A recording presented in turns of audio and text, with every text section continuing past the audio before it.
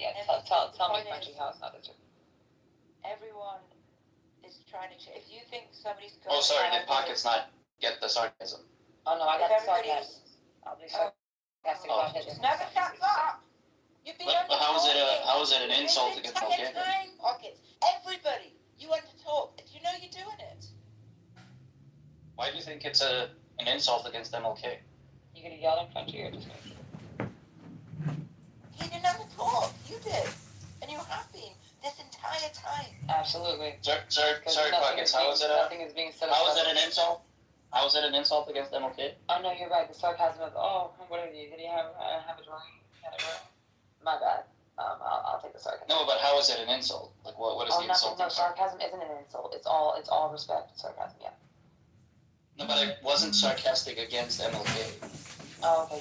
I use that as an example. I use that as an example to say NPC said like, oh, this is what they do. They try to change people's minds, blah blah blah. And I'm just saying, well, if you thought that, then you thought that MLK was just like a huge mind control guy. Mm-hmm. Like he was trying to mind control the minds of people by telling them not to be racist and telling them that we need to desegregate the blah blah blah. That's not an insult against MLK. You fucking retard. Oh yeah. You did it with such respect, my bad.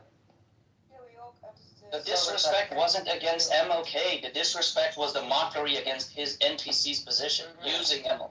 Yeah, no, much respect. Stupid idiot. Yeah, much respect. You're so smart. Yeah, you didn't get it. It's fine. I got it. You're good. No, you didn't. So, Pockets, If you thought I was disrespectful against MLK, oh you didn't get it. We got it. There's an analogy. No, you didn't get it. So, NPCs, a Jewish quality is to influence the minds of other people. And then Bob was saying, LOL, MLK influenced the minds of lots of people. You literally didn't get it. It was a comparison. Jewish as well, because he also was influencing the minds of other people. Yes. And it was a reductio ad absurdum to the thesis that NPC forwarding. So it's a reductio ad absurdum. Yes, it was calling out his hypocrisy. I got it. It's a criticism of NPC's ideology. I know. It's not a criticism of MLK. I know. I heard it 5 times. Okay, do you know what a reductio ad absurdum is? Do you know what a reductio ad It was absurdum is? calling out his hypocrisy. I got it. So why don't you admit? My lord, I literally just said he was right. Can you all shut the fuck up? I literally just said he was right. God. Okay, we can move on then. Yeah, go on my shirt. Fuck you all. Can I just say, people in chillism don't get these, reductio parallel reasoning arguments. When they were saying they wanted to kill No, they understand. They understand the argument. They just don't want to accept it. It's the same thing When you they did were saying they know. wanted to kill all Jews, I gave them a reductio Yes, it was that the same basically thing. implied that, you could make the same argument against their, Jew, they understand what you're saying. right? And they What's did happening? not understand what I was trying to say. I did understand exactly what you said. I think just most people don't get that. No, they get it. They just don't. They just don't want to understand. I don't know why you were giving them that much credit. I genuinely don't think. If you give an example and they get lost in the details of the example, something like that, that happens all the time. People just generally don't understand analogies. They have a bad. Metaphors. Yeah, Right. comparison. They don't understand what the point is. No, in my experience, people understand what you're trying to say. They just don't like what you're saying, and they pretend to not understand. Yeah. Sometimes. Exactly. So Every ounce of my personal experience tells me that they frequently just don't get it. No, Here's the thing that you heard a that's lot. that IQ arrogancy. Yeah, I got it. People tell you that they don't understand. I didn't say anything about IQ. NBC, I did want to ask you though, I think that is a good point. You're saying that it's Jews who want to mind control people's lives. The civil rights movement, en masse, not just MLK, the goal was to change the minds of the white supremacists, wasn't it? What's wrong? Why is that just something Jews do? So general population. Well, it's because Martin Luther King's strategy. The whole world, if they could pull it. Martin Luther King's strategy was actually laissez-faire. It was take it or leave it. It was completely a peaceful movement. It was completely treat us fairly. Don't treat us fairly. I got it's too bad. He didn't do this whole entire emotional blackmail thing. But what he did was he made sure that the movement was peaceful. And he made sure that the movement was televised. And what happened. That's what a real good idea does. A good idea penetrates people who don't even want it to happen. What's If you didn't get the point, Sam is trying to It's NPC. Don't hurt yourself. to browbeat blacks into Zionists, and it's not. That's not what he said at all. Don't hurt yourself. You didn't get the point. It's fine. He literally said to educate them, and I said they're going to be willfully ignorant. You missed the whole conversation. No, you're not following. No, I know. I was literally. I remember the conversation. Just like It's hilarious that we brought that example up. Sam, It's hilarious that we brought that like cognitive issues up, and then both of them fall into the trap. Sam, you were right. Sam, you were talking about that, right? You were educating history, right, Sam? And I said they'll be willfully ignorant, and you said no. Frenchie, she doesn't have a diagnosis. She'd have to have a little money and time to actually go to a psychiatrist. Listen, NPC is an accelerationist. He claims he's a stormtrooper. NPC, why don't you tell everybody about your anarchist, worldview? It's pathetic and annoying and sickening. Well, I gotta go get ready for my white job that the Jews pay for, so be right back. I'll tell you guys about the accelerationist later. Yeah, I'll have a big one. Another crazy person, huh?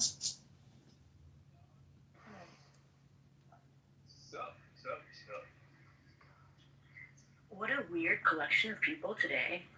We have Lawrence in the room, we have this person Pocket, and It's the title. It brings in an interesting I literally called out the racism on both sides. Hi, what up?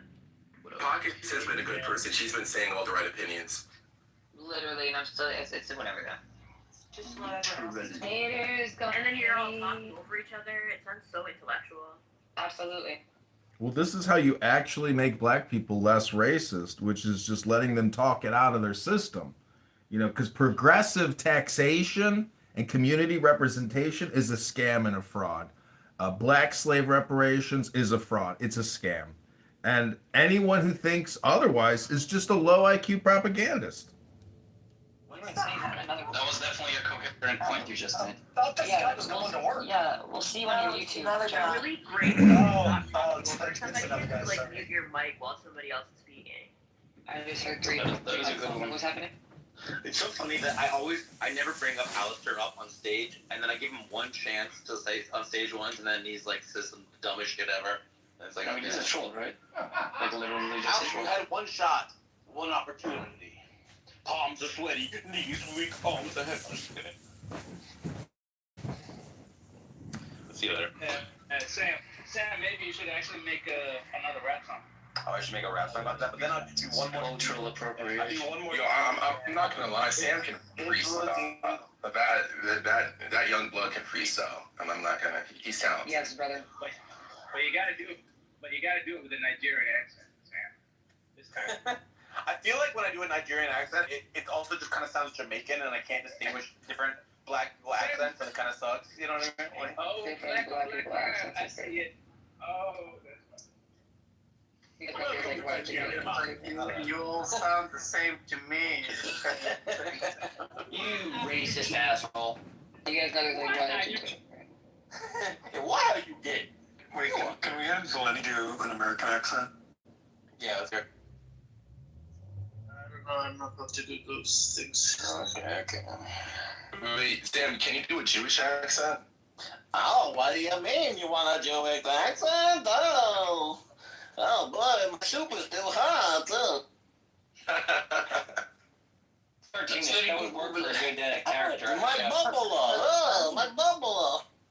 The voice performers, they have to develop the character. That's a funny character. I bet you could play with that. Just try and sound like my dad. You don't need to make it Bugs Bunny. Yeah, I mean, I sound like a Jew regardless of whatever accent I try never saying anything interesting. You go like, like Larry David. That's a Jewish accent. It's funny because it's true. Yeah. Well, I was gonna say Beef Beast was too like, I don't know. I don't think it didn't work for me.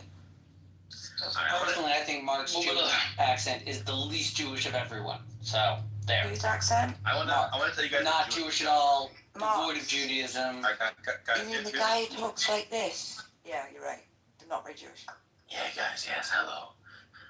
But here's my Jewish joke. Two Jews are meeting in a cafe, and one of them looks over at the other Jew, and he's reading this really anti-Semitic magazine. And he's like, "What are you doing? Hyman, what are you doing reading this anti-Semitic magazine? And he's like, well, when I read the Jewish magazines, it says You that wouldn't know that. we're all deconverting and that Israel's going to get destroyed. But when I read the anti-Semitic magazines, we control the banks, we control the media, we're powerful, You we're wouldn't so know. rich. That's a good one. I learned a really good Jewish joke myself a few days ago, or maybe a couple months ago. I don't know if I can deliver very well. I'm not much of a joke teller, but two Jews are walking by a church, and on the billboard it says $100 if you convert into baptized. So Shlomo says to Hyman, You wouldn't know that "Great Bailey deal, is go doing for it every So photo Shlomo promoted walks on in the that church. timeline. Hyman waits next door.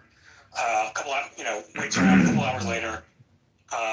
Shlomo comes out. And Hyman's like, that took a long time. Did you get baptized? And Shlomo's like, yeah. And Hyman's like, okay, so did you get the $100? And Shlomo's like, it's always about money with you. It's pretty good. I like it.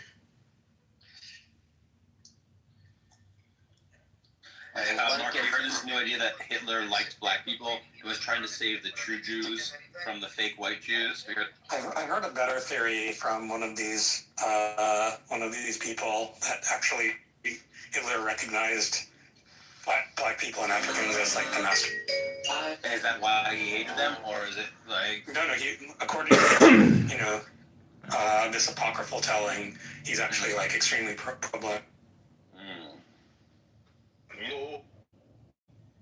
It would have been more based if Hitler got really into race science, but instead of murdering lots of people, he just got really into like breeding people and like got like really tall dinkas to breed with like just try to get like. He did have his breeding camps. I thought they were into eugenics, like in a big way. But not into like Stalin had a hybridized human ape soldier program. Well, I've heard about that. I don't know if they ever actually tried it. Like I don't even know if It's definitely like something that was worked on, right, by like the Russian state. Like I'm not sure If we actually ended up dating that woman with a. Isn't that that's just to get some juice that makes them super strong. But I think Stalin was thinking if you bred humans with apes, you'd get really strong humans. He thought he would get super soldiers that were like stupider and easier to control. Yeah. I am soldier. It would be really weird if we could breed ape like chimps and humans. Like I think it's not possible because Literally the plot of Planet of the Apes.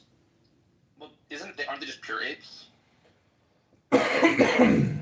Literally apes. No, they look like they're like humans. They're like hybrids.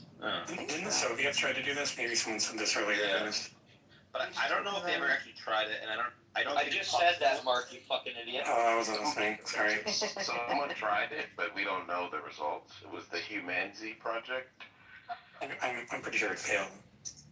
We don't know what happened. How's up? Yeah, well, if you follow the product of Jakub's project, so that's like white people and Neanderthals.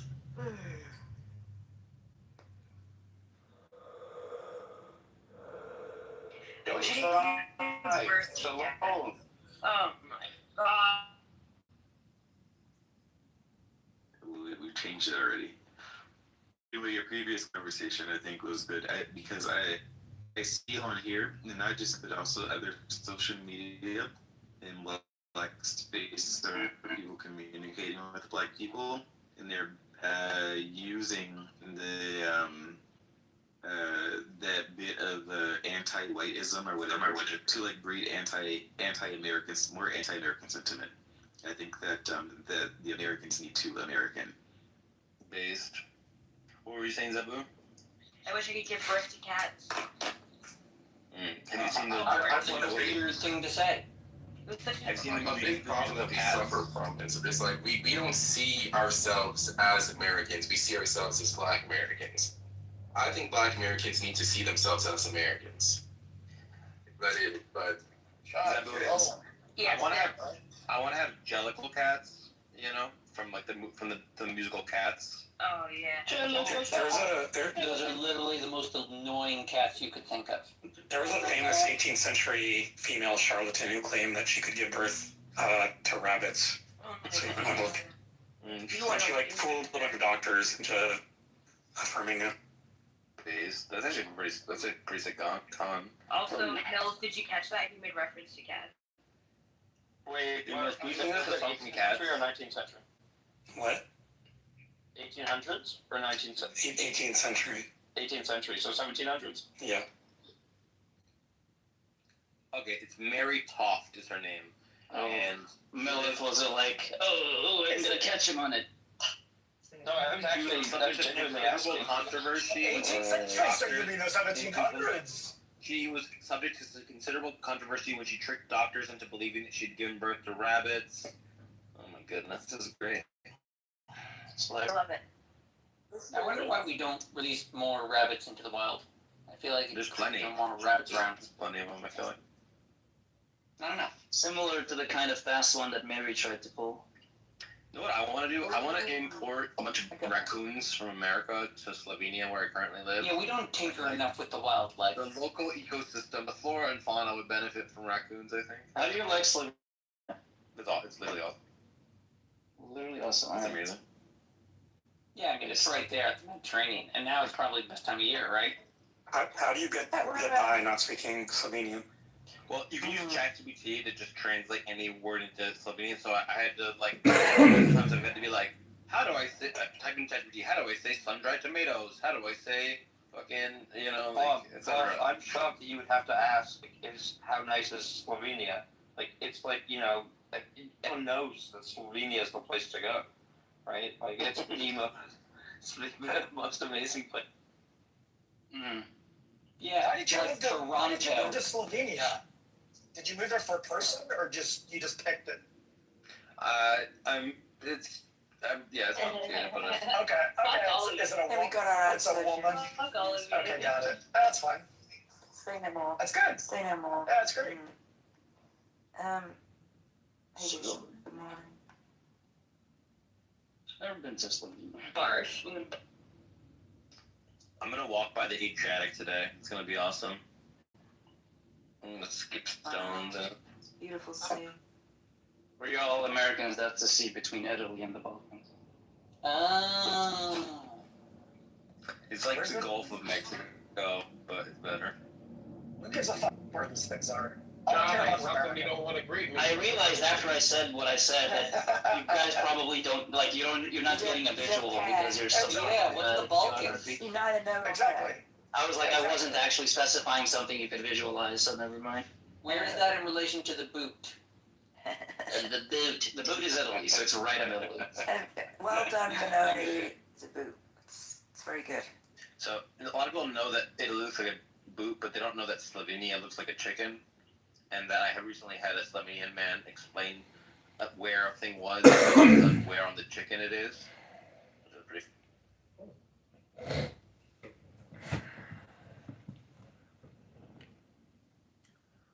I think that'd be fun if they sold like a little stuffed chicken as like a representative of their state and like had the different states represented on the different portions of the chicken instead of like a globe, you know, with regional facts on it. I think that'd be adorable.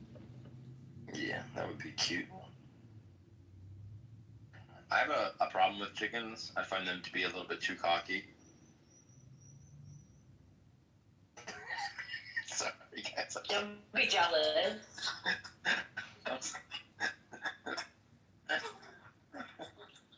Don't be jealous.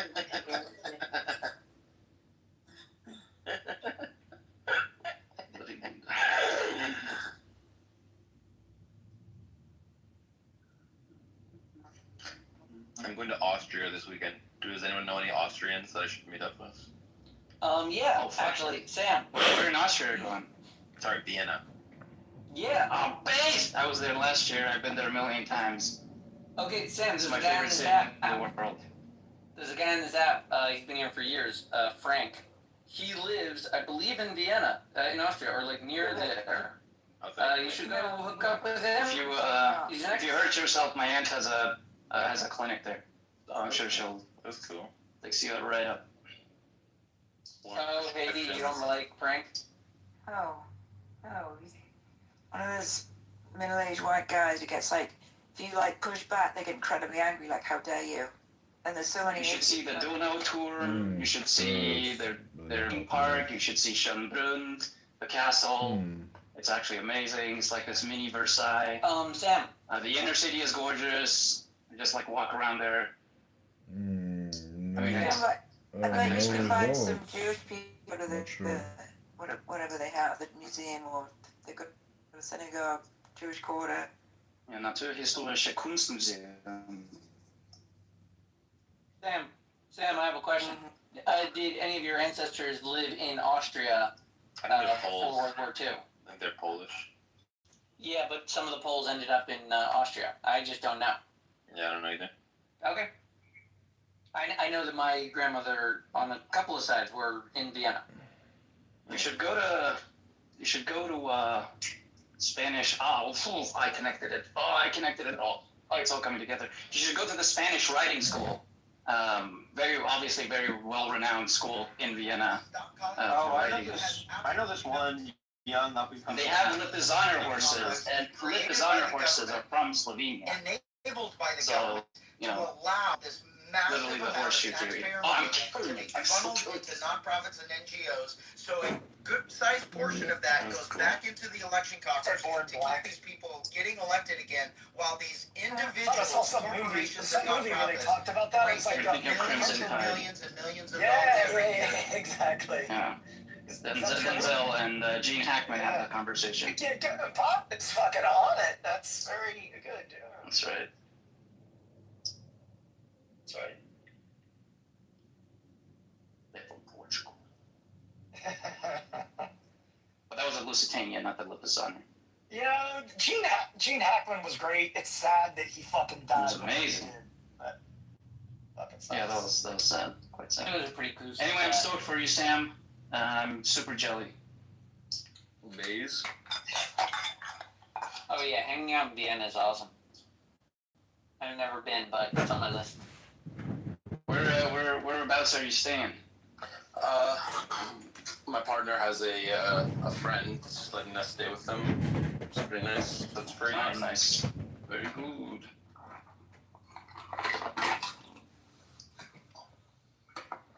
There's a place in Vienna called Schwedenplatz, which means Sweden place. You should go there. Just Is it a restaurant? Wow.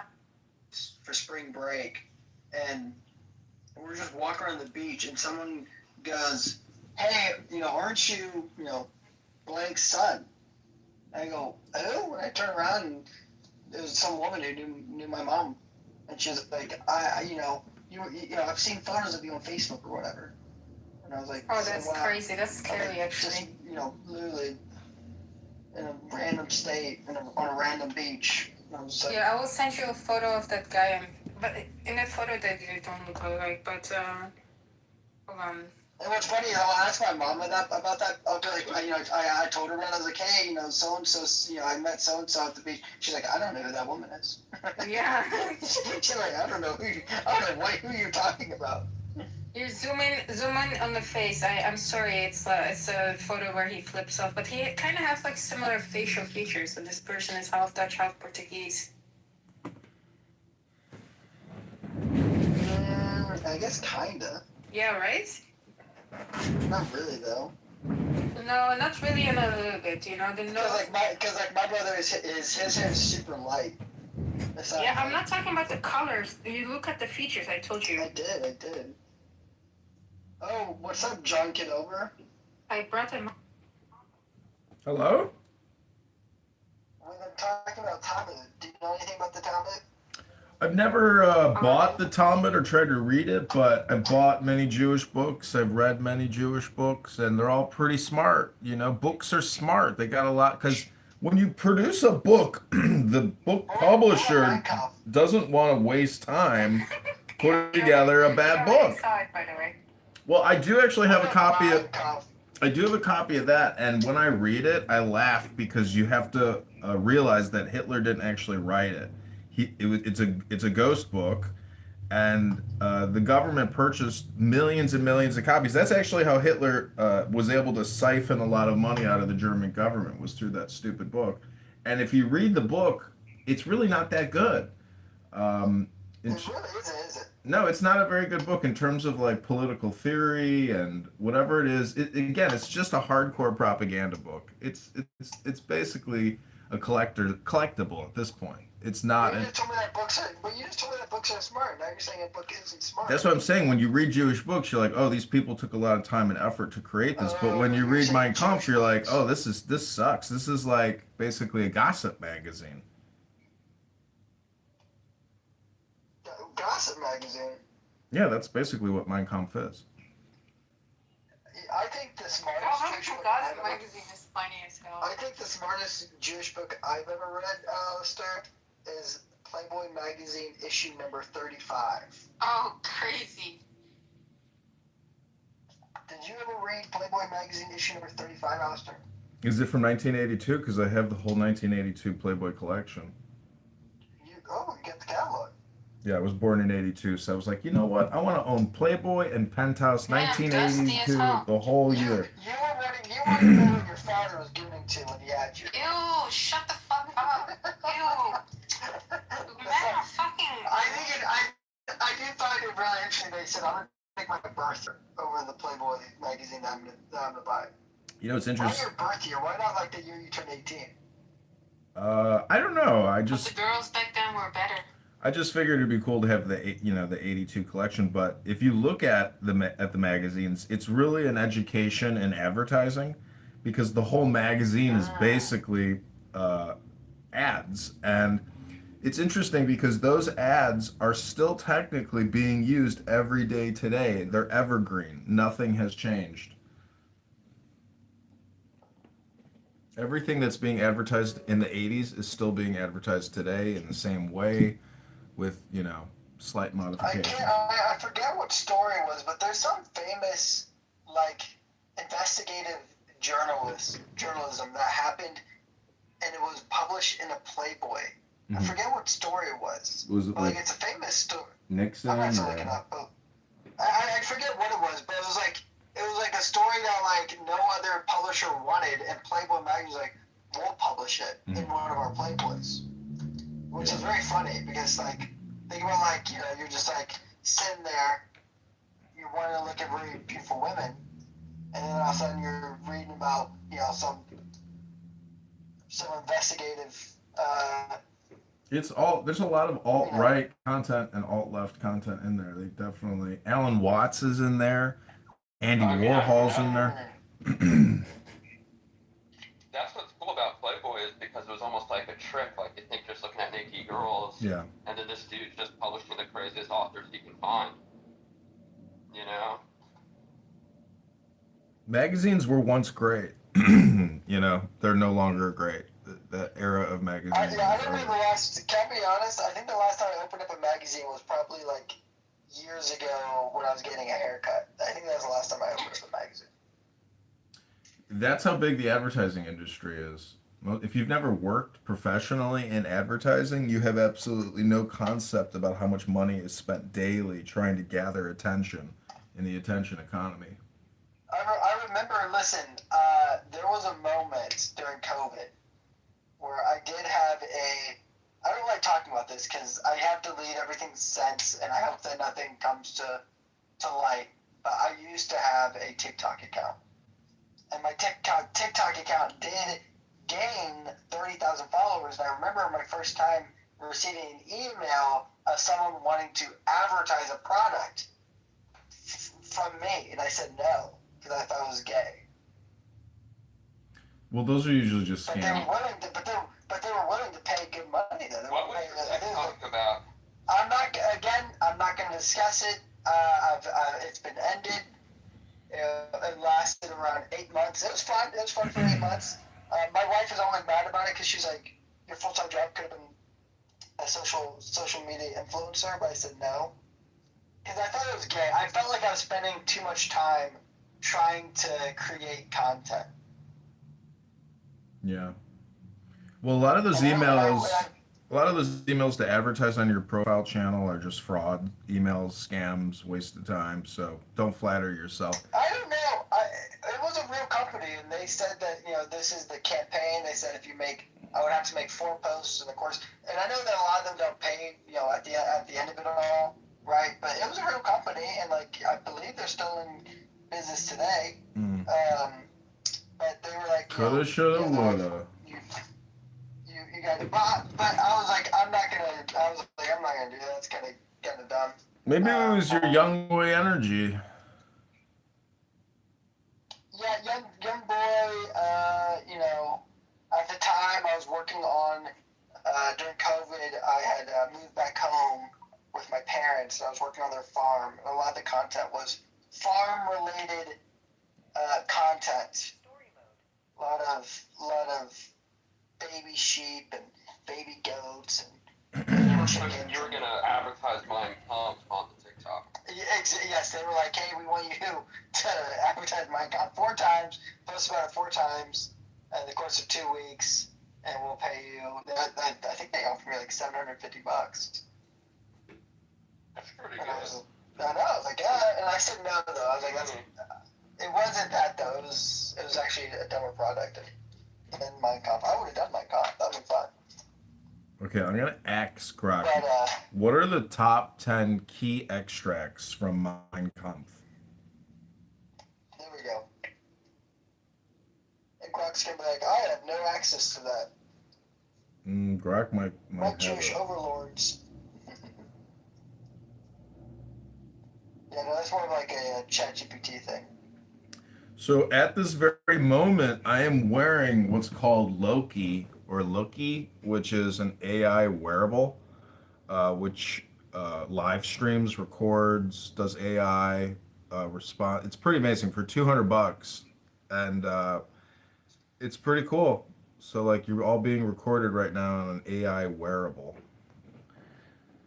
What do you mean wearable? Where are you wearing it? Like, is it A necklace. glasses? It's a lanyard. It's basically the same thing as the Meta glasses. There's really no difference. So this is what Grok says. Number 1, I'm fighting the J words as the work of the Lord. He writes in chapter 1, page 60. Hence today I believe that I am acting in accordance with the will of the Almighty Creator by defending myself against the J word. I'm fighting for the work of the Lord. Number 2, on Marxism and the J words. The Jewish doctrine of Marxism rejects the aristocratic principle of nature and replaces the eternal privilege of power and strength by the massive numbers and their dead weight. Thus it denies the value of personality in man, contests the significance of nation, nationality, and race. If with the help of his Marxist creed, the J word is victorious over the other peoples of the world, his crown will be the funeral wreath of humanity. Number 3, on the big lie technique. All this was inspired by the principle, which is quite true in itself, that in the big lie there is always a certain force of credibility, because the broad masses of a nation are always more easily corrupted in the deeper strata of their emotional nature than consciously or voluntarily. They more readily fall victims to the big lie than the small lie. Number 4, on the protocols of the elders of Zion. To what an extent the whole existence of this people is based on a continuous lie is shown incomparably by the protocols of the elders of Zion, so infinitely hated by the J-words. For once this book has become the common property of a people, the Jewish menace may be considered as broken. Number 5, on... It says something about how, like, basically... we can... Going to fucking war in Iran. Thank you to Bibi Netanyahu. The economy is in this shitter, and niggas is what is what the, yo? I see why Tim got so fucking pissed off, yo. We have to be living in bizarro worlds, upside down worlds. We're looking in in funhouse mirrors. You know the mirror, when you look at it, it distorts the vision. That's what you niggas is looking at.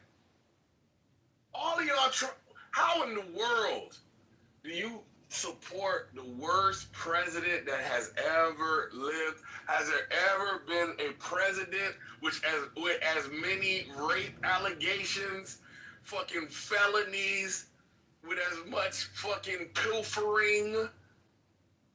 $1 billion here, $1 billion there, with nepotism. Hey, Jared Kushner, go solve the Middle East. What the hell? Mossad agent Jared Kushner, I forgot to. Listen.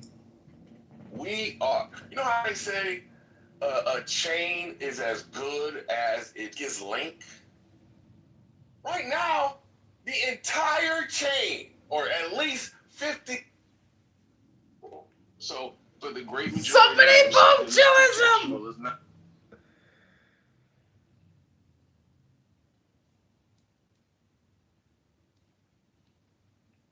Welcome back, everybody, to the Bible and Quran room. Barth has exhausted his dopamine drip, and he is back to the basics.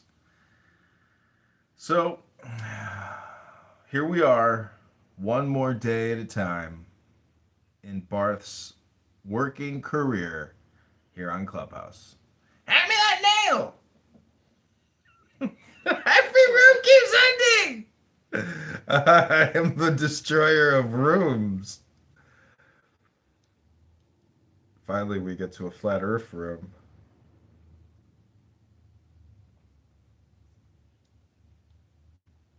I don't know nothing. You're right. I don't know nothing. Not for you. That's it. That's the only thing Jews should be saying. They don't know shit. Hey, look. Why? Look. Because this is getting weird, right? Watch this, though. Did you just kick him from the room? So I'm saying, so who next? Who next? You! We could do it like that. No words. Hello? Another kick. 4 immediate kicks. This is a big day here. Shares with each other and that kind of thing. Was Dorothy Day part of that? Dorothy Day? Yeah, she was the leader of it. She was the leader of the Catholic Workers Movement. Yeah. And that other guy, Peter. Oh yeah. Peter Maureen, something like that. I don't know how to pronounce it. The two of them were leaders.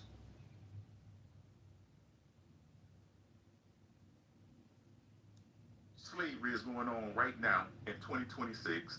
Ever since NATO and the United States of America went over there and overthrew Gaddafi, a great friend to revolution and to oppress people around the planet. In Gaza, right now, there are people that say that they are Muslims being yet oppressed and assisted by Jordan, UAE, Saudi Arabia. You see where we're going with this here? So now when we ask about your practice versus your rhetoric, this is an example.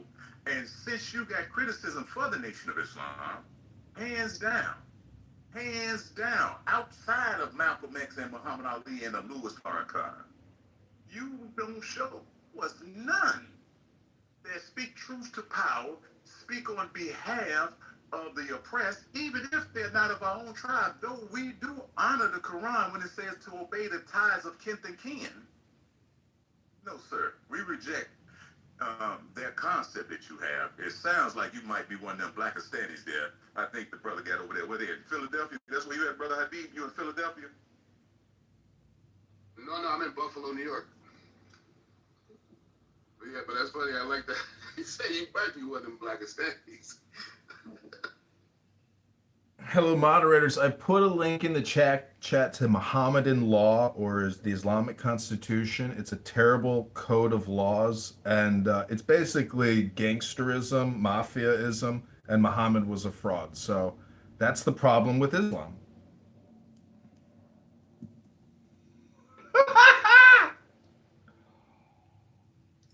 Mohammedism?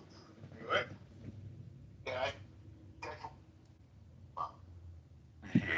Yeah, that's what white people, who are That's what it was. That has nothing to do with skin color. You know what I mean? We don't speak a different language. Hell no more. He's speaking from your culture. No, I'm not. From No, my I'm speaking culture. from the English language. Point. No, I'm speaking from the English language. Right. You're not an expert on other people's race. Everybody just mute up for 1 second. I've been requested to read the banner. It is popcorn style, no sit order. You could jump in, sorry, to speakers. Do not interrupt somebody while they're speaking. Just wait for them to, meet up, and then you can go ahead and speak. Keep it respectful, no talking over others. Keep it brief so everyone can contribute. If there is an issue, just let us know, and we'll moderate. Yes. So now, Mohammedism is a term that white people. That is incorrect. It's just a term in English. Sir. Yes, Did sir. you not hear the young lady say, if you got a rebuttal? Yeah. Did you not hear me? You don't speak for white people, sir. What are you trying to do? Speak about your own thing, man. You're literally violating what you just said. Like, no, he is. He is. Nobody ever said he said, well, you gotta tell us what white people mean. Well, let him finish what he gotta say then. What you gotta say then. He said it. No, he said it already. He said it wrong. What else you got, Well, Corey? let him finish. Just let him Yeah, finish. okay, I'm gonna let it. Corey, what else you got? Never mind that nonsense about English language. As I was saying there, about which you know nothing, apparently. As I was saying there, right? Yes. Mohammedism is a term that white people. No, that's incorrect. That's. You have to let him land. You have to. Land. Land. Go ahead.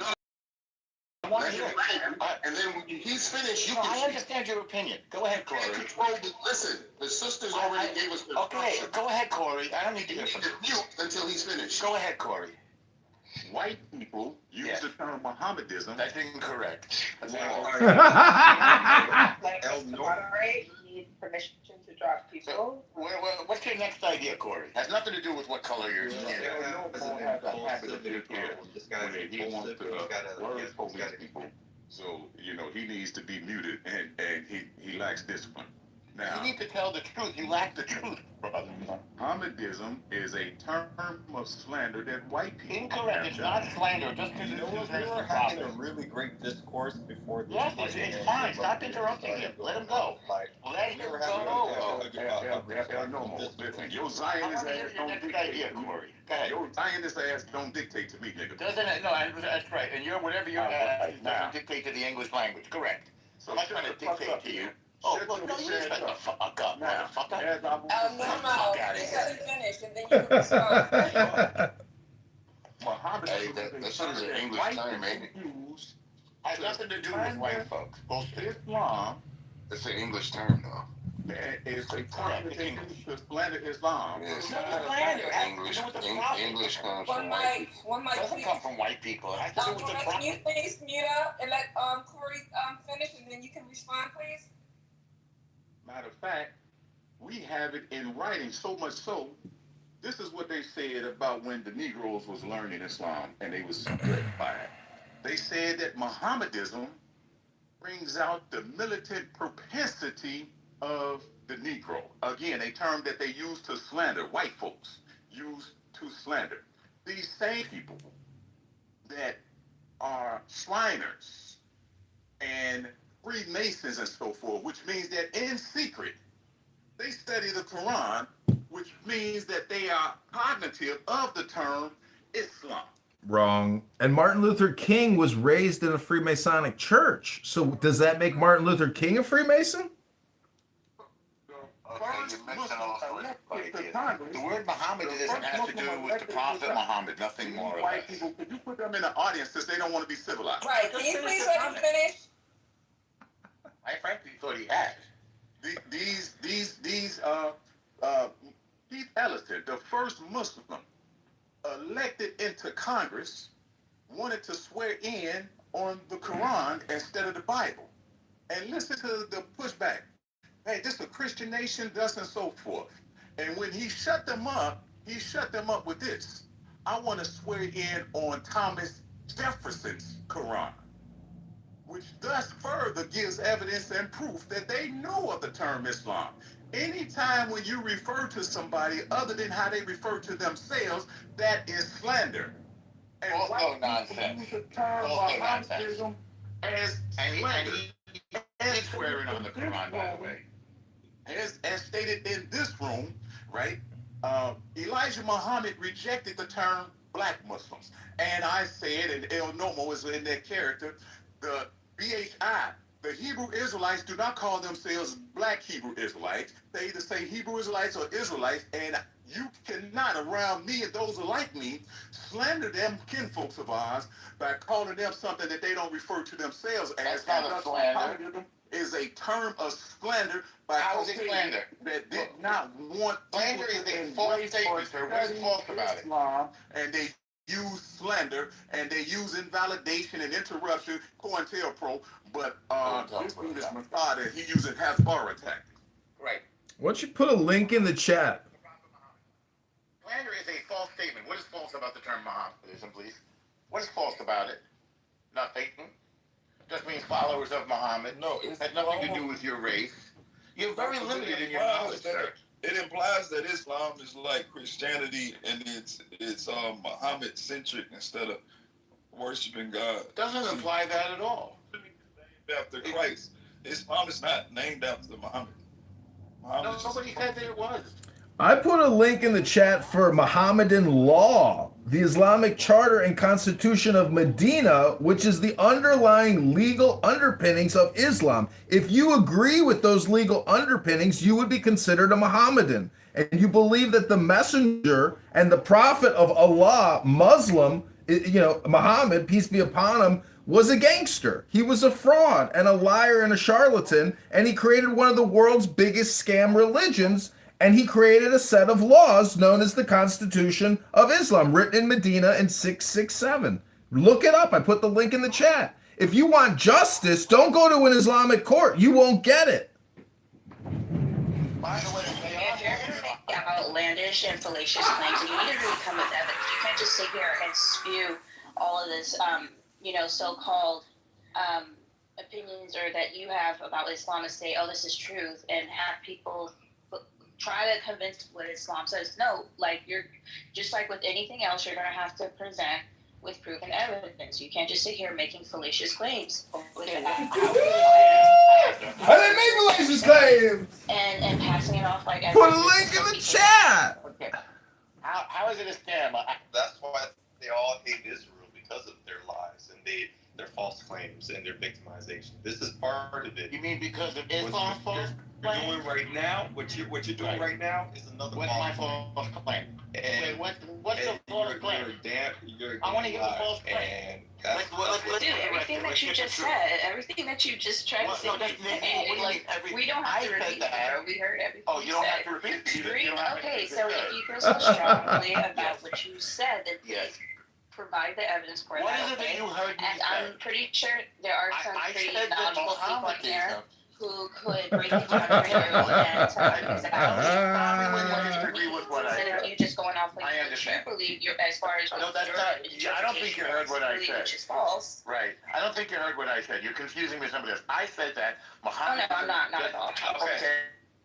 So then what did I say Let me is ask false? you this then. Why are you using Mohammedism instead of Muhammad? Or Islam? I'm not. So no, you're literally saying Mohammedism. Why are you using that obsolete term? Because I'm referring to it in the context of they said it was a derogatory term, and I'm saying that it's not a derogatory term. It just refers to followers. Why did you bring it?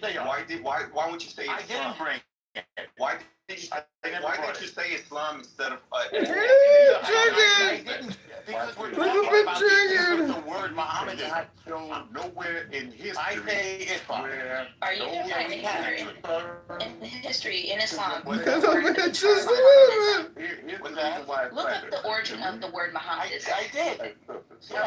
You're saying this is from Islam. This is something that was that has nothing to do with race. created themselves. This person thinks he's talking about the nation of Islam or the black Muslims. The reason why it is slander because he can show nowhere in history where the people refer to themselves. What does that have to do with it? How is that a slander? Term, and it was a term given by white people. No, it has nothing to do with white. Yes, fallacious. What's fallacious about it? What's fallacious? What is fallacious about it? Well, for starters, what you just said, the term Mohammedism. Can you tell me what's the origin of this term Mohammedism? Yeah, it was used in Spain under the Andalus when Islam instigated it for some 500 years. Yeah, it was used then. Let me ask you this. No one Now, in what's this your next room, question? no So one what in did I this say room, was false? no one in this room said Wait, what did I say was false? So I want to hear you agree the with reason me. why we're discussing this word now is because you used it. Why No, it's did not. you? Why No, did I you never used it. Why are we? I never used it. Why are we discussing it? Why? Well, no one hears that. Corey made a false statement. No one used that. Because Corey brought it up.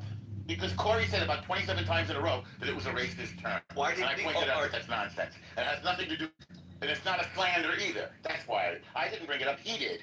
You're not paying attention. You're not paying attention. Alistair brought it up. Yeah, Tell me something other than what I brought myself in the slander. Yeah. So a slander is a false statement. What's false about it? Yeah, it is 100% false. It is 100% false. What is false about the word Mohammedanism? Okay, let's go through the steps, right? Sure. God, the religion of Islam is submission to God alone. Yeah, sure. When you distract or deter away from God alone and make it about a person by saying Mohammedism, then you're making the focal point of the religion Muhammad opposed to God. No, it's not true. It's not it both can be true. No, absolutely not. I'm telling you no. As a Muslim, I'm saying no. Right, but you're I'm wrong. saying no. You said that already, and you're wrong. No, I'm not wrong. You're wrong. You're 100% If you wrong. want to make your religion focus on a human being, then that's fine. No, but I don't practice shirt. Well, you can do whatever you want. Slander is about the term Mohammedism because they are followers of Muhammad. I'm offended by it. I'm offended. Because you're offended doesn't make it incorrect. Offended by it. Sir, you're a term, and you cannot. Sir, you don't know what the word slander means. Feel and what I feel. I'm you sorry cannot about your dictate to me. feelings. I'll get you a Kleenex. Right. It has nothing to do with being false. Your feelings don't make something false. Yes, so and you your are lies don't make nothing true. Sir, you are a follower of Muhammad. We don't agree with you. You don't know right what I'm saying. We don't agree with you. We don't agree with you. You can't disagree with me because you don't understand what I'm saying. We can agree to disagree. We will get your white perception. It has nothing to do with color, as I said before. This is a westernized term that you're using, okay? This is not anything that originated from Islam. It's a what term? It's a westernized term. It's not a westernized term. Right, western it is, It has okay? nothing to do with being And this is what they Eastern refer to Muslims, and it is derogatory, okay? And a sociopath. Very derogatory. Spain. Normo is a born sociopath. Okay, one mic. One mic. One mic. You guys give El Normal 3 minutes uninterrupted. Go El Normal. One mic, everybody. So, people who are Muslim follow Muhammad. There is nothing false about that statement. They also submit to God. There's no contradiction between following Muhammad and submitting to God. Because it is not false, it's incapable of being slanderous. This term became widely used in the centuries of Al-Andalus, when Islam conquered northern Africa by the sword and then invaded Europe, again by the sword, and conquered Andalusia of Spain. Up until the year, for about 400 years from, say, the year 1000, this is approximate, to 1492, when Ferdinand and Isabella, the king and queen of Spain, ejected the Muslims. They had the Spanish Inquisition, the Catholic Church gained, eventually they ejected the Muslims, and by the way, also the Jews. This had anything to do with skin color. The Muslims that invaded and held Andalusia, Spain, they were of various colors. They weren't black, they weren't white. They were basically North Africans. They were Arabs. It was an Arabization, not a racial conquest. And those who refer to Islam as Mohammedism are really more of an antiquated term.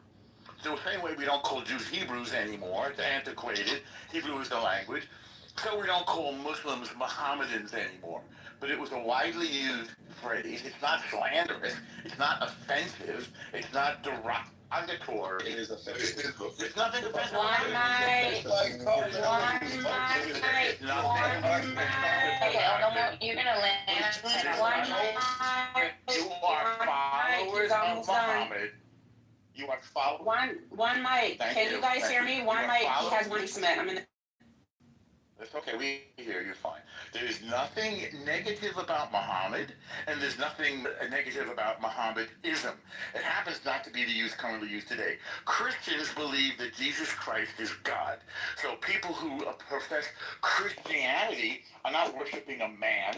They're worshiping a prophet who they believe is also God, as far as I understand them. Again, nothing negative about Christians, Christianity, referring to the religion around their Messiah, nor is there anything negative about referring to people who follow Muhammad as Mohammedans. There's nothing slanderous, because it's not false. There's nothing derogatory. There's nothing wrong with Muhammad, and there's nothing offensive about it.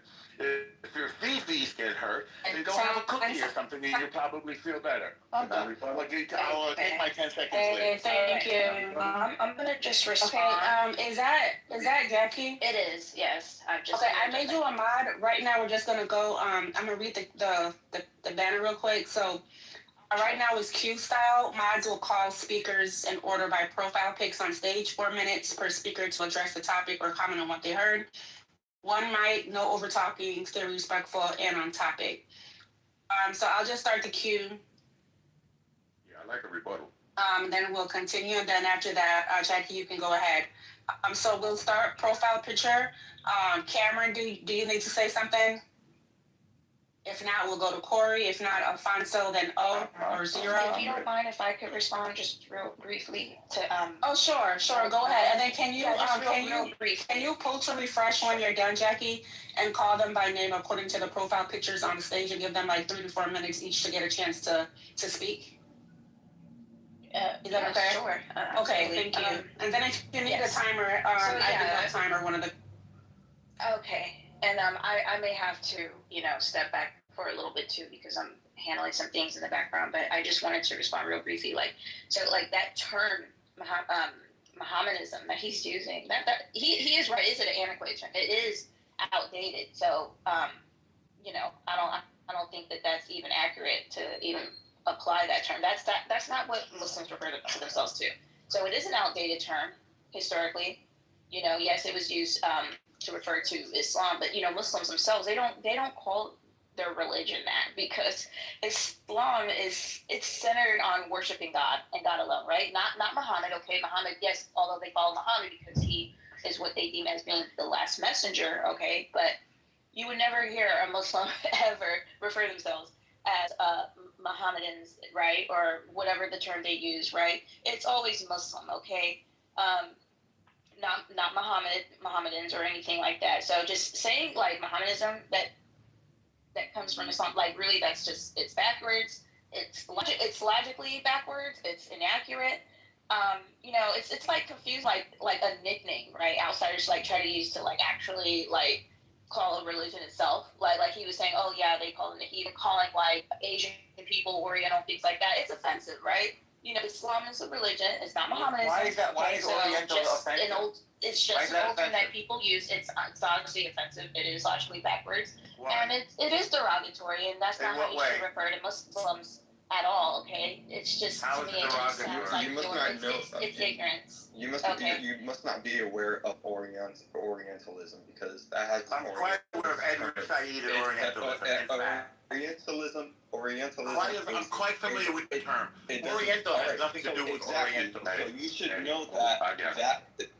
should know that it's used to set a particular group of people like Muslims as primitive, as outsiders, as people that are insignificant to us. Orient is a place, not a primitive. Is a Orient and no, not with the. Okay, so let's do this. As Orient doesn't mean we're gonna have to go in order. I know everybody has something to say. I understand. I think so. I had the pull to refresh, so it would be Corey if Corey wants to go, and then I don't know if Alfonso is present, but if not, then O could go after Corey, and then we'll just continue going in order like that. Now, I got a link. Corey, if you would like to respond. Yes, I got a link in the chat. Read, and as stated, it is offensive because we say it's offensive. Now, that being said, there, right? This link in the chat there that everybody can read along with me here.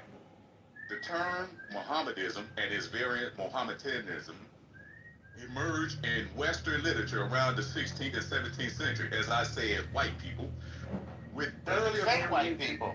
It's literature, not white people. No, we have to keep our white policy. Like we're just gonna have to do that, and this is why, because when people are talking to each other, no one's gonna hear nobody. We're just gonna continue talking past each other, and we're never gonna get the point across. Like, so we're just gonna have to let people continue finishing until they land, and then when they're done, we're gonna continue going in that order. And then if anyone else wants to speak, then they can speak or respond, right? So continue, Corey, with no interruption, please. Now, the link that I'm reading from, ladies and gentlemen, is in the chat there. The term Mohammedism and its earlier variants, Mohammedanism, gained usage in Western language around the 16th, 17th century. While variations appeared earlier, Mohammedanism was used by 1529, and the Oxford English Dictionary, white people, cites 1663 as the first recorded use. The Oxford Dictionary is not white people. Mohammedan details regarding one origin derived from medieval Latin Mohammedanus, used to describe followers of Muhammad. Second bullet point, usage. It is commonly used in Western literature to describe Islam until the mid-1960s, after which it was largely replaced by Muslim or Islamic. Next bullet point, evolution. Earlier variation in English date back to at least 1529.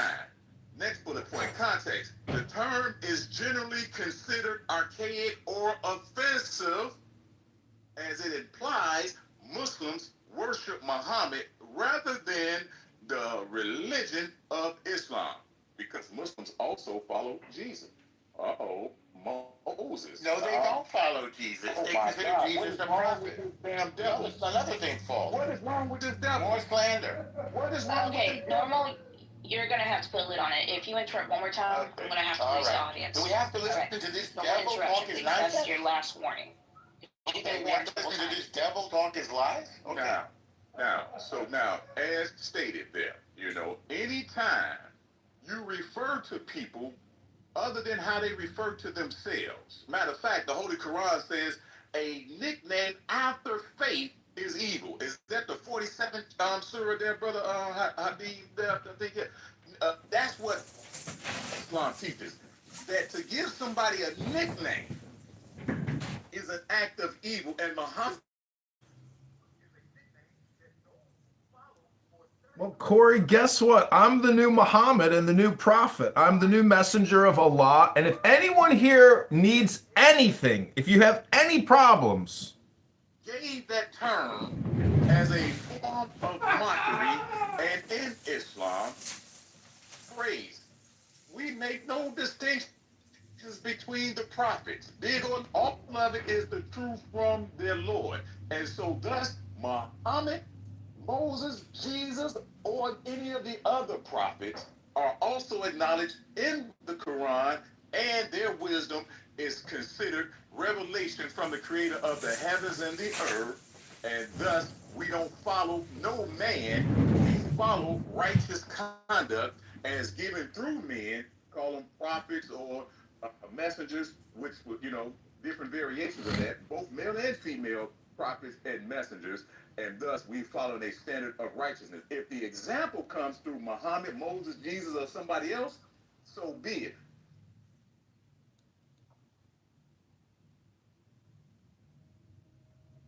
At all sort of a narrative that we've constructed to unify ourselves as humans.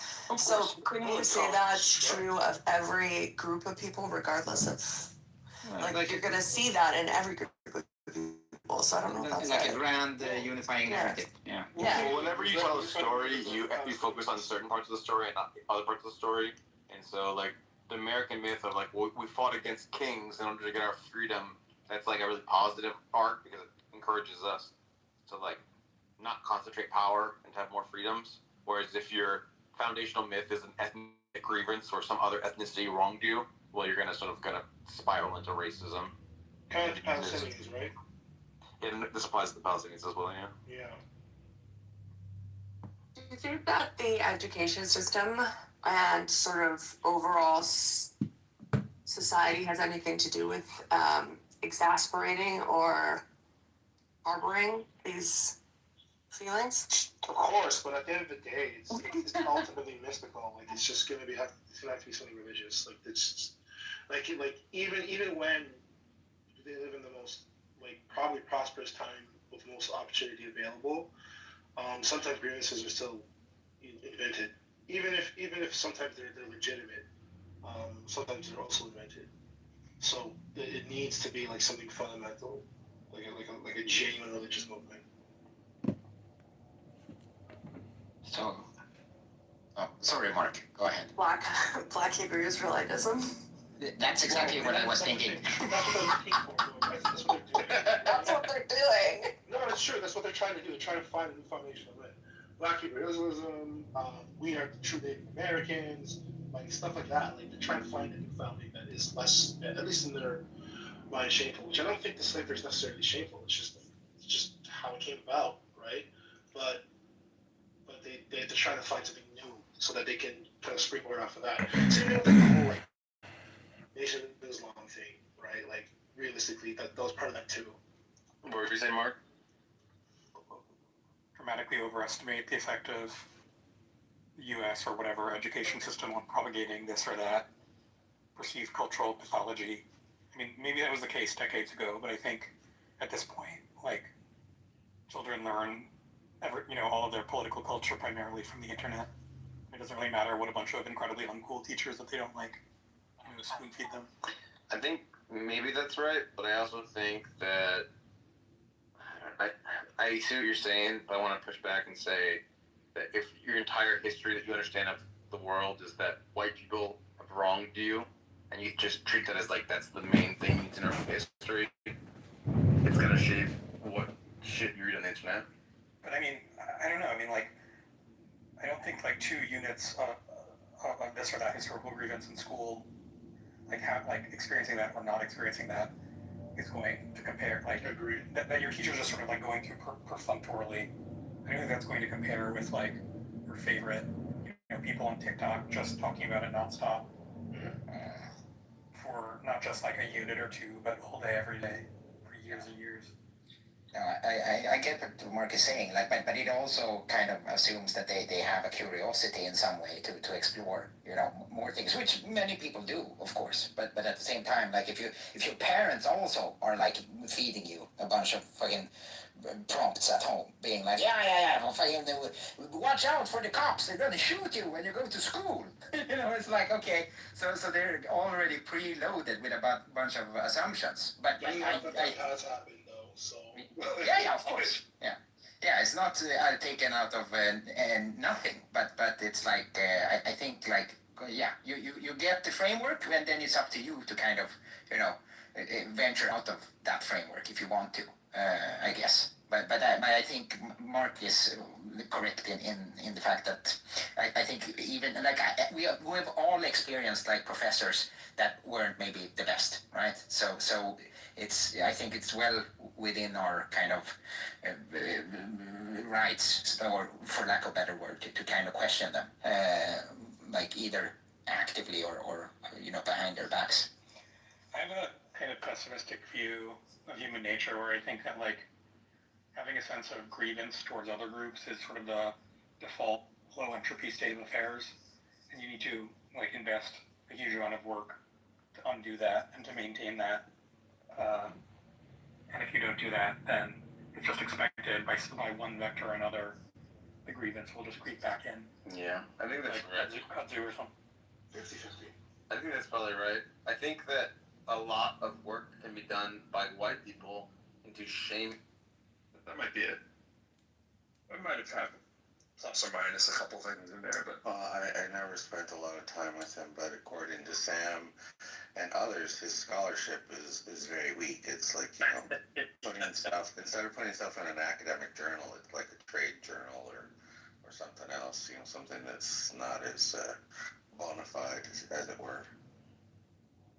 Or as he would say, dignified. Yeah, I don't know. He said something the other day, I don't know about his Jewish ancestry, but he said he was also Italian. Maybe. Yeah. He's pretty vague on it. I respect the vagueness. I never have a problem with people being, not everybody wants the doctor like Sam, But a lot of people, they are reactive, right? And I used to not be a reactionary, and my indigeneity didn't mean much as long as nobody bothers me. But if you're going to be a white American and say that we're peaceful, we have justice, we have freedom, but then ignore that, the creation of this country, and then trying to get indigenous people from Central America out of here after you've ruined their economies and all that kind of stuff. And then when you keep digging and digging and digging, they're like, well, we won and you lost. We used violence to take over this country. And I'm like, well, we're using violence to take it back through gang warfare, through the cartels, through whatever. So shut the fuck up. Make up your mind. Are you peaceful and free and you're going to let us in and be part of your society? Or you're going to say, hey, we run the world by violence. And then I'm like, okay, then we run the world by violence. So shut the fuck up. Right. Oh man, I put John. Think about it. I mean, there's only so many spots, John. No offense. I would have put John if I could. I think he'd receive a lot of votes. Thanks. On a recent People magazine survey on the index, I was rated in the top 1 percentile of world's most annoying people on the internet. You claim that distinction? I'm being facetious, but I do think that there's some value in playing like the court jester, the fool in the court, because it reminds people that a lot of this is just blown out of proportion and taken so seriously that there's no play or fun. And if you think that the purpose of life is to right historical social justice wrongs, but yet you're not having any fun or joy, I don't think you really understand the utility of the fool in the court. Like if you pat the butt of the king, hopefully the king will pardon you. But you can't insult the king or you will die. But the court jester can get away with it because of his position, as the fool. So I don't know if that makes. The most illuminating thing I've ever heard you say, but I think that there's some truth there. Yeah, I try to be funny. Right now. What indigenous? How many cell phones do you have set up right now? I'm looking at 25 cell phones right now, live streaming on YouTube. You want to see what my office setup looks like? I think I've seen it, but it's always fun, sure. Office is a strong word. What do you mean? I'm sitting in an office. Just kidding. If office is filled with cell phone streams, I'm at the forefront. I'm at the forefront of communication technology. I'm doing what really a lot of people will say what I'm doing is not work, but I would say that I'm actually being extremely productive in terms of personal development and categorizing and cataloging what I would consider low IQ hate speech. As long as you have the bandwidth to be able to do it, and as long as you I do wonder about you. I'm like, this guy who has to go out and get all of these cell phones and do all this work. Clearly, there's some cleverness there, and there's some ingenuity, and there's some roll up your sleeves and good work. But there's also some curiosity, like what allows this man to do this as his job? Like, are you living off a trust fund? Are you living off a work injury kind of thing? Like, did you gamble at all and roll the dice and say this will pay off in the end? Like, it's very curious. Yeah. Well, each phone is only $40, and there's a $15 a month plan tied to it, only for 1 month, and then I just run it off my home Wi-Fi. So the costs are really very minimal. I mean, you can buy 20 phones for $600 or $800. You know, that's basically nothing. But it's the time involved in getting the phone prepped and eventually live on YouTube, because there's minimum qualifications to live stream on YouTube. But I have, 100,000 plus videos up, 50 plus accounts. My biggest account has 2,000 subscribers. But a lot of the subscribers are just bots, like, and people will never watch me. So a lot of this is, if I actually get into office at some point, I will have a huge library catalog behind me. And really, I don't want to have repetitive, redundant conversations. I'm actually more interested in reading books and then reading books with people and having conversations about books. I think Clubhouse is a big waste of time. And you're a professor, so you understand the value of focus and concentration in a classroom on books and materials, as opposed to random, useless discourse, rhetoric, and what you would call this experience, which is a very low value experience, in my opinion. Interesting. It's not nothing. Well, my point is nothing. What do you think is the value of what you're recording, though? When I compare audiobooks to what you could call Clubhouse conference call audiobooks, because as the user, I'm indifferent really to the audiobook. And I just, if I'm not going to come up on a stage and I'm just listening from the audience, that's the same experience as an audiobook. And the content that you're receiving as a goo audiobook listener on the conference call app is so low quality in terms of what you're actually experiencing. And the worst part is you experience other people's emotions on this app. And that is a problem, I think, to sit here and literally be emotionally tuned up constantly. Some people, I guess, love it. Some people say they thrive on it. But I think from like a therapeutic and a central nervous system perspective, it's a horrible usage of your time. Hello? Yeah, I get a lot of that. I think that is why I actually, his name is in the thing there. That is probably the best quality I think about Benjamin. He is remarkably low level, worked up emotionally, even though he is the brunt of most jokes, insults, jabs. He generally does seem to thrive off of it because nothing really impacts him. Now, I realize some of that can be life circumstance or whatever, but I think he has adopted sort of that philosophy of where you'll hear him talk about people that are in board meetings. One thing they never do if they want to be successful is they can't yell or scream. So he's not a yeller or screamer. Everybody has points where their buttons get pressed a little bit, but he, in terms of like comparing him comparatively to how often people's buttons get pressed, very low level. Now, I have a threshold of which, like, my philosophy, my guiding principle in life has been like, I will punch you in the face, but I generally don't want to. I don't lead with it, but I will knock you out. But would it be a foot? Since you're a martial artist, would it be a foot? It'd be a foot. Yeah. But the thing is that, like, but I can get worked up, but I generally try not to. It's sort of that Sun Tzu, the best battles are the ones you don't wage kind of thing. But it doesn't mean that you're going to let someone just repeatedly smack you in the head kind of thing.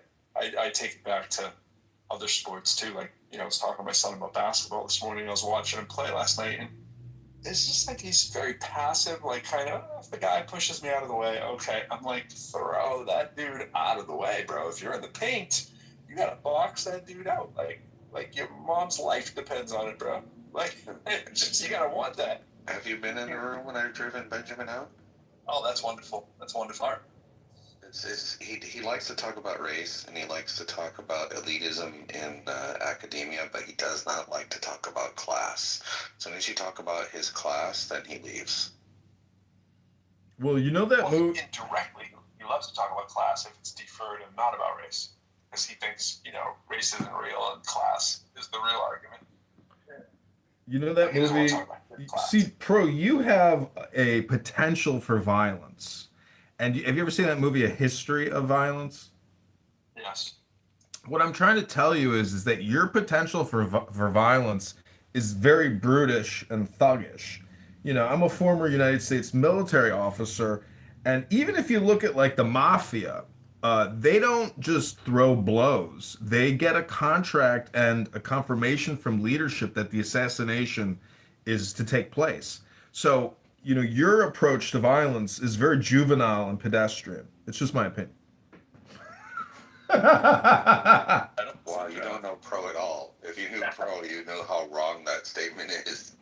I don't disagree with why you would say that, but again, well, kind of like Chinga, you really don't know me, so I mean, I get why you'd say that, and I get how someone may appear or whatever. It's tinged with racism because you're a rapper. It's terrible. I heard that. I heard that. I consider the source. I read what you were writing in the chat earlier. You went from the rap, the EAP, the HAP, and the RAP, remarkably annoying people. How was the rap one? You know, but I know you're not a rap guy or anything like that. But yeah. No, that's not true. I have Biggie Smalls memorized. Funny with the money. Oh, you got me mistaken, honey. I don't want to rape you. I just want the papers, the visa, the capisha. I'm out like the papers. Who's the head honcho? Slick like Ramacho, cool like Camacho. Oh, gosh, I have to replace you with Norm up top. but yeah, that was poetic. Any other rappers you like other than I mean, I like all the classic rappers, I suppose, but I don't really go out of my way. I've met DMX, so I did buy a bunch of DMX records. I met at McDonald's one day to him and I said, "Excuse me, can I take a?" I said, "Can I take a selfie with you?" And he says, "Fuck you!" And I was like, "Holy shit!" I was like, "That was actually very rude of me. My name is John. What is your name?" And he goes, "Earl." And I said, "Well, can I tell you a mantra?" And he goes, "What's that?" And I said, "Rabono Shel Olam." It's Hebrew for master of the universe. And he goes, "Are you master of the universe?" I said, "No, Rabono Shel Olam, it's for relaxation. It's a mantra to relax." And he's like, "All right, come over here. Let's take that selfie." Interesting. Interesting. May he rest in peace. All right. Well, there you go. Yeah, I got star power now. I got street cred. When I show that picture to people of me and DMX, they can't believe it. He's like a legend in some people's minds. I normally find a commonality among people who utter the phrase, "Now I have street cred," but they generally have no street cred. But I have no street cred. I'm just saying, some guy at the black lifeguard at my pool, when I showed him the photo, he's like, "Bro, you got street cred now."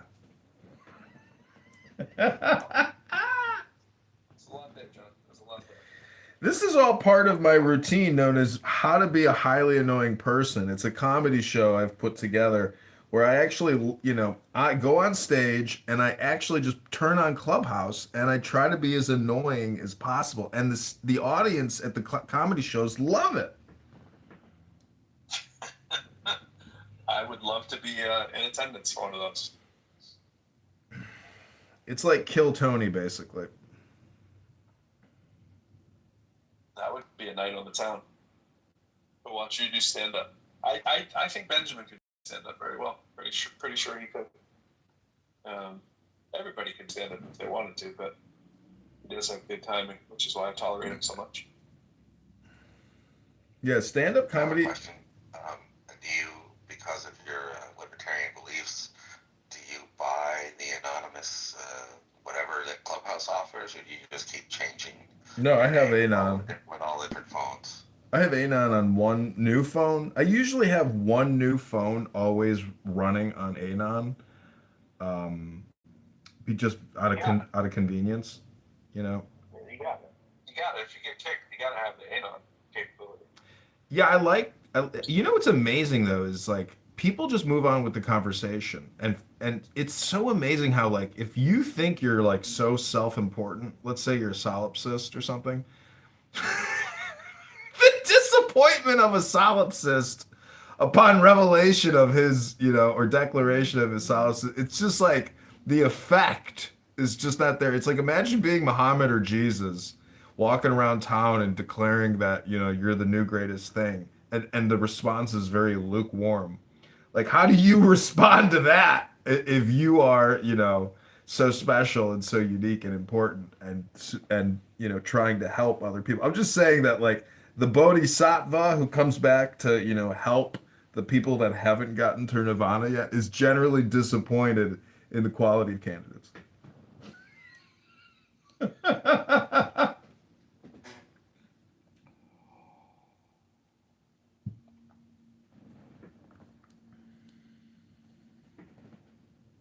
This is all, by the way, part of my.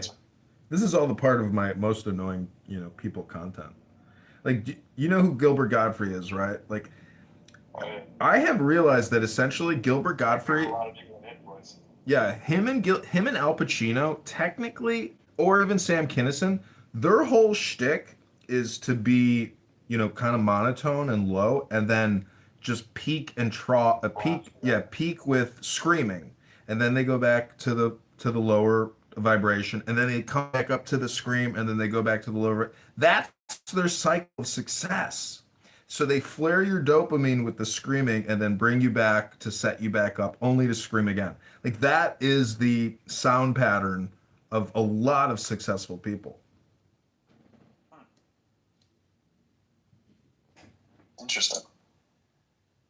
I wonder how successful they are in certain areas of their life. Like I think there's a pattern there to the Sam Kinnisons and some of the people who are the screamer louder people. I know Gilbert Godfrey also passed away. I can't remember what. It wasn't like some kind of cancer or something, throat cancer or something like that. I don't know, but the aristocrats is a very funny joke. See, I like the concept, as you know, that all communication is hypnosis, and if you kind of integrate that thought into like a lot of your experiences, you are a participant in other people's hypnosis experiments constantly.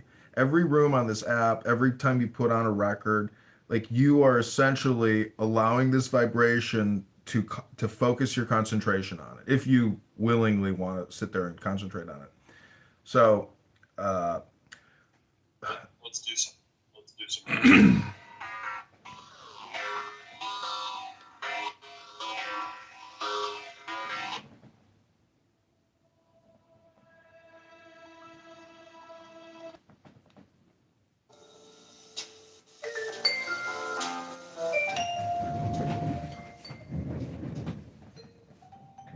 That's not the right background level.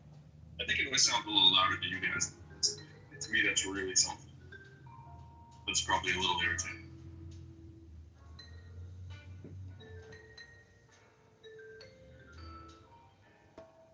You can turn that down a little more. That's on 1. That's as low as it can go, but I'll still be audible on my end. You can hear that? Yeah.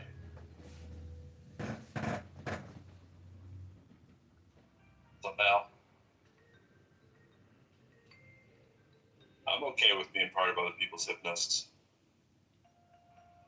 yeah, I mean, if you create hypnosis, you should be, willingly be able to participate in other people's communication. But it's really just like a way of talking about programming and content. Television, the vision of the telephone is now traveling through the air. We just live in an age of lazy communicators. No one is willing to read a book. And even if they did, their comprehension and integration of that knowledge is lacking. But the truth is, nobody here on this app reads anything. They're just like pre-programmed, and people really just come here for the instantaneous dopamine. That's really what's happening. There's no book reading. There's no progression of intelligence. In 5 to 6 years from now, no one will have learned anything, because the same people are saying the same things right now that they were saying 5 to 6 years ago. We're just chatterboxes repeating over and over and over again, unless you put in new content. You can only express new content if you put in new content. We're just computers waiting to be programmed. And you're academic. I've been to college. Many people have been to college. They understand Your personality, your intelligence, it's all pre-programmed from the work you did, in your 20s or in your teens. I think, I don't know, since COVID, around that time when everybody got online and got on these places, I definitely was reading way more books. I would say now I'm reading way more articles. And I was already reading a lot of articles and a lot of books. I don't read for joy as much. My hours that I use for like what I'm going to do largely have turned into app-based, audio-based, digital-based kind of stuff. And then I find when I'm reading, it's because I have to read a little bit more, as opposed to like, oh, gee, I can't wait to go finish this book. Now, I still have scores of unfinished books all around my house. They're almost in every room. And I certainly know I've probably read more than the average, person in my life, so to speak. But I don't know if people aren't reading. Maybe to your point, the books. But I think most people are probably reading more articles because they're spending more time online. And they might have a net gain in terms of what they've actually read if they weren't heavy readers before. You know what I mean? Not really sure about that. Yeah, I mean, my concept of intelligence maybe is like it's everybody's intelligence or everybody's concept of intelligence is biased based on their pre-programmed, content. I'm just saying. What do you mean by pre-programmed? What do you mean by that? Like the now is a compression of the past and the future, so everything you consumed in the past is an amalgamation of who you are right now. But I'm just saying that, like, I like Alan Watts, I like Zen, I like Buddhism, I like Hinduism, I like Taoism, I like Christianity. But when I look at the legal code of Muhammad, that's when I start criticizing their religion, because the law is of Medina in 660. It's so ridiculous. It's like a gangster, gangster disciple, a charter for starting a gang. Join us and pay for our organization, or we'll kill you. There's no courts of law. There's no juries. There's no witnesses. Muhammad is the final arbitrator. So I don't know. To me, Islam is basically, it's either the forceful aspect of religion or it's the mystical. There's no way that you could go kill so many people with a sword unless you're basically really far out there. It's a horrible thing to do, as I'm sure you would agree. My friend! Yeah, not a good way to go, not a good way to make people go, that's for sure. They just suspended my YouTube account for racism or hate speech. I don't know what was said, yeah, but... I hear you a lot of times. I'm talking to Pro Lyrical. I always think, oh, this is the guy who's reading some Bertrand Russell and some Sam Harris. All that kind of stuff. The young and all that. Yeah, there's this... You're interested in that area. I've read a lot of Jung. I do have a book called Psychological Reflections by Jung. It's like, I think it's an extract of his best quotes. And so anyways, yeah, I mean, basically, if you don't understand that you have the potential for violence, as you do, you have to know that by essentially like pseudo experiencing it, in the mind's eye, you can pass through evil intention and become good again. And you can do it all through your imagination. And that's what education does, is you can use your mind. See, this is what's wrong with Benjamin, is that he doesn't understand that we're not doing child sacrifice per se. I mean, I think we are in terms of abortions, but using the mind as a computer system or a 3D simulator to model, past horrific events to get through it now. So we don't have to do it now. We can create a movie about it. We can create poetry, but we don't actually do these horrible things anymore. It's all just hypothetical. Like, if somebody accuses you of being a Satanist and a child sacrificer, well, the response would be, we don't actually do that. That's just part of the liturgy or the books to run the simulation through mind, so we don't have to do that, because that's ridiculous. We use the books to just basically a LARP and role play in a non-violent, peaceful way. You know, that's my opinion. Yeah, definitely. I'm not a blood and gore person. I mean, I love John Wick movies and stuff like that, but I'm not I don't usually choose to go see blood, gut, horror. I don't select that for stuff that I read. I have really no interest in that. I have no desire to go commit violence or anything like that. Like, kind of the opposite. I'm not afraid of it, I guess is what I'm saying. I'm not like, oh my gosh, this might be a violent situation today. Let me not cross the street. That's definitely not my mentality. But I have no desire to go watch blood, guts, gore. Yeah, neither do I. But I guess what I'm trying to say is through education, we can become rational and peaceful. It's really the uneducated that resort to violence and that type of behavior. Are you sure about that?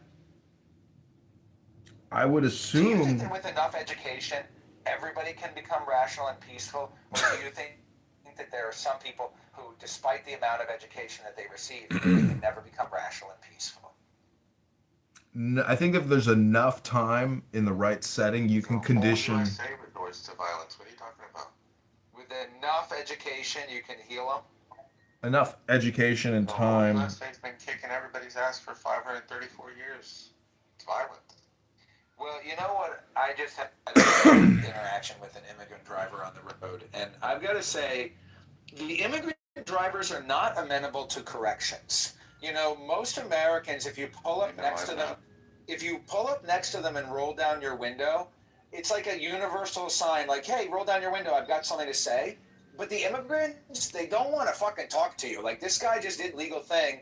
I rolled down my window to try to tell him, hey, N-word, I almost killed you. I almost could have killed you today. But he didn't want to hear it. He just glared at me, and then he made a motion like he was going to hit my car with his car. And I'm wondering, those men, 4-year-old men who moved to America from Syria, if those people can be taught to be peaceful with enough education, or they might be a lost cause. Now here we go. There's a lot there. This bro. is great. There's a lot. I mean, that was interesting. I mean, I don't want to prejudge too much on you, my friend there, but there seemed to be a lot of bottled up hostility going on. I am so frustrated by these fucking immigrant drivers. It's like the 35th encounter that I've had with them in the past 6 months. I'm indigenous. I know. I hear you. You immigrants came from Europe and just screwed up everything. See, my friend, this is where this could be a you problem and you're unaware of it. Because when I drive, I try to drive I treat my vehicle as if I'm never going to buy another one. I don't accelerate hard. I don't brake hard. I move, I move with the flow. And that's what I'm saying is maybe you're not moving with the flow and you're having this conflict with people because it's a you problem. It's just an opinion. You're right. That's great. I always appreciate that perspective and reminder. But in this case, the guy was jaywalking a busy road. I almost hit his body with my car. Then he got into his parked car, pulled out, and made an illegal U-turn. So I don't think that was an issue of my flow. I was trying to tell him, sir, use a crosswalk. I could have killed you. And then he just zoomed out, did an illegal U-turn. Well, it sounds like they're a humanitarian. I was trying to tell him, hey, look out. I could have fucking killed you. My friend, just FYI, this is a room where we are discussing why are you so annoying? And I think you just hit a nail on the head. Exact. Let me switch this. So instead of switching to my little quote here, let me do the pinned item here. So check out this article. Man, I might not have it saved anymore. Oh yeah, I do. So this article about what makes people so annoying to us. I read a few actually, so this one probably doesn't have as much, but this one talks about kind of what he's saying, that some of it, like, you're either annoyed by something, but the reason, or you're doing a little bit of annoying in some cases, but it's kind of like what you've been through is why it annoys you, right? Like, there are certain things that annoy you, and you have to take inventory of who is the personality, or who does this person remind me of that's probably still unresolved and that's irritating. And your line about the immigrant part might be kind of telling there. First thing that jumps out, of course, is how would you know it's an immigrant, and then why would you classify everybody like immigrants as if it's the immigrant thing that's causing the problem, not just that you happen to encounter somebody who may or may not have been an immigrant and had that quality, right? And so is there an unresolved you thing that's going on that makes you annoyed, as opposed to just what they did? Like, you might have seen a non-immigrant do it, maybe you wouldn't be as annoyed, right? Because it doesn't seem to be a function of immigrantness unless you believe that all immigrants are bad drivers or something. Now, there might be something to the fact that certain countries have different, levels of driving comfortability. Roads aren't as crazy or more crazy than us and don't need to drive as much, but clearly different country to country, right?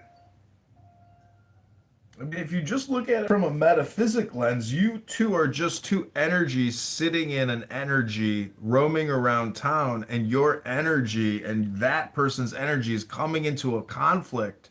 And that's why I say it's gotta be a you problem, because your energy is essentially causing the conflict.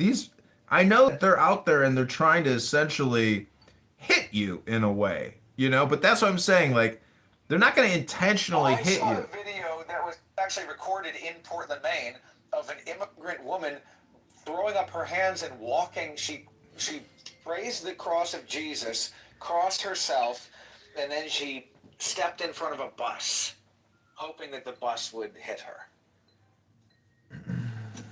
Do you think that's never happened to a non-immigrant person? No. Sounds like someone wanted suicide, right?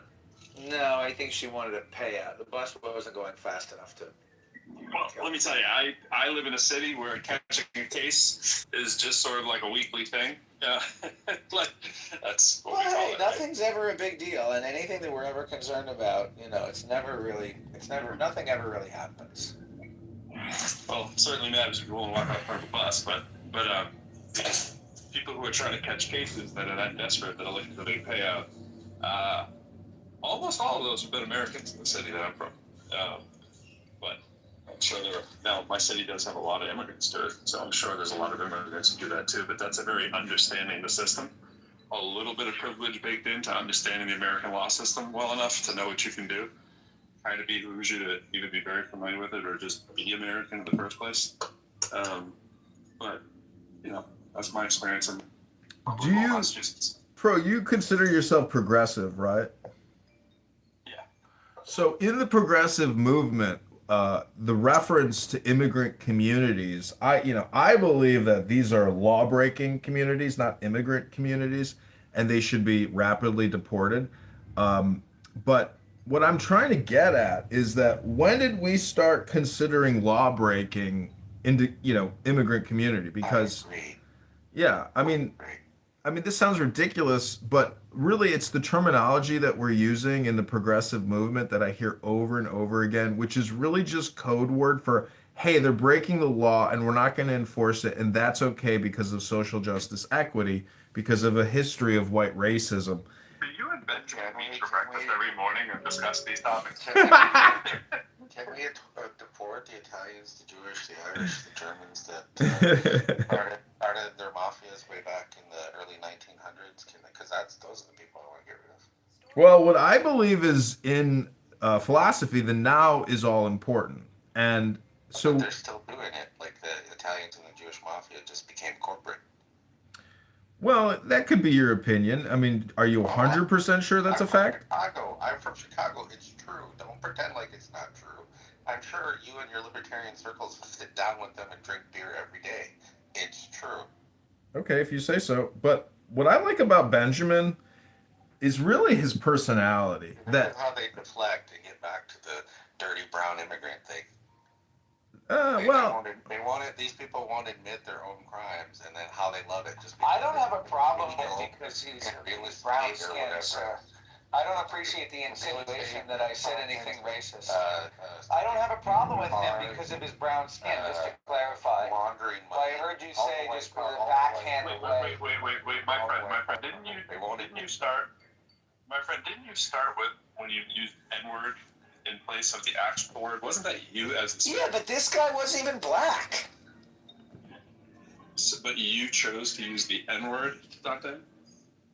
No, I just meant like, I could have used the MF word. I could have been like, motherfucker. I must hit you. You were explaining that to me as you, the narrator, and said N-word. Yeah. It's a colloquialism. It's not a colloquialism. It is on Clubhouse. It is a welcome to Clubhouse, my friend. Yeah, thanks for the welcome. Now, I'm going to welcome you to the real world. So you, being who I have to assume is Caucasian from everything that you said, in what universe do you think that you explaining a story to someone on Clubhouse that you would start with N-word when you're talking to them would ever not display something that I should think that you're racist? Well, you're clearly very woke, my friend. And I clearly am. We don't obviously don't run in the same circles on Clubhouse, but I hate to break it to you, but just to answer your question with as much. Excuse me, I'm just trying to speak with as much. Excuse me. I'm sorry. Yeah, thank you. Oh, shut up? Okay, I'll just shut up then. Thank you. Sorry for lyrical. I'm going to shut up. Yeah, I don't care for your politeness. It's not going to help. Okay, I'll just shut up. Dragging you.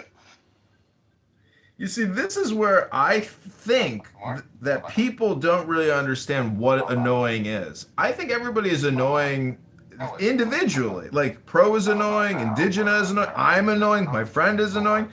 And thus, if you really think that you're less annoying than me, we should have a real world annoying competition. From China, from Russia, from Korea. We love John Kitover's house. Thank you. And all I gotta say is, you know how they always say there's like an attention economy?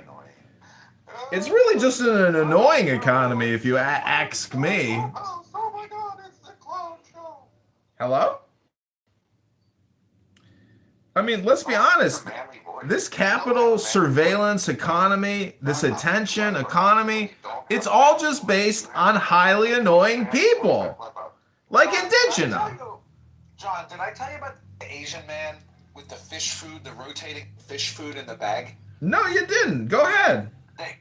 That gets stabbed. Have you seen these videos where there's like a fish in a barrel and there's like a dangling bag of fish food that's dangling over the fish, and then there's like all these knives that are mechanized to be stabbing the fish food bag, and then people vote in the comments. They vote for like knife number 1 or knife number 2, and it costs them money to vote. They have to vote using like a heart emoji or a clown eyes emoji or whatever, and it costs money to make these votes. And then every time they make a vote, like they might do like hard eyes, diamond, diamond, diamond, bomb, bomb, bomb, and then the different emojis take to them. There's like the knife, the hard eyes knife, and then there's like the bomb emoji knife. So if you do like hard eyes, bomb, bomb, bomb, then the knife from the left stab, stab, stab, and then the knife from the right is stabbing, stabbing, stabbing. And so all these people are paying like 10 cents a vote to stab this bag of fish food, which eventually is going to dump the fish food feed all the fish. And this is the entire news. This is the whole video. It's just you're watching this fish food bag, and in the background you can hear this Asian man when a bunch of people voting. The Asian man says, "Oh, thank you, vote again, thank you." Anyway, that's the attention economy. That's what the attention economy has become. See, I think just telling us an extremely annoying story is as good as actually experiencing, this video that you're describing. And that's why I like Pro. He's open to content. And this is what the essence of creativity is, which is freedom of expression and freedom of content to create contentment or lack thereof. It is actually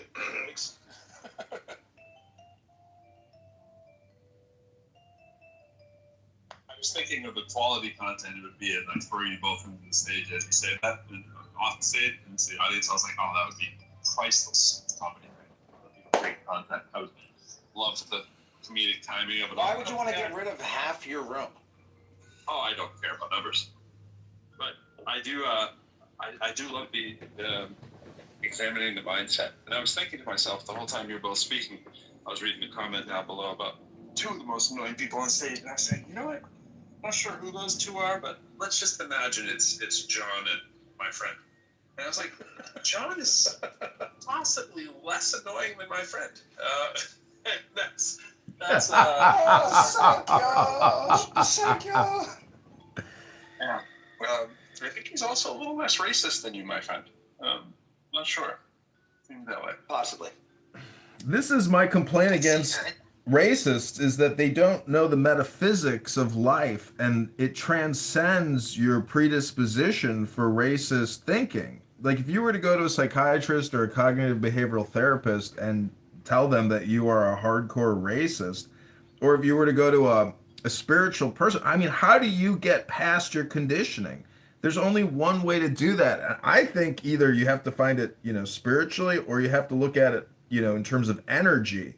Like, energy is essentially not racist, right? Like, our energy, meaning that, like, our atoms are indestructible, are they not? Like, our atoms will never disappear, so therefore you are a composition of pre-existing atoms, or no? Hello? Of course, but I'm not racist. I see everybody that I meet is a mirror of the divine, and it's a finger of God shaking hands with another finger of God, and we're all flowing in the same river, and we're all threads in the same tapestry. But I just use the N-word as a term of endearment. Hello? Yeah, it's not endearing, but it's just To you, it may be to you based on where you grew up in where you're from. Where I'm from, and the way that I grew up, it is used by many people as a term of affection and endearment. Do you find they all look like you, or do they look differently? I'm from DC, dude. Yeah, I know where you're from. I'm just not feeling that you were probably anything close to African American. I'm feeling you were very Caucasian, would be my guess. I'm not very Caucasian, but I'm more Caucasian than I am African. Mm-hmm. And how much more would you say so? Probably 20 to 30% more. Wait, how do you know you're not African? What do you think, John? How much more Caucasian am I than African? At least probably double or triple. But you have some African in you.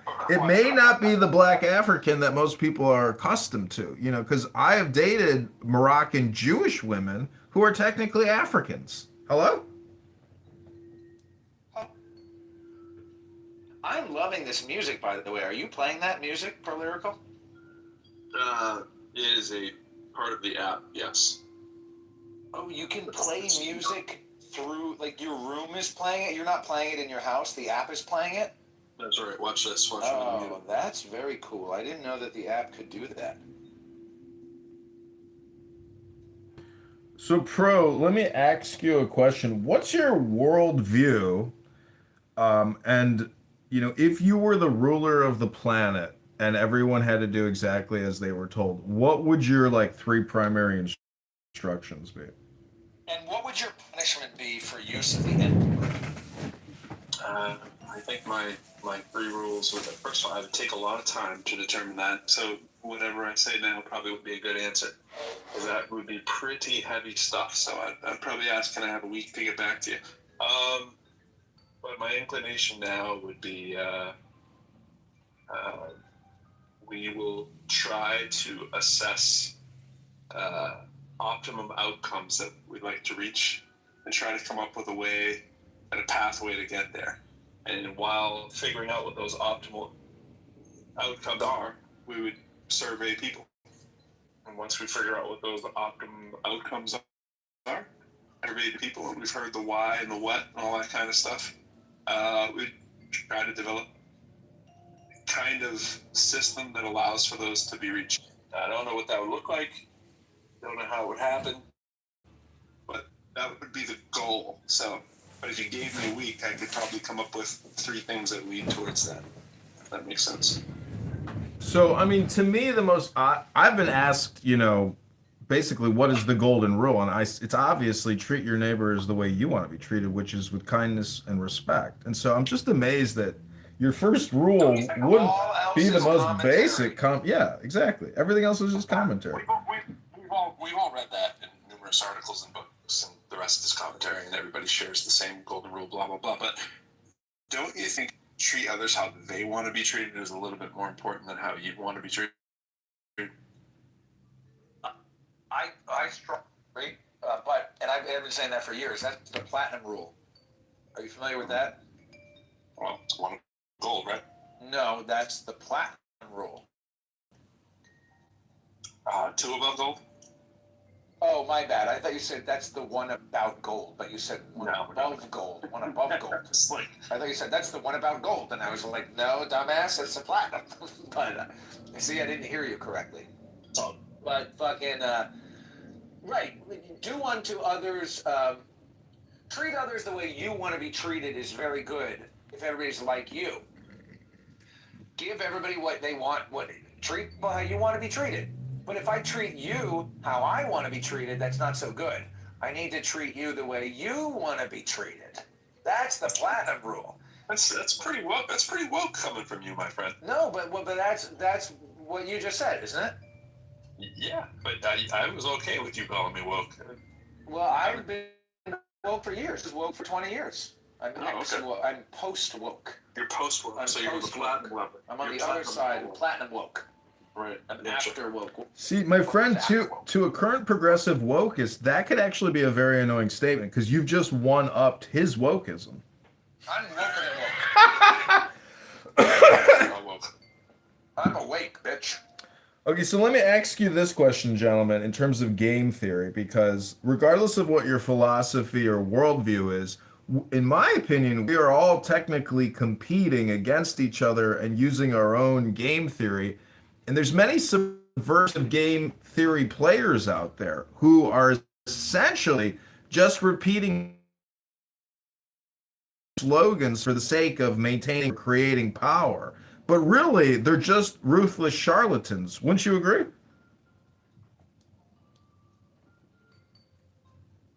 I was assuming this is for my friend. Is this for me? We're all, what I'm saying is you, me, and everyone, we're all doing game theory all the time, whether you're aware of it or not. But I think some of the best game players are aware that they're actually being extremely manipulative with their terminology. It's for me.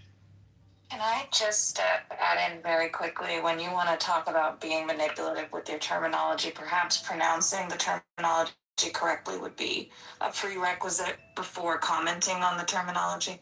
I mean, hello? The word is asked, or John, or whatever, or whatever you feel like going by. The word is ask. It's ASK. Oh. The pronunciation is not ax. Oh, my So bad. just yeah. Sorry, I've been conditioned. I've been conditioned by so many people on this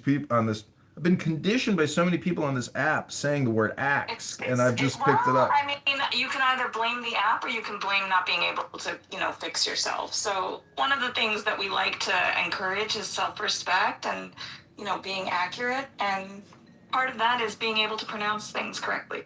Wait, when I said axe, that was amazing. Did that annoy you? Don't ruin it. Don't ruin it. No, I mean, this is... Anyways, this room is why are you so... The height of success in the world of sarcastic is to be taken seriously. Thank you, my friend. Thank you. One of the high-level things in terms of irritating for a lot of people is being corrected when they speak.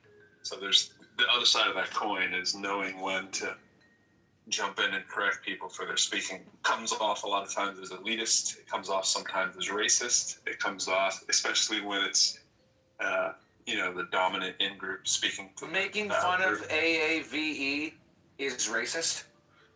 Could be. Please.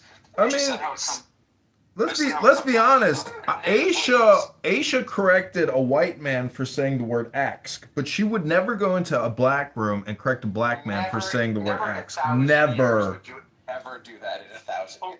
Well, wait. I'm confused then. Are we saying my friend is not a black man? Is that what we're saying? I'm a Jew.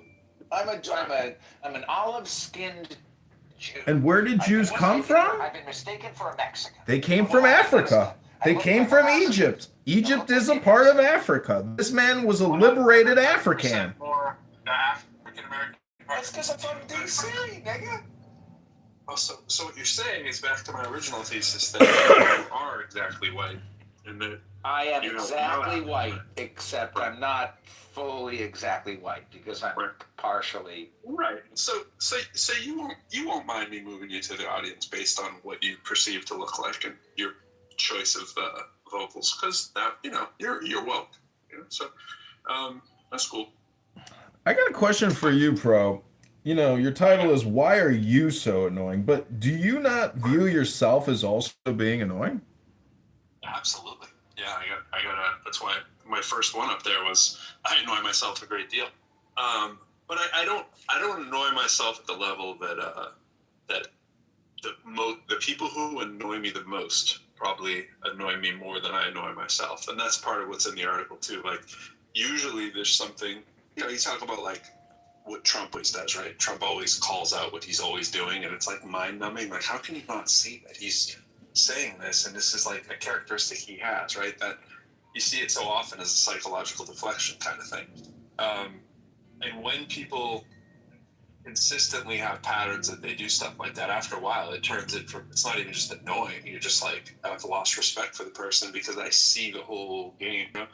Like I readily acknowledge that when I'm annoyed, it's very easy for me to get, you outwardly do the frustration kind of stuff, like, and you want the person to stop annoying you, so you let them know, right? That's going to happen more when you're unsettled, right? If you're unsettled and you're like, oh man, this thing's pissing me off, and you're going to have less tolerance for people, like the less tolerance I have for my friend using the N-word and not realizing that I'm infinitely more clever than he is, right? So it wasn't a competition, but it was like, bro, you can't even figure out that you used the N-word in a sentence in passing, and that I wasn't going to figure out that you were the one being racist when he objected to you calling him racist. Now, I'm not saying you're the least racist guy I know. Just saying in comparison to my friend, who might be the most racist person I've heard in a month on the app, and that's saying something on this app, then of course I'm going to catch that. Like, it's not going to pass by me. Now, am I annoyed with him because I have an unsettled issue, or was that something more objectively annoying, right? When a white person comes on pretending they're smarter than they are, pretending that immigrants are the problem and that they drive poorly and he can't see it, and calls me the woke person. Like, is it a me issue? I'm sure. Do a split. I'd say, it's probably 80-20 him, Well, earlier I was talking about the fool and essentially that game theory, or that simulation of the fool in the court, the jester. And I gotta say, the thing which sucks about being a fool is the fool's errand, meaning that try, you're not gonna change nothing. You ain't gonna change anybody's worldview and their personality or their persona. The only way to change your character or your persona is individually within, and it has to be that person's perspective driving the change. The environment isn't necessarily going to change their internal workings, even if you are that environment trying to recondition somebody to be less racist or less annoying. So it's a fool's errand. There's a lot. I mean, that's first of all. I mean, it's not like a law like it is in physics. It just tends to be true that it's a hard force to move, right? Like it's very hard to change yourself. So of course it's going to be hard to change others. So, and that's kind of where you come up with it, that error. It's that you have to remember that when you're thinking like, man, how hard is it for me to change if I'm being a slob, how hard is it for me to become a neat person? For a lot of people, anything on the executive functioning skills is very, very hard to change, like overnight or quickly or any of that stuff. And then you try to get someone to do it. They have to see it. They have to see the value in it. You have to talk to people at where their values are, so that they can understand that there's something maybe off in your valuation system. I mean, I get pretty into the nuts and bolts and mathy with a lot of stuff and ratings and quantitative, and as my good friend Aisha would say, reductionist. But at the end of the day, you have to have some level of value for things that are out there in the world. There's reward and punishment for things. And there has to be a reward system for you in place to want to change something normally, or a massive penalty that's going to make you rethink it. I don't know what else there is that makes people change their behavior other than reward and punishment. You right? know, And thinking about like, what is that valuation system is the most likely thing that's going to get you to do it, not just necessarily teasing somebody because they're stupid. well, look at my profile with all the phones. You know, each one of those phones is on a platform, and I speculate that the platforms will eventually change human behavior, meaning that speech is totally policed on these platforms. And if you want to participate on the platform, you can't. You have to essentially modify your behavior and your speech. So I do think that it's not just coming; it's already here. But there are some annoying aspects. There are annoying aspects to the censor, meaning that you can't actually go up on stage and do a performance which is intentionally provoking, which is really at the heart of what comedy and entertainment is. People actually come to this app to be gaslit and trolled in order to generate the dopamine that they're unable to generate themselves through natural processes. I don't always think the dopamine has to be from gaslighting and trolling. And I also think that everybody has the ability to create their own room. So the free speech thing is way bigger than the policing aspect of this app. Like, I had Joe in the room the other day. You know, Joe's one of the creative guys on the app, right? He's that's his job. He's the community police person or whatever. Well, I call him the police person, but I said that to him. I said, Joe, I hope you're not gonna get mad at me. I'm criticizing Benjamin. He's like, nah, do whatever you want. Like, internally, there's not a whole lot of policing other than if something's just ridiculously important, like a life threat or something like that. They don't play around with that, as they should. Like, it's all that, you know, you can't scream fire in the theater stuff. That's Well, there's no automated policing here. aspect of this app is pretty light.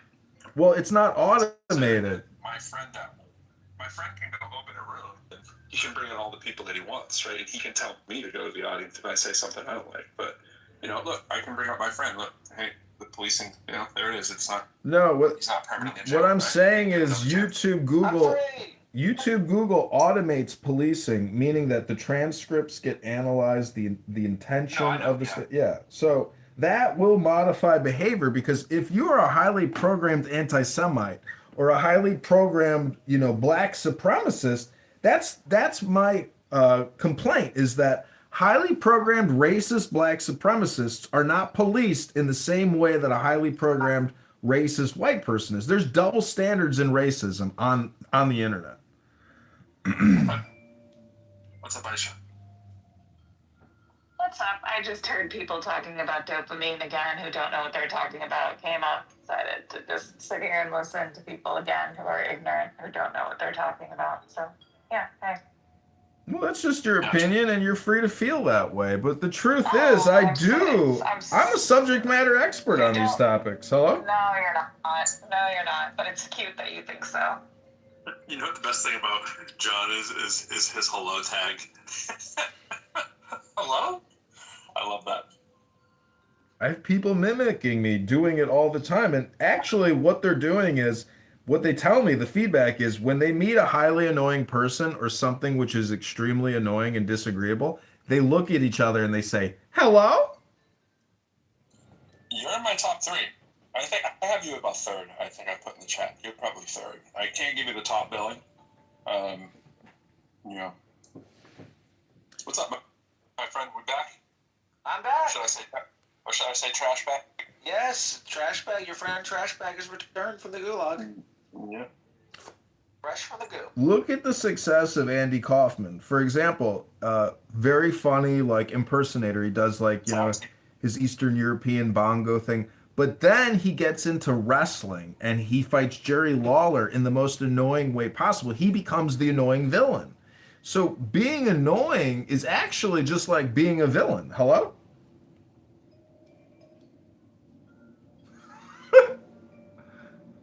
I don't know how you entertain some of the dumbest people on this app. Well, see, can I make a point? I'd like to respond to that briefly if I can. May I respond? I love that, by the way. I love Lockup. Can I respond to that without? Yeah, Lockup's pretty good. Yeah. No. Or should I not? Should I not be given I the was word a to taxi respond? fan. Go for it. I mean, we did bring you back up here, trash bag. So let's hear what you got.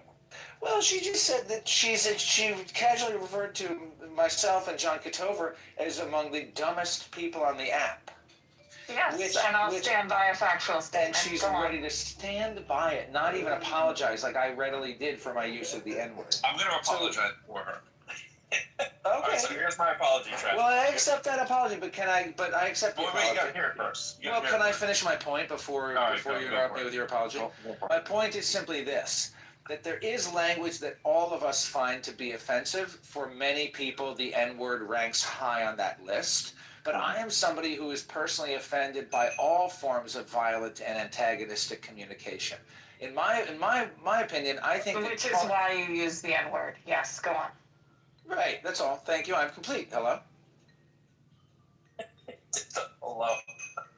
That was good. That was good that you did the hello there. That is some situational awareness right there that you displayed. I wasn't sure that you had.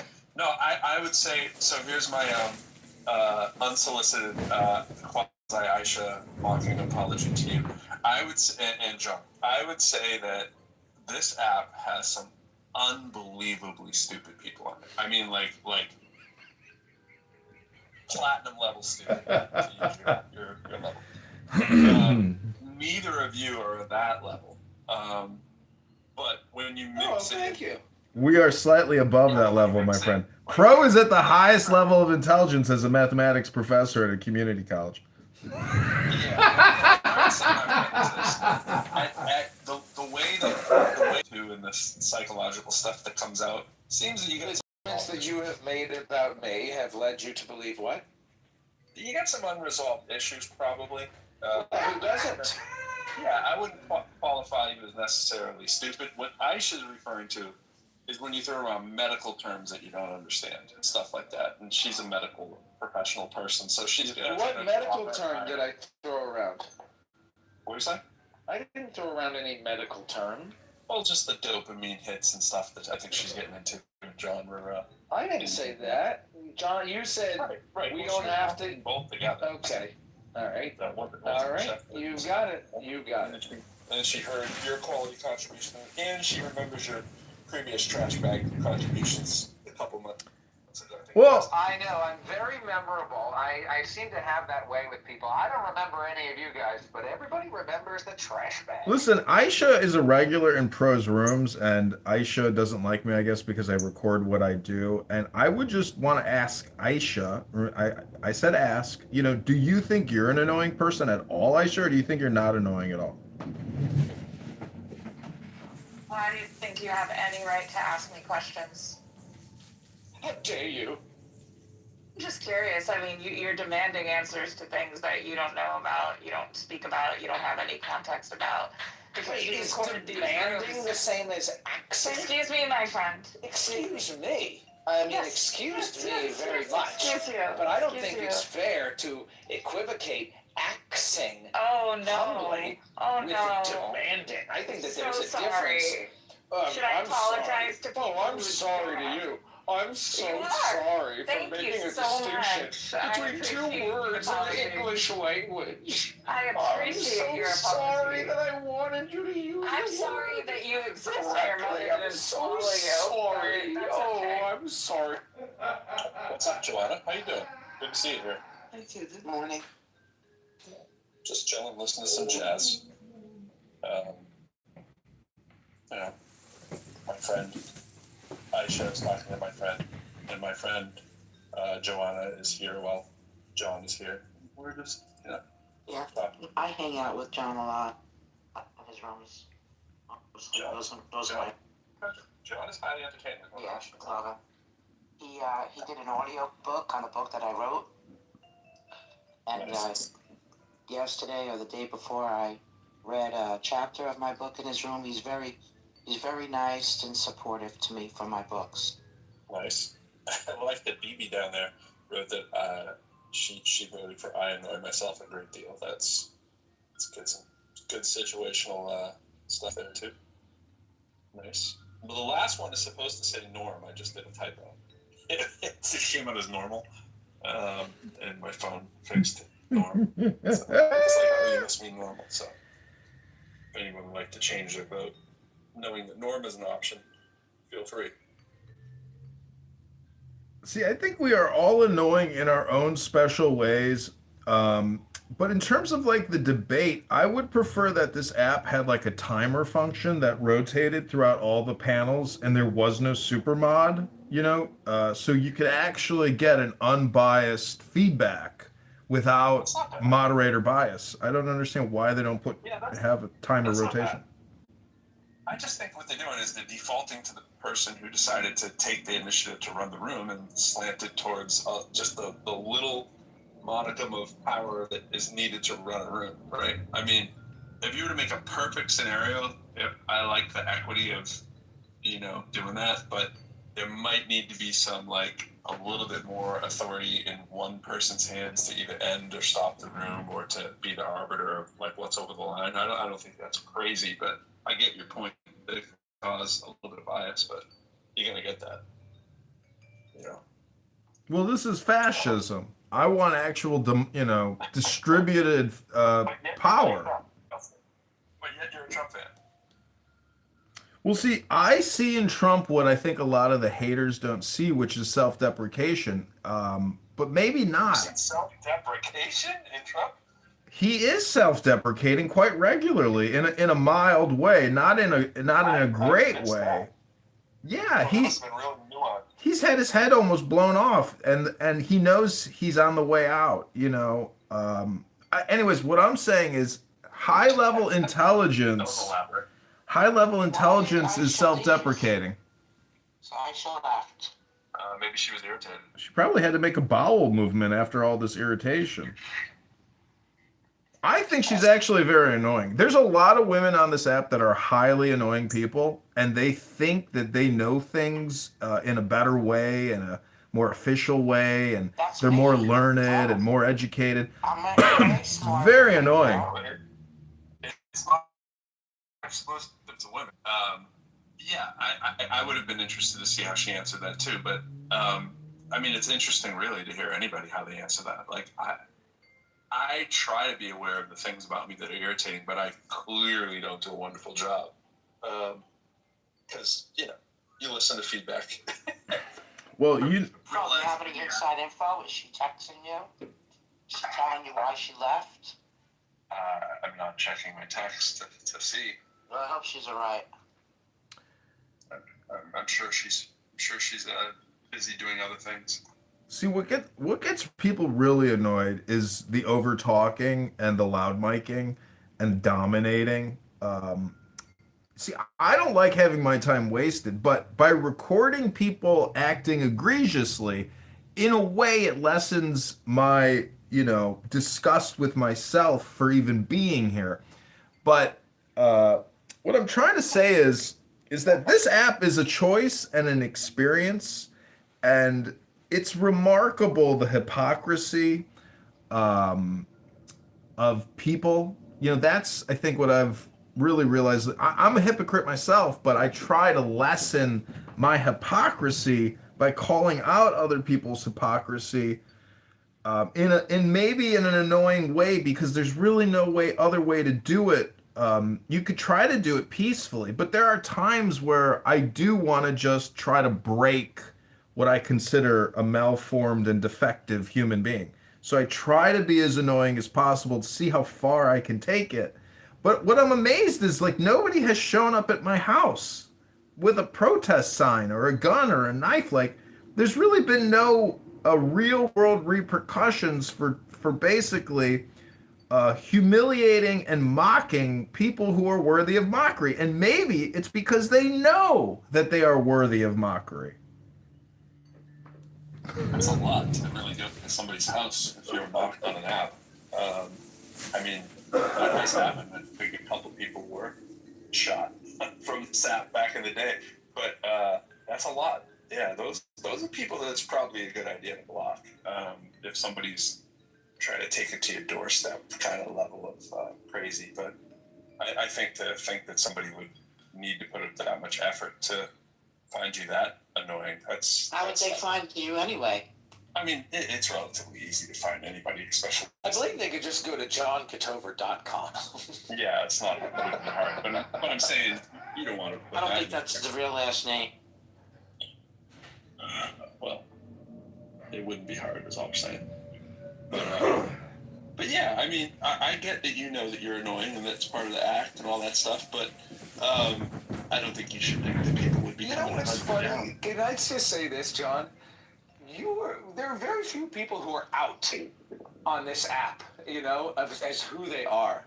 And I'm not saying that I'm especially great or that you're great or that we're special for not being afraid of being doxxed. But the thing about self-doxing is that, like, this is who I am. I'm just literally talking. You're annoying. You are annoying. All right. Well, the voice. You should talk from your heart. Let's retry.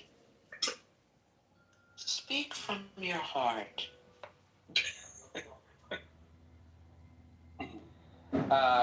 No, I was just trying to elaborate about how it's fun not being afraid of being doxxed because I don't really have anything to hide. And a lot of other people are, you know, using these anonymous names, such as Joanna M. But you do go by my friend Trash Bag. I mean, I'm yeah, but that's a joke. But a lot of people know who I am. Gotcha. I mean, I'm who I am too, but I don't think that people need to. I respect that people don't want to be who they are on an app, but you know, I get it. Like you might be hero protagonist, for instance. Hey, what's up, here? Hero protagonist. Can I just Can only be two, actually. Can I just say something about social media and credibility and your online brand or persona? Meaning that I was terminated from a job once because while I was at work, I was looking at Facebook, liking and tweeting shit on Facebook. A coworker notified management, say, "Hey, John is on Facebook reposting stuff," and I got terminated because of that, because I became friends with this dumb bitch at work on Facebook, and she reported me for using fucking Facebook while at work, working as a digital marketing manager and moving, cars over the curb for auto dealers. I was really upset that I got terminated for using Facebook at work. And all I'm trying to say is, what's so crazy is you can't be yourself on social media, but politicians seem to have this unique superpower to post all the egregious, ridiculous propaganda. And so what I'm trying to say is, I'm very open and totally public because I don't think there's any other choice now in terms of society other than to be totally transparent. Because the other way of privacy, it just doesn't work in terms of personal or even social salvation. And, this is why I feel like I have to essentially project, my existence onto the landscape. Hello? Hello? I mean, there's a lot of truth there. I hate when I agree with you, John. I just noticed, Joanna, that it says in your profile, it says, "Be gentle with others." And I've got to tell you, it did not feel very gentle when you said to me, "You are annoying." But this is the room for annoying people, so you might be your prerogative. Yeah, we definitely brought it in. We brought it in. It's just scraping the surface. No, but to John's thing, I mean, there's a lot there. I do think it is smart to think about that your actions in real life and online are kind of act like you're being watched all the time. It's a good way to raise your kids, to let them know that that's going to even more be the reality. You probably are, risking more than you did in the past, and if you're not willing to share it, you might not want to share it at all. Kind of thing is not the worst philosophy to have. I don't know if I agree that the full point you're making on the politicians thing, because my thought is that is a recent change where politicians, well, this isn't totally the point you're making, but the idea that politicians can either get away with saying anything or doing whatever they want, That certainly was not always the case. That's more of the case now. I think we know how some of that got ushered in. Well, look at it this way. I was a former IRS employee, and there's guidelines. You can't even basically have a public. You can't have a profile on social media as an IRS employee according to the guidelines. But how the fuck can a congressman have unlimited, unrestricted propaganda distribution for their position, but yet other federal employees can't go online and say what they're thinking or feeling? There's a total double standard in the surveillance economy. Well, Yeah. I feel like. Sorry. Hi. Well, I feel like as a politician, it's their job to spread their, like, what they're about. So it's kind of the easiest, most efficient way via social media. It's what's used the most to be able to share what they're for, what they're against, if that makes sense. Yeah, and I was also thinking the same thing. I was also thinking of the part about I should say, and also, as the great improv people tell you to do, and also, Christina, the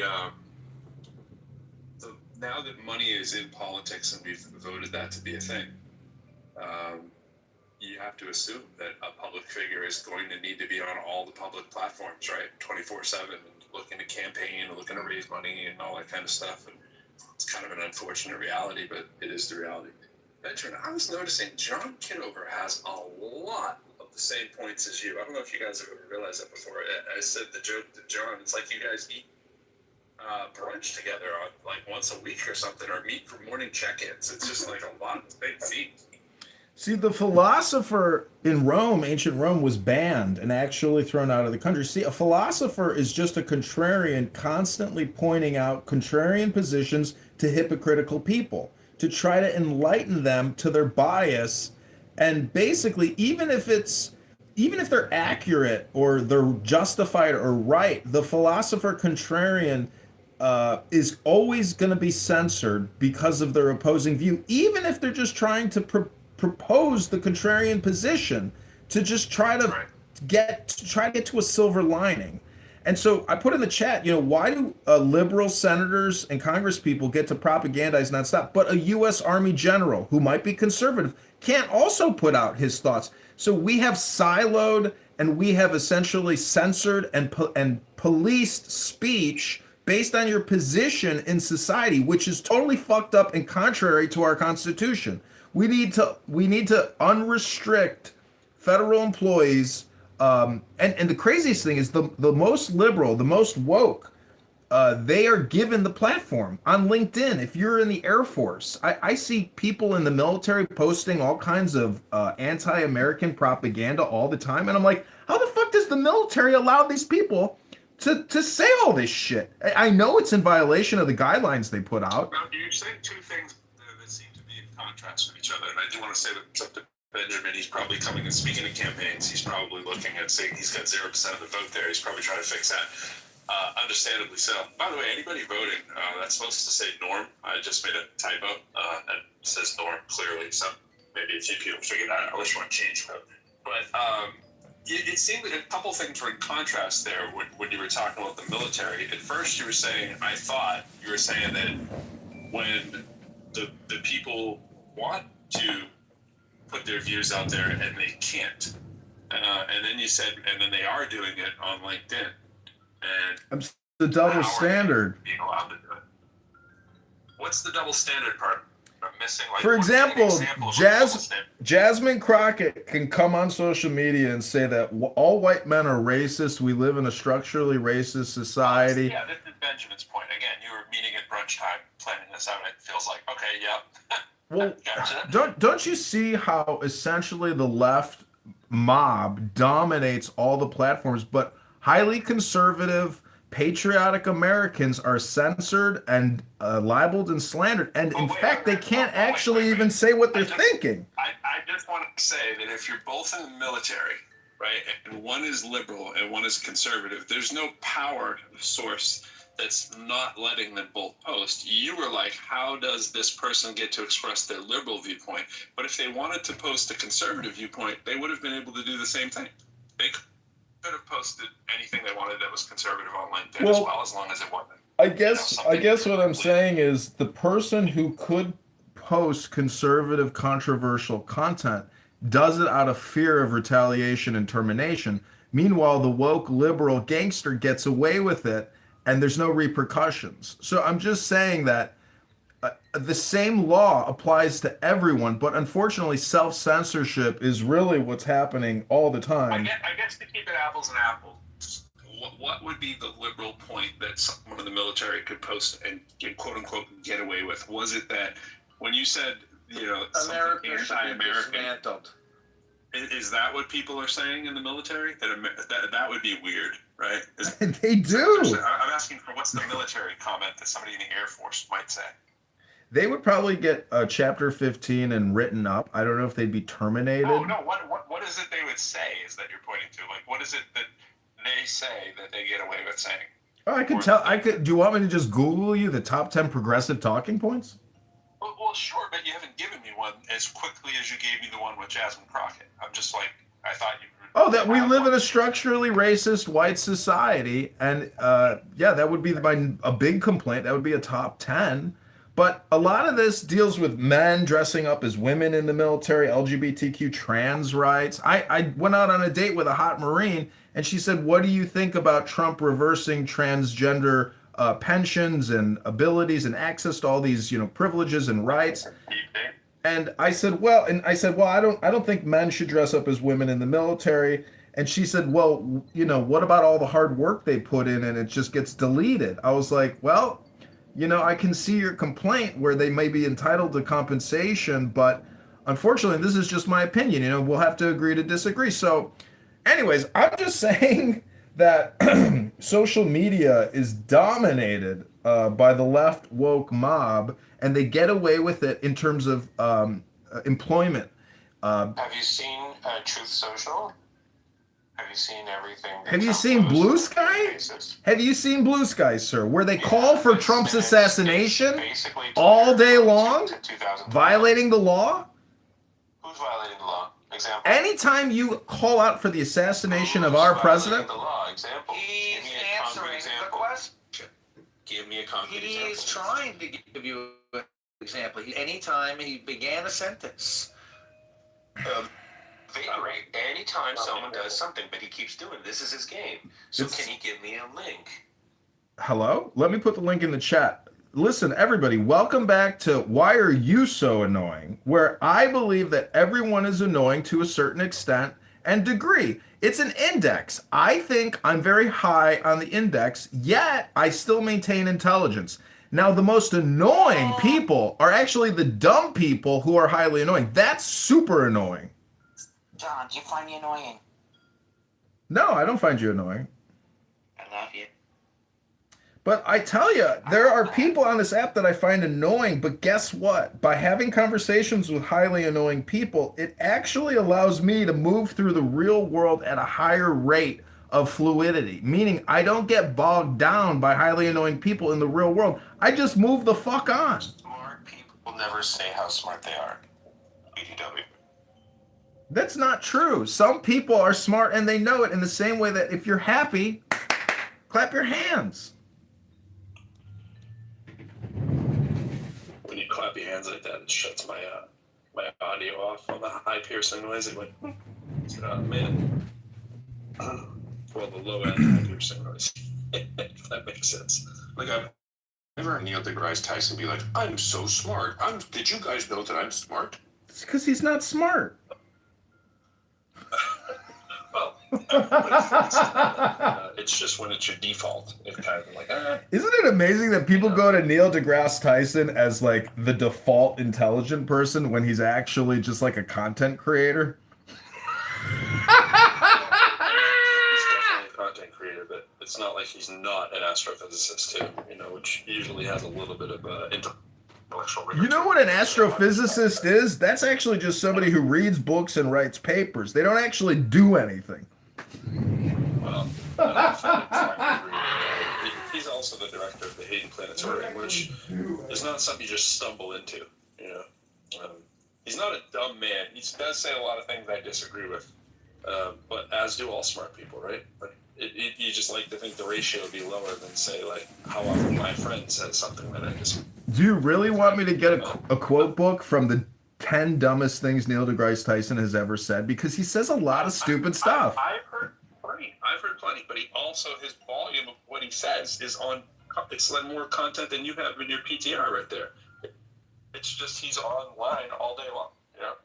That's what I do. Neil deGrasse Tyson actually gets paid millions of dollars to create content, and I think he's stupid. He's your North Star that you should be striving to be like. He's filling stadiums, bro. He's on tours. But this again goes back to the... Stephen Hawking never said, I'm smart, right? That's because he couldn't speak. Alistair over here always has to remind people how smart I'm smart. I like them bitches. No, he did. Beep, beep, beep, beep. I like them bitches. Would you say that Jeffrey Epstein was a highly annoying person? Almost certainly, but they seem to be charming enough that a lot of people fell victim to the Venus flytrap that was him, right? Well, did you watch the interview with him and Bannon, the full 1 hour and a half interview?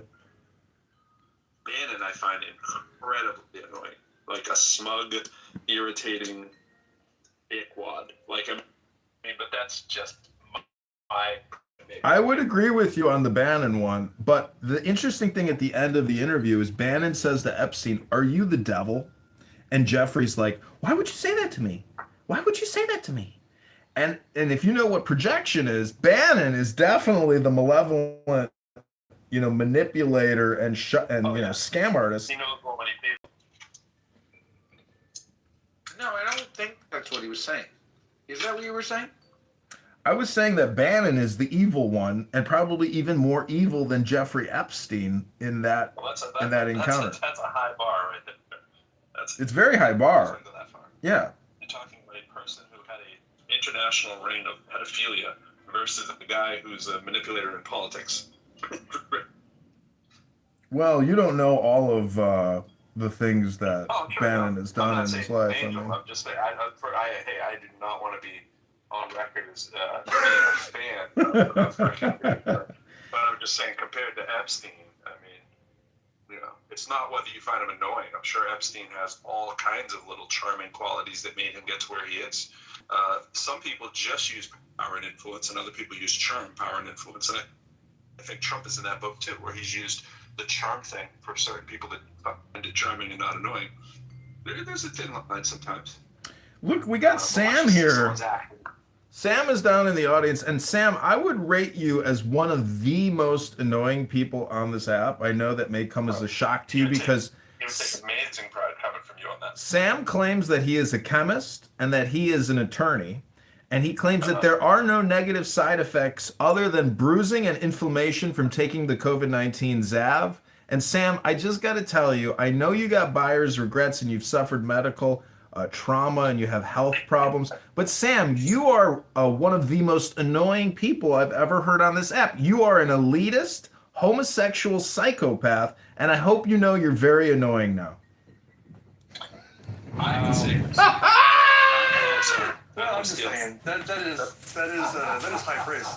Yeah, I'm gonna say Sam is gonna take this as amazing praise coming from you. Obviously, those of us who live in the real sanity, the world of sanity, would think that your comments about COVID-19 are ridiculous. But aside from that, I think Sam would say, I'm very irritated. I think he'd say, I'm way more informed than you on this issue because it's something to do with his domain. And I think that he would hold it as a badge of honor. And the homosexual thing is a weird comment, but... well, I don't really think it is, because... See, this is my opinion, is that we are so conditioned to be submissive to homosexual activity and homosexual rights as a privilege and a freedom, that I find it very annoying that we have to essentially never discuss LGBTQ. When in fact, I think homosexual men who have positions of great power and authority, and they are homosexual predators out there, who are essentially orgasm freaks, and they want everybody to know it. Hello? What's a homosexual predator exactly? What do you mean by homosexual? Oh, you don't know what an alpha predator is? It's a bisexual. Just for the record.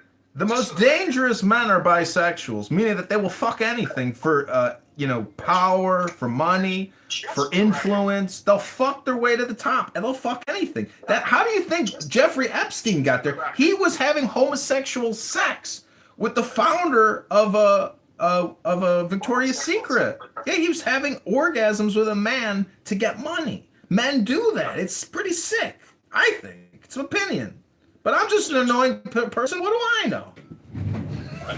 No, you are. I would say whenever you throw like someone's sexuality into an argument, right, and it's just the sexuality part, not that they're like abusing kids and all that kind of stuff, or raping people, but if they're just whatever their sexual preference is and it's all legal and above the line kind of thing, I don't know how it interferes in your life. To the article's point, this is one of those things that is probably a you thing, right? Like, I am a heterosexual male who has plenty of associates in this world. I don't have a lot of close... It's not a me thing. It's actually a political thing. It's political. Homosexual family, lesbian family, friends, associates. Now, I use friends in the most, like, liberal sense. I don't have, like, a lot of great close personal friends, none of which are, if I'm being truthful, none of them are gay. But if one of them told me they were gay tomorrow, it would not change anything about my friendship. No, I agree. I have gay friends. I have plenty of gay friends. Well, not plenty, Why am I but concerned about this? because I make it into a political issue. I think every topic can be made into a political issue, including a person's sexual activities. As you know, people make sexual activity into political content all the time. It just seems kind of out of left wing. So the criticism that you were doing earlier about people using their platforms and so forth online and whatever, I mean, it kind of feels like you're doing the same thing a little. No, my complaint is that I can't actually communicate in a negative way with protected classes of people. For example, your sexual gender identity. If I question your sexual gender identity in a negative way for political purposes, I will be censored for that. Okay. Is that okay. So, leaving the dirty work to me. Yep, absolutely. Okay. Hey, John, remember, the topic is annoying people, so we can't kick people for being annoying, though. So, Sorry. I gotta ring you. I promised I'd do that, so. Oh, man. I'm so glad. Yeah, that's beyond annoying. I mean, annoying could be like kind of cute. Wait, did you kick him? Yeah. Wait, why did you kick him? Well, we don't enjoy talking with John. I did. He's John an did, asshole. just to be clear. Because he's an asshole and he is free of content. What did he do? Nate, what did he do that's an asshole? He's annoying. How is he hateful? The sound of his voice. Maybe you hate him. How is he hateful? Is it that They said he couldn't communicate because for some reason, right? But he doesn't communicate, right? Now, just for the record, I picked my friend earlier, but I brought him back up. I'm about to version. I've only been here for like 3 minutes. I'm about to kick my second. Why? Why? What did I do? You seem to be John Kitover, as far as I can tell. I don't know. We don't have you ever interacted with him? I have interacted with him before. Okay, so you know he's an asshole. I mean, you can't. Well, I don't think of him that way. Wait. If we were doing a pecking order of John Kitover and my friend, in terms of like maybe disparaging qualities, I think John might be a little higher on the list than my friend. Higher in a good way. You mean better than my friend? Yeah. Oh, I think my friend is more of a trash bag than John Kitover. Yeah. Okay. Now you say no more. Oh yeah, he's in a different category altogether. Like John is probably a much more socially redeemable person. Wow, that's amazing. Yeah. Well, also trash bag just sounds like he's posing as a non-trash bag human, but he really is. I see. Well, for better or for worse, John Kitover's name has become known. Like he has established himself as a brand. As an asshole, but still, I have no idea who my friend is, and I don't care to know.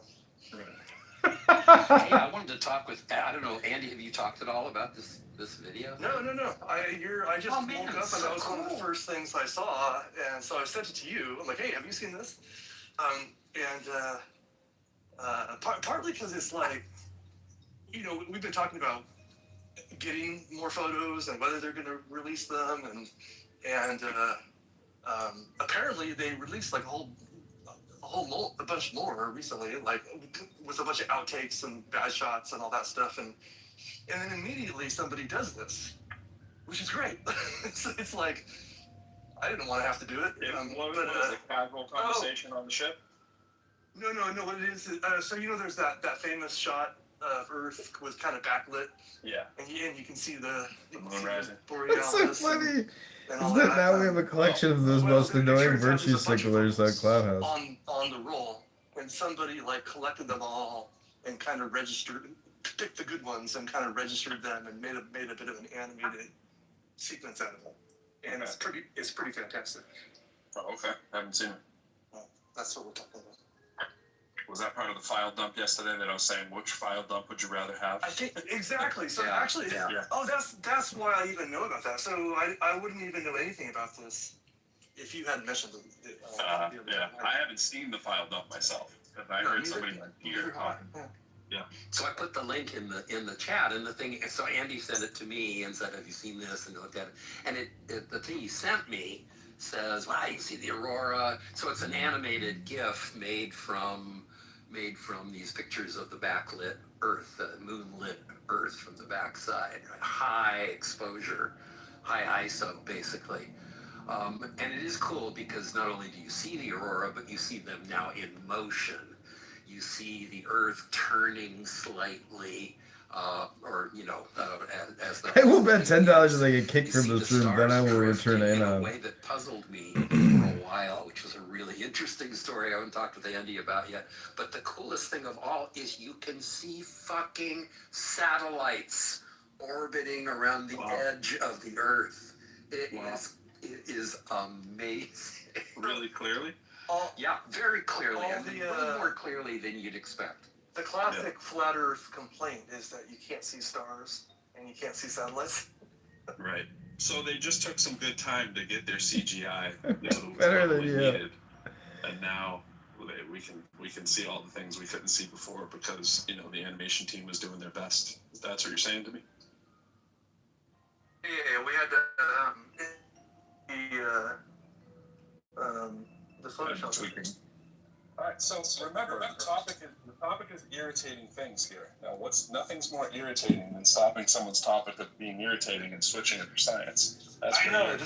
We just kind of barged in, and I was just looking for Andy, and here he was. So sorry, Pro. We've hijacked your. We can go somewhere else. Here's the science guys coming in to do their science thing. It's going to be irritating. I can't bring Benjamin up. I've been trying. I don't know. Maybe you guys can bring him up. Oh, Aisha's trying to come up. Someone asked, one of the irritating guys asked Aisha, "Hey, how irritating are you?" she never gave him an answer that was going in a funny direction. I missed that last comment, but perhaps I should miss it. I said one of the irritating guys was asking you how irritating you were before you.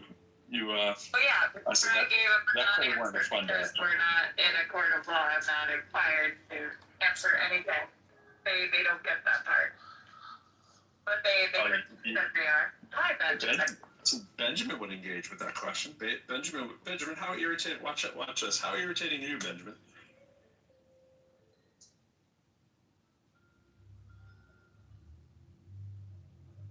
Not irritating.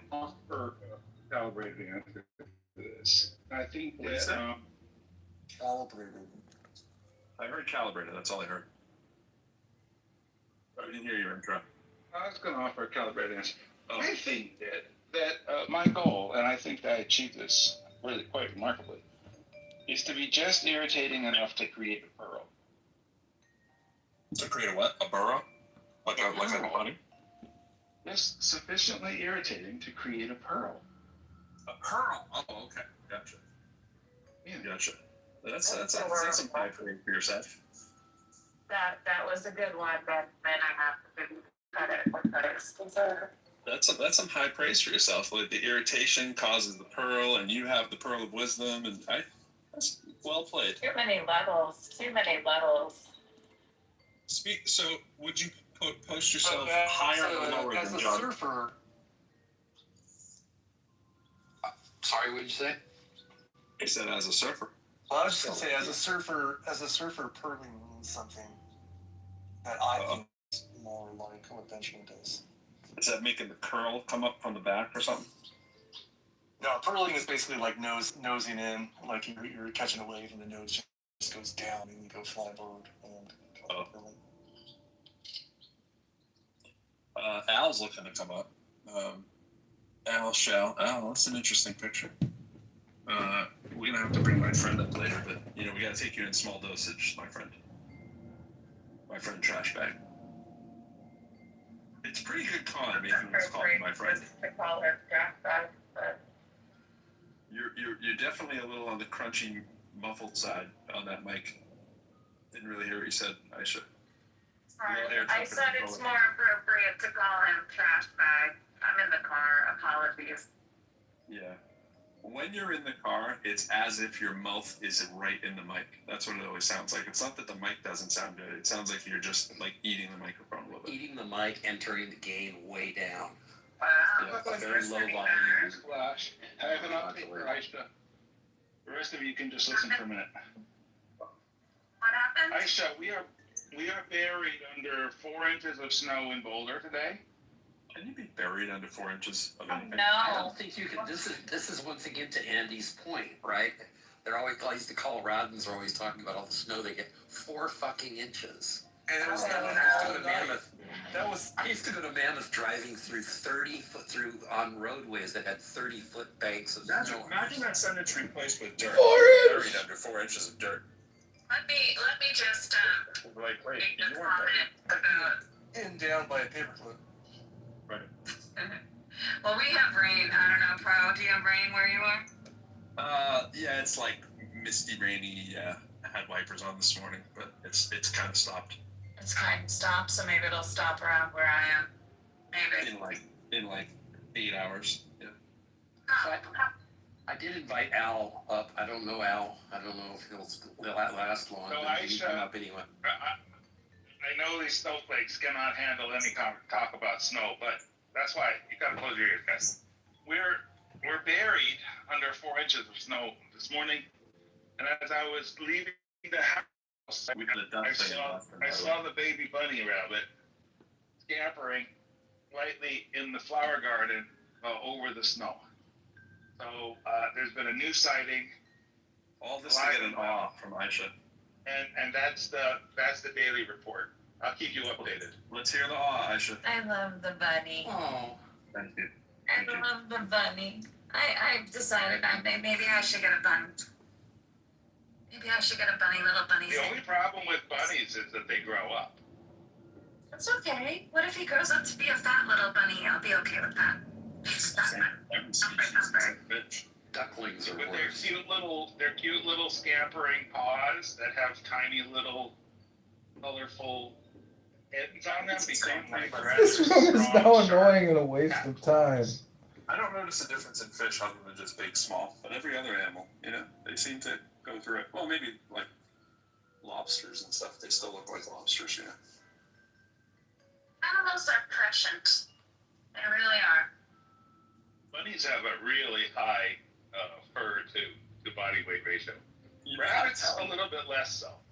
Well, so do bears, but when you look at a bear, you go, oh, look how cute the little bear is. And then when they're an adult, you're like, holy shit, I'm scared, right? Well, the fur of a bunny is basically as long as the fur of a fully grown rabbit.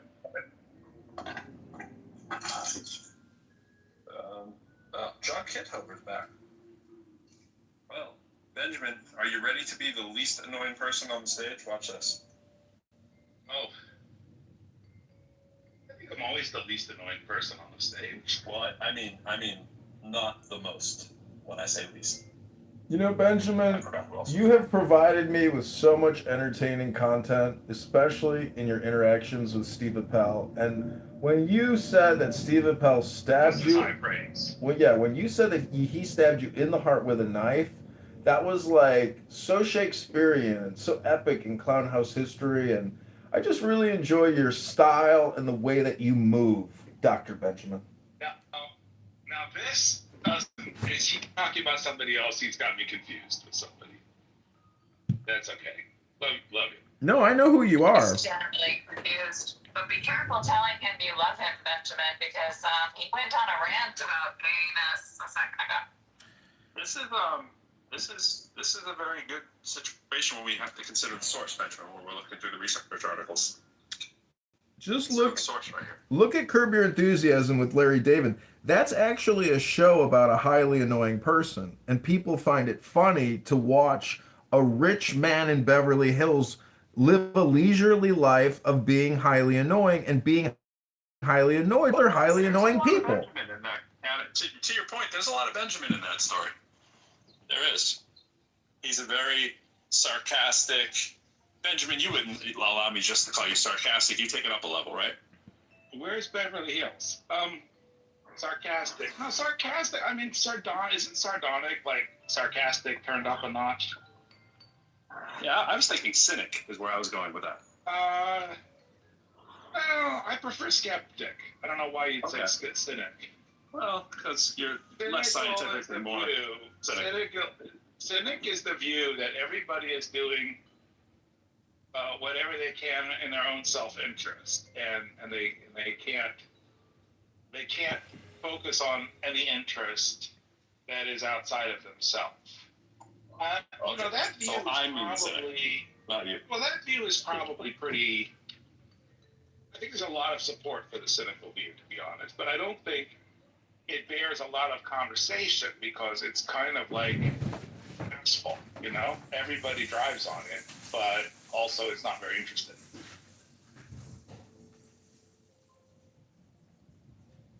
But if you don't understand nature as a bunch of agents doing what's in their own best interest, I think it's really hard to comprehend nature.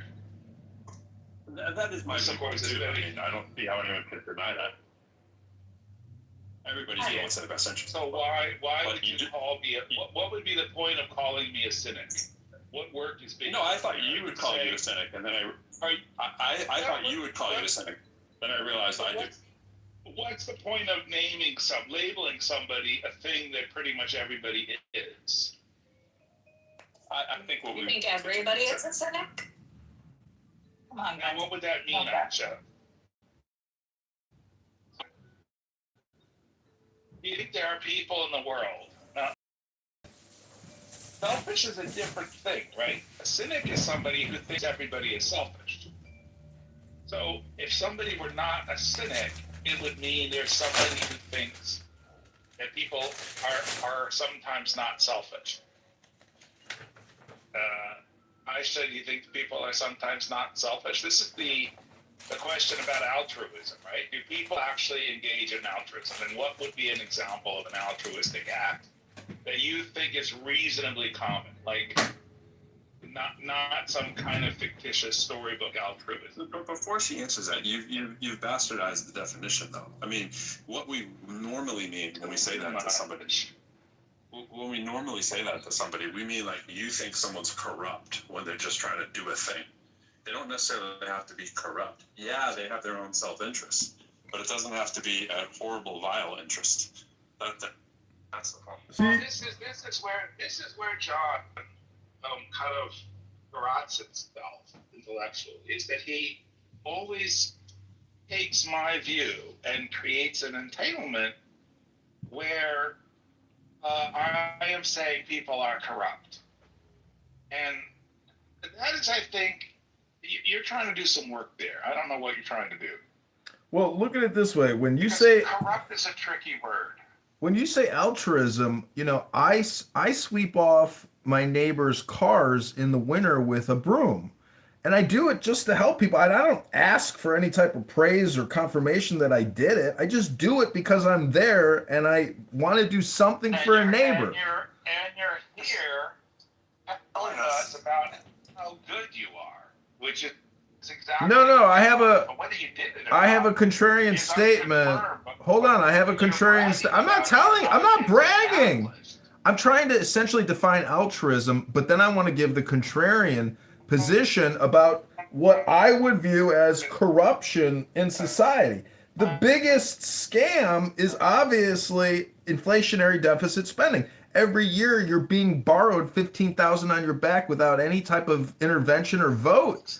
That to me is, from a cynical perspective, what's upsetting to me about society is that we don't have representation in terms of taxation and inflation. This system. You just can't. It's that annoying.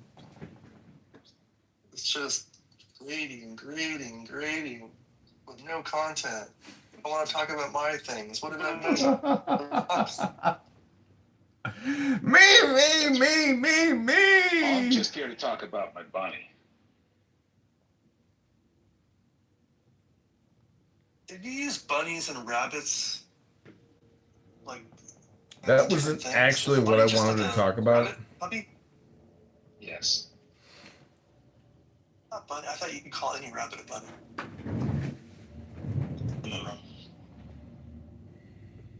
Well, you can call any person a baby too, but you better be in a interesting relationship. If they're older than 5. Maybe. John Kitover's baby. Biggest baby in the world. Do you know that song?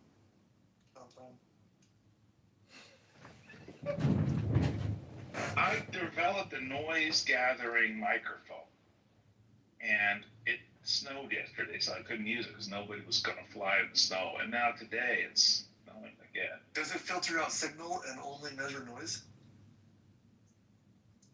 I would say not really. I mean, maybe. So it's sensitive to sound, like all microphones. Yeah, but it is a microphone, right? The one I'm going to develop next will be a pressure sensor, so we can get better. We can get fidelity. For mind control. I didn't even know what I just said. Well, again, microphones are pressure sensors. So I don't understand. They're not really pressure sensors. They're mind control versus brain control. Time control. Microphones. You said you didn't know anything about it. I think you know a lot about a little big Microphones. Aww. Did we bore a trash bag so badly that we didn't center him that he's gone? Aw. Microphones convert little d pressure into little d electricity. But they don't report on pressure. You cannot ask a microphone, what is the pressure? A barometer, you can ask it, what is the pressure right now? And you can ask it again, what is the pressure right now? And you can do the little d math. And that means that it has sensitivity all the way down to pressure that is not changing. It can report the absolute pressure. And a microphone cannot report the absolute pressure. Consequently, a microphone is not a pressure sensor. Did you want to change pressure? Sorry. I think that was fun. Am I being pen? Set the hierarchy. Sorry. Yeah. You are saying a little D too much. You should say Delta whenever you can. Bro, your background noise is awful. You know what's some people yesterday? Wait, there were marimbas in the background earlier, and I like that. Yesterday I read that equation as delta My T friend. over delta T. And My then friend. Let me get into the little D. Okay, what we're gonna do is, before I leave the room, I'm gonna go in with an anon, and then we're gonna see what the feedback is. Delta Pro said, "Oh, that's good. We'll take First, that." I'll try to come up on the stage one more time. I said it first. No, I don't. You said it later. Yeah, I did. No, I didn't. You kept saying, "What's this little D?" And then you're like, "Is that like delta?" And There's some really annoying rooms on here right I now. first said delta T, delta V over delta T. DV over DT is the A. That's the point we're trying to get across. Anyways, let's not relive yesterday. Yesterday was horrendous enough on its own.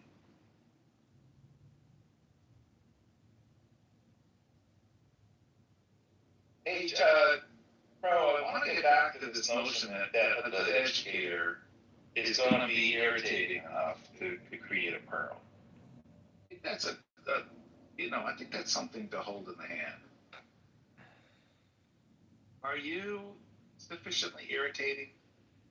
Uh, Sufficiently irritating that I believe so, yeah. What's an example of your irritation approach? I don't accept people believing or using the excuse or using the crutch that they're just not this kind of person, they're not a math person, they're not a blah, blah, blah person, or that they just don't understand it. Okay, that's it. Let's see if there's any feedback. Here we go. A coach would be irritating that makes you do a lot of push-ups and a lot of suicides until you see it for yourself. I don't do the work for them, make them do the work and run hard, and then another level of irritation sets in. I would be very annoyed if he was my math teacher in undergrad. That's just me. Welcome, my friend, to Bible and Quran. Allahu Akbar. We just left the most annoying room on Clown House, and we are recreating it. We're going to retitle this room, How to Be the Most Annoying Person Who's Ever Lived. We have some formulas on how to achieve this. One of the ways to do it is through the Quran and Muhammad, his messenger, the prophet.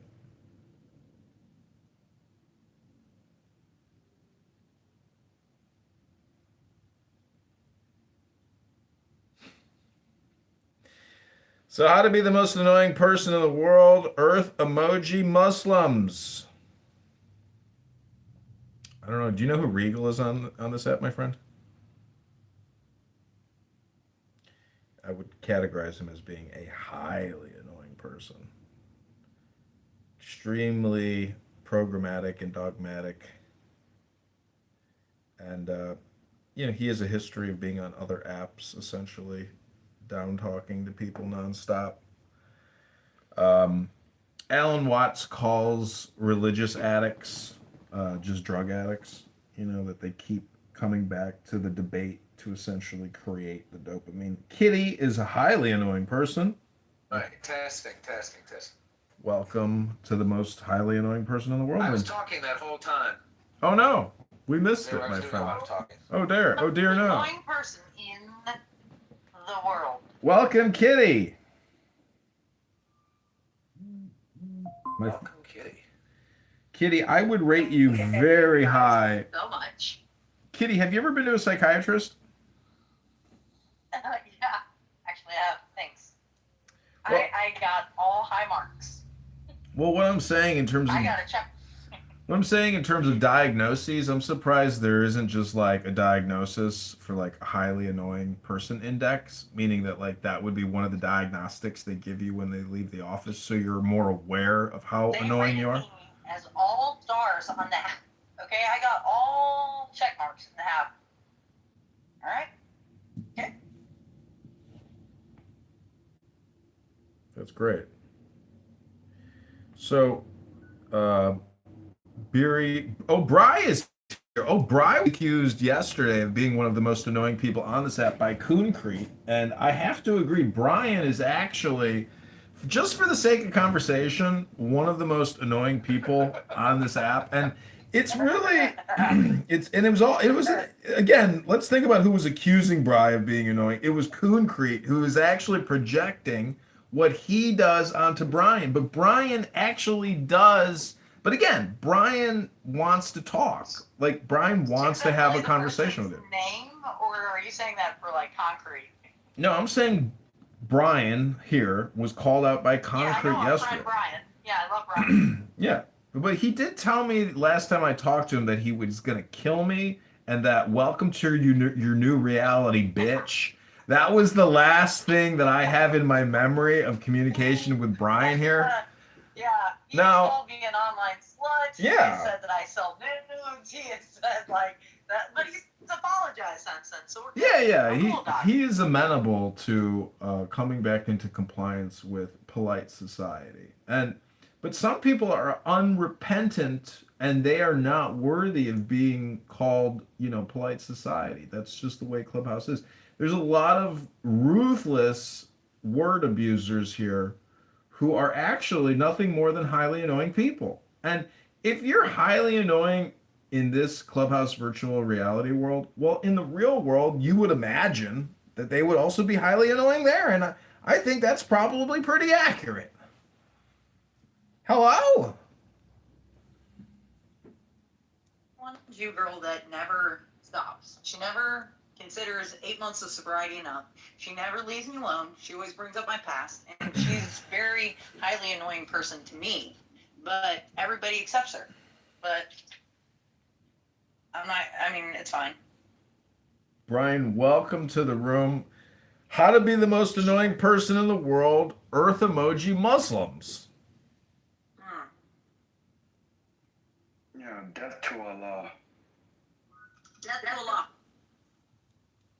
Brian, I gotta say that PTR haunts my dreams and memories. How did you achieve such a ferocious warrior face? I mean, I've never been so haunted by a PTR. I mean, where does that,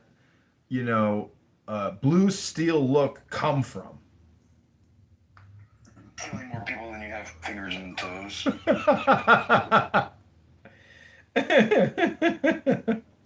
Yeah. Fuck yeah. America.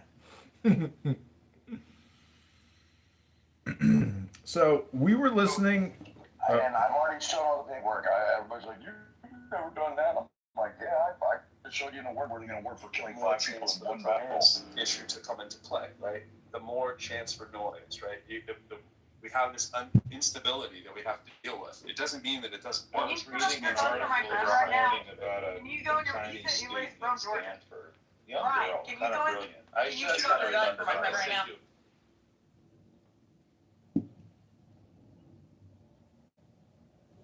Kitty, what if he's in the middle of having lunch? I don't know. You sure you want to disturb his lunch so you can get him to discharge a firearm? You think that Brian gives a shit? I mean, hold up here, Doc. You're my favorite person ever. You're gonna cause unnecessary damage to the flooring in his house. Come on. No, I'm standing on my back porch. I had to open up the back door. Now I'm here, but like, if you want to be like, hi, have you ever heard a gun go off before? Hi, kids, do you want to see yourself like 9-inch millimeters through your eyelids? Nice. I heard a couple planks. Got a couple plankers there. You got some My fucking friend here plankers over realized there. he's losing his shit. Thank you so much. Wait, Brian, what are you? Was that a target or was it a rifle or no? No, it's just a 9mm Beretta in my gun range in my backyard. Nice, nice. Welcome to Georgia. I know, that's fucking nice. I'm not even a dogs fan, but go dogs. Go Rebels. No, roll tide. Oh, well, that's my daddy's alma mater. He graduated when Bear Bryant was still coaching. Georgia now. Okay, wait, this is replays. I can't say that. I think I know. No, that's where he went to anesthesia school, University of Alabama. The other day, they went to school in Tuscaloosa at Alabama for like 2 years. I went, well, okay, turn the replays off, man. Oh, it doesn't matter. He's doing it on. Leave the replays on. I prefer accountability. He's fucking is gonna get that. I fucking love it. Well, I had to reload. I was just shooting, so I have to top it back off. He's here right now, like, no, man. I'm like, yeah, no, that's Brian. What, y'all don't have guns where you're at? Shit, we do. I mean, like, one of these days, I'm gonna just, like, set it up and start my own room. Okay, we're just gonna let that one cook over there. It's okay. Notice how in the same exact sentence you're telling me what I should and should not feel, and the reality of the possible reason why if I don't feel this way, then suddenly I must be missing part of my brain. You do everything the same as any pseudoscience wellness grifter on the internet. Then somehow something must be wrong with me if I simply don't agree with you. Does that make sense, Benjamin? I hear you, but look, I'm just gonna let that sit for a while, and I think in 3 months there's gonna be a pearl right there. Let's just quietly walk away, leave that little sand to do its job. And some part of you, Point Aisha Benjamin 0. Okay. some part of your subconscious recognizes the necessary nature of what I said. And I just have to speak to that part of your subconscious and encourage it, water it. Mm-hmm. Point Aisha Benjamin 0. And, It's and okay. love It's you, okay to and love concede. It's okay to concede. and love you through the growth, support you in all the ways that you need. I am very lovable. You seem to express your love for me often, Benjamin.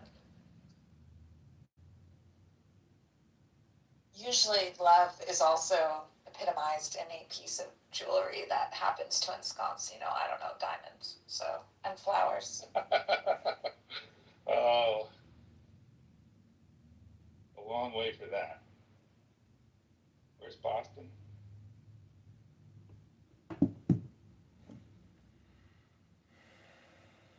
Now, if you want that kind of affection, you need. No. Thank you. I'm curious about a bunch of different things that all seem to intersect, and when I think we're products of our environment, and when we're talking about the influences on the foundations of what is science, or when we're talking about philosophy or concepts of consciousness or what is reality, right? When the environments were shaped by certain systems of power, then I think that inherently it has limited our perspectives on what is, because of how we're told to categorize, for example, even the idea of family. I'm going to screw this up, okay? Family, genus, species, whatever these different phylum, whatever these different categories are, like there was this idea they must break down in this way, and they exist in these hierarchies.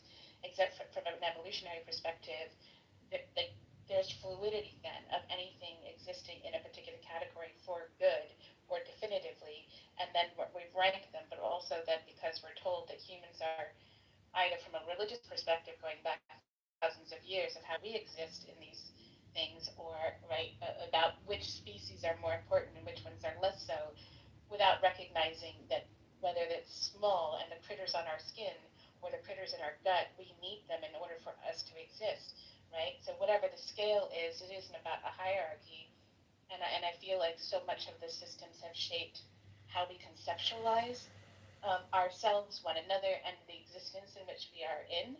And I'm wanting to explore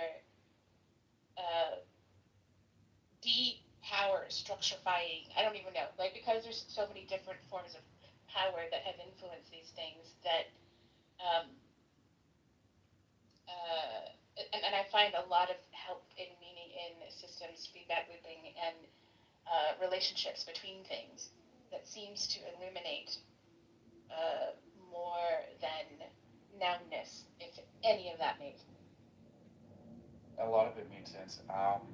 Actually, there's an old guy named Robert Wiener. He came out with something called cybernetics. And when I'm listening to you, I think that you might be very interested in that area of research, that field of research, especially when like how you say we're products of the environment, just how the environment does impact us. So with AI, cybernetics is being talked about a little bit more than before, but you might be interested. So, do you get offended if they call you a jarhead? I mean, I think that it's I'm like, not a Marine. oh, okay. What branch were you in? My dad was in the Navy. I was a U.S. Army combat medic. Colloquial feedback loop now. Okay. And then what I usually refer to as feedback looping, but that's not conceptually, colloquially talked about in that way. Them. Okay, I wear them once a year. Oh, but definitely I would put them in rubbing alcohol or something. Processes. I do clean them. Hey, Carmen. You look good. You look good in pearls. This is probably some weird psyop. It's unnatural for them to get compliments today, so just take it. Hi, I'd like to give out a free we pearl got necklace. Alistair here. We got Carmen here. No, I've seen the pearls used as a psyop. Man is wearing pearls. It's a psyop. I'm wearing pearls now. Do you want them? No, I don't have jewelry. Like, I literally, like, Do if you want a pearl Keep necklace? saying it, To and match they your earrings? frown upon it because you realize that No. they're people from East No, I'm not, Europe. like, big into jewelry. I'm just, Their like, very ancestry simple person. is not from the Okay. land. Their ancestry is Who not is this from. on? Peggy. My Peggy. grandmother was into jewelry a lot. She had very, very expensive things. The one that was in the More Epstein than files? just the Ashkenazis. There's like Some 12 people or was 13 in of their the tribes. files. There are Jews. No, she made Or this up. Druze that have darker skin. There are Jews It's like not funny the to, like, Mizrahi like have talk bad darker on, like, skin. family. There are To be other fair, cultures there that have was darker a skin. So hermit in They don't there. never talk about them. And they but did there's both live in to be Palm fair, Beach, there's and they like both 13 were of their members of the tribes, same from what touchy I club. Some So tribes you are don't need to know each other, to be honest. The name that you're using is my I learn great as much as I grandfather can who died while in being the a mother 70s. and So, trying like, to I teach don't know them. So how. forgive me Right. if I say No, you're something. fine. You're fine. So there's like 12 of them, but you guys are always focused on the pale ones. He has right? a perfect plan, And we just don't me follow it. personally, I think you guys are two different it's people. annoying, isn't They it? trace their lineage Yeah, from it their is. mothers. You guys trace it from their fathers. They trace I their. know Jesus over They here practice laughing the like, hey, boy, first shut five up. books. You guys read the Bible. I think you guys are two different people. No, you That's wouldn't, me. That's because my That's a opinion. fact. Oh, I guarantee Right? you, Two Jesus different, was two riding different around people my shirt. claiming the same lineage. That's where the Probably fallacy so. is. Kind of weird, but what I'm We go saying go road is. riding. Sorry, I didn't mean to say it like that. Simplify Sorry. things and What I'm trying to convey is, great, I can see but- where they but say that's listen, Brandon, anti-Semitic. If we we're live in a talking about fucking free Israel, and society. again, my People can stance is decide just Israel. You shouldn't do to- A, B, C. I'm They- anti-Semitic. they I'm not problem. anti-Semitic, but I'm Living in a free USA society first. is the problem. When you're bringing their religion into it, Man, I we can't take anything you say serious. No, this is a serious thing. In the time of David, do you think you would have had the same free choice that you had to go and commit desecration of that? Why do I care about the time of David? Hey man, can I just make my point? Can I just make my point? No. You're advocating for forcing like religious practices. Determined by the house of their father. It's not that even when you read the beginning of the Bible, Matthew, the beginning of Matthew, it traces the lineage of Jesus by all the men. That's how the Bible. That's how you find. That's how you get your lineage. That's not our book, though. Yes, it is our book. That's not our book. No, It's your book.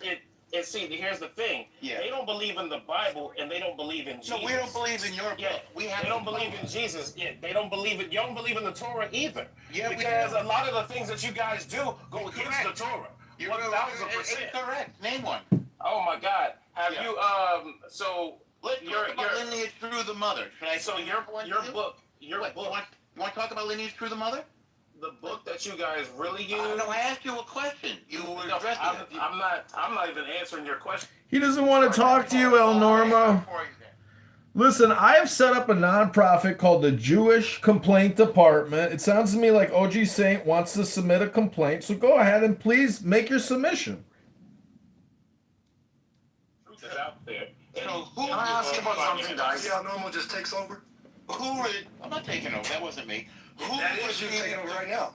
Who was They're being- talking to I'm not Snow, taking jump over. in We're and start talking taking back over, and bro. forth. I was out of the And room. people allow it, which is wild. There's another whole Calm study. down. Calm down. You Can I can't ask about something, guys? We want your You content. just take over Relax. the conversation. I didn't take it over. Yes, we you want did, your bro. Man, content. didn't get the chance to finish. Okay, enough. There you go. Just submit to you Make because your it's enough. contribution when I'm done. Guys, I'm gonna let the moderator moderate. The book that they Let's go back to so we can talk over him. That's fine. following through the. So check it out. Disrupting So let me say this: the book that they go by is the Talmud. They go by the Bible. Yes, you go by the Talmud. No, we go by the Torah. You're wrong about it. Because the things that you guys do come from the Babylonian Talmud. Incorrect, sir. It comes from the Torah. No, it does not, because I've read the Torah. I've read the Torah, and the things you guys do are not in there. You can't read the Torah because you don't read Hebrew. He was talking to Sonora. You read a Christian book. And this false idea about something, Let's go back to many Jewish people condemn the word anti-Semitism because they know it's a play, it's a lie, it's a ploy. I know, I'm talking to you. I'm talking to you because OG was trying to make a point that you interrupted, that you didn't even let him finish his point. Wait, and that's a problem. No, I'm talking. No. He was talking to Sonora about the whole idea of anti-Semitism, and you didn't even let him finish, and you just jumped in. He went on to say that we didn't. No, he didn't go on to say anything. You jumped in and interrupted him. All right, hi, I'm sorry, I'm back. I was just talking to my father, who's sick. He has the flu. And as I'm talking to my daddy, you know, the love of my life. Oh no, I hope it's not COVID-19. Did he take the vaccine? It's not. No, it's not. I thought it was him, her too, but it's not. It's not cappuccino? No, it's not cappuccino. No, this is cappuccino. This is Point. I was just wondering, I'm a supermodel and you're all big stupid dummies. And did your dad take the vaccine? Yeah. And real quick, Yes, Alistair is somebody that records rooms and says like the N word like 1 billion times a day. Oh, wonderful. Remove him. Don't you record rooms, Lonzo? I thought you did that. I listened to your recording. We know Clubhouse records rooms, so what are you saying? Don't you? Yeah, don't you record? Nobody can record. It's all good with that. But again, he just wanted Sonora to know about Point. I'm so sorry. Sweet, me and you had a very rocky morning. Do not piss me off. I'm letting you guys know how my day is, okay? I have sick children. I have a sick father, okay? Everyone has the flu. We are going to help me out, and we're going to help me get through my day with this conversation, okay? I was just trying to help you out, though. That's all. Thank you so much. You saw how we got up on a rocky start this morning, right? We're good now. We're good. Right. We're good. I said, yes, ma'am. I respect you. Absolutely. I'm just trying to help the rest of the room. Respect. So not only do I have to make sure that this house is sanitized before my husband comes home, I have food to cook and I have sick children to take care of. I need you guys to help me out by being adults. Me as a woman here, I thought you guys were more logical than us. I thought I'm supposed to be the emotional one. How am I the logical one? You guys are being so emotional. I don't understand. Because normal comes in and disrupts everything. We try to jump in. But Elmore can't invoke my emotions. He can't get me emotional. This would have to be done. Another person can't make me come out to get enough support from this. family that I have to personally fuck out, right? But even then, there's logic in it. I don't know why you coming off. I don't want you being emotional. I asked her questions. I'm just saying when normal comes in. How do you say your name, Mr. Squiggly Line? Let's go with Said. I want to ask about. I want to ask about something that I believe on it. Were you done, Sonora? Okay, Saeed, you can go after I finish my reset, okay? Okay. So, because I'm dealing with an entire household, I need you guys to regulate yourselves because yes, I'm listening on my AirPod, but like, I know this beautiful technology.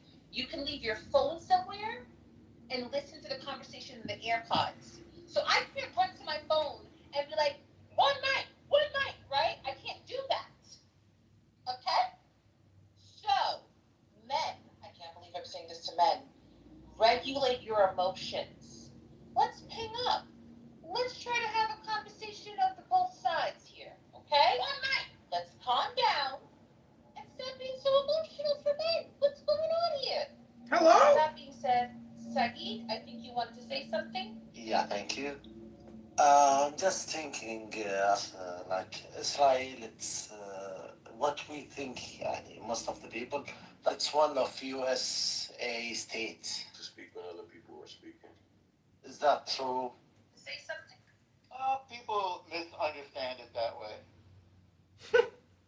It's not, but people think of it that way. They haven't met. It's a Middle Eastern country, sort of in a Western tradition, with a democratic parliament, which none of the other countries in the region have. kind of Western development. It's developed a lot. Its economy has quadrupled in the past 20 years. It's a leading tech country. It's a leading agricultural country. It's a pretty impressive miracle of a country, Israel.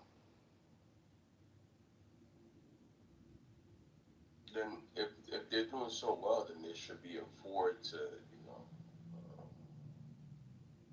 not have our aid. They can afford that. The aid is given for transactional reasons. Hold on. They can afford it. You landed.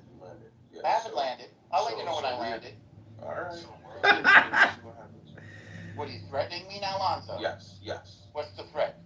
He dares to be in the Oh my Don't you God. think as I'm It's U.S. first, melting well, my brain. my island first. You know what I mean? But okay, it's United States, Haiti, and Santo Domingo all day for me, right? Santo Domingo. But like when we talk about the money that we send over there, we do purchase things from them as well, like tech and Ooh, I stuff. can't upload to my We do YouTube. need Too many allies. So our strikes. relationship with them needs to be strong over there. Don't you agree, or? Hello? Yeah, I mean, we could work with Iran. We could work with Saudi Arabia. You think it's We can work with anybody who want to work with us. Absolutely, yeah, for sure. Well, we're allies with the Saudis and we're enemies with Iran, so you were half right. Hello?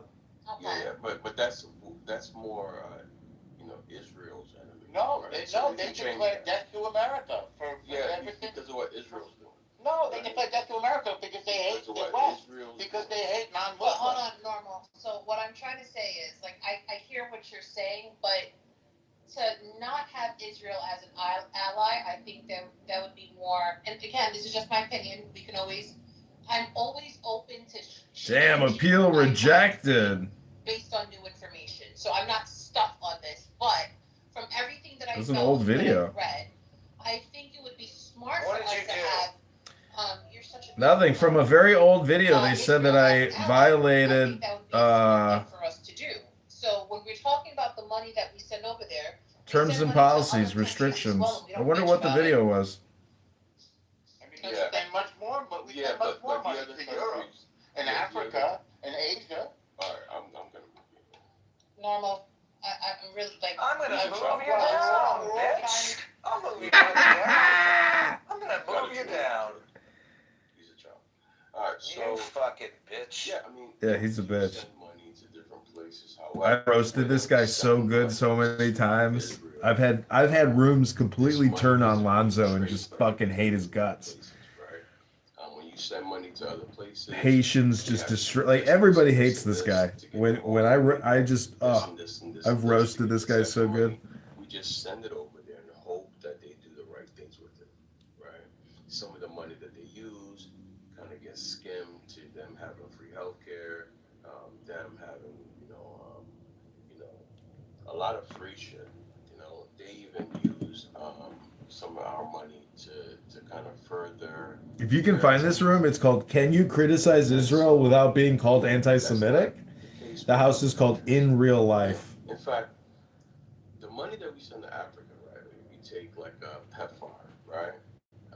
This is like something that's supposed to help Africans push back, anything that has to do with HIV/AIDS. We're using that as a bargain tool, right? If Africa doesn't do this, and this, these African nations, we're going to limit it, right? That's not right. So this is kind of sort of like what's been happening to these other countries, and that's not happening to Israel. So maybe we could start doing the same thing to Israel, right? Alonso. If you don't, Yeah. Complete, sorry. if Israel, like we can kind A of South Carolina judge is preventing a man's execution due to his mental illness because he claims he's immortal. 25 years ago, a psychiatrist with the prosecution, as well as the psychiatrist and psychologist with John Richard Wood's legal team, agreed that he failed his two-pronged legal standard for competence to be executed. this place. He's too stupid to be executed. This amount of money.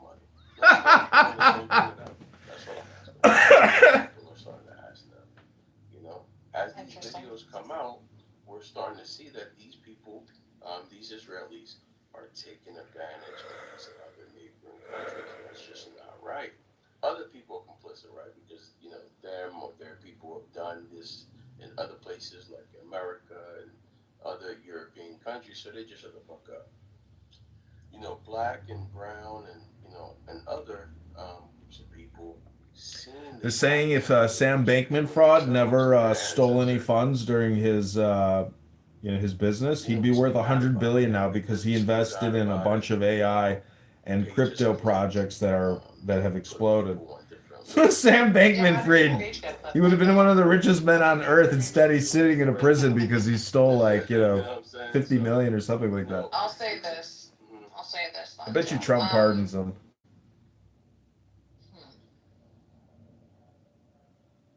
If I'm talking about global influence, I think the United States needs to have their hands in everything. Now, when we're talking about black and brown people specifically, you guys are going to hate me for saying this. I don't think either side ever liked us. Jewish people or Arabs, are we okay? Yes, ma'am. Neither side liked us. So I'm going to stick on the side of being American, nationality. And, guys, what's the best thing for America? Now, morality, I think what Israel's doing is kind of fucked up to the Palestinians and to Iran. I don't like it, but that doesn't make me anti-Semitic. Doesn't mean I hate Jewish people. Does that make sense? No? Yes? But go ahead, OG. You want to... Yeah, and then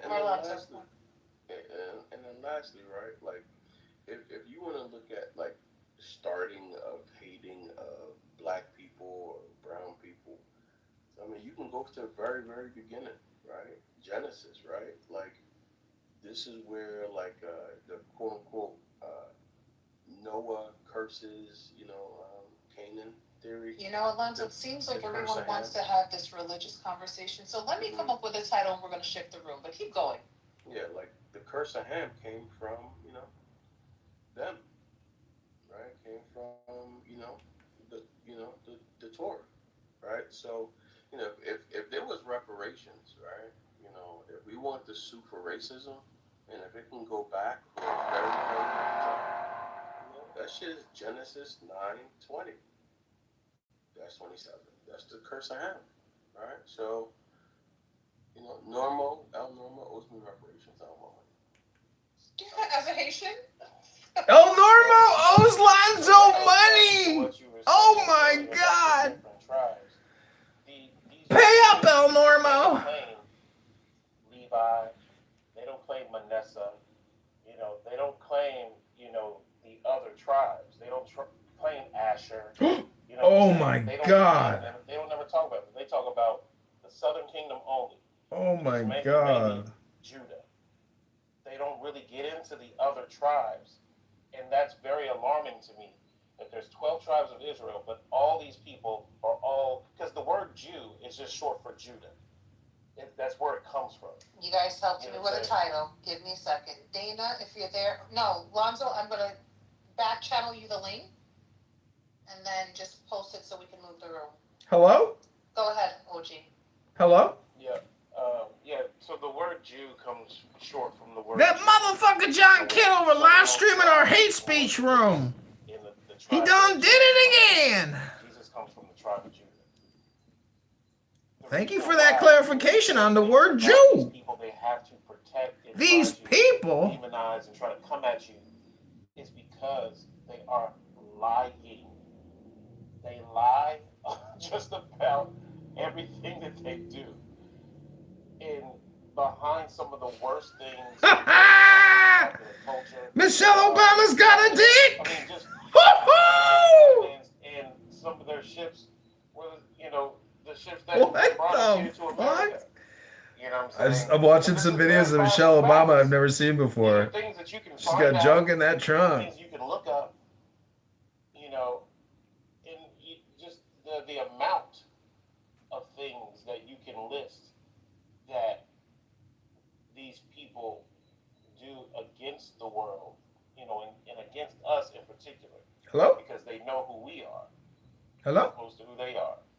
And they know who they are too. Oh shit, they the real Jews! And they changed who we are so they could be who they are. Oh. And that's a weird thing if you don't understand. My grandma was a scam artist, my friend. I didn't know my grandma and my grandfather were lying to me. They were making it all up, my friend. They didn't teach me who the real Jews were. It's the Africans. Never happened to any of them. It only happened to a specific group of people, and not even all Africans did it happen to. Because when you talk about the curse of Ham, Hamites are the majority of the African region, what we call Africa now. My friend. The majority Hamites. My friend, the trash bag. The same skin color. There's differences in many of these people, and those things are outlined in the Bible. The Table of Nations, all that stuff is there, and you have to really dig deep into it to kind of figure out why these people always go on the offensive and why the world is set up the way it is, that you can't say anything about them. I was removed from the room. You know what I'm saying? Every time he says Oh, well, you're one of these people. These people. Oh, it must have been Lonzo. Was it Lonzo? Yeah, it was Lonzo. And OG, to the bigger context of just those lies and how the bigger context. Is it because you're a highly annoying person? You think that's why he removed you? Accusations of anti-Semitism are I don't know. It must be. I mean, I seem to be highly annoying. I think people are often very frequently annoyed by me. And, well, I just want to, play. I just want to play with the other people who are playing the game. I really just want to play. I want to play with my friends, my fake friends. I want to get dopamine.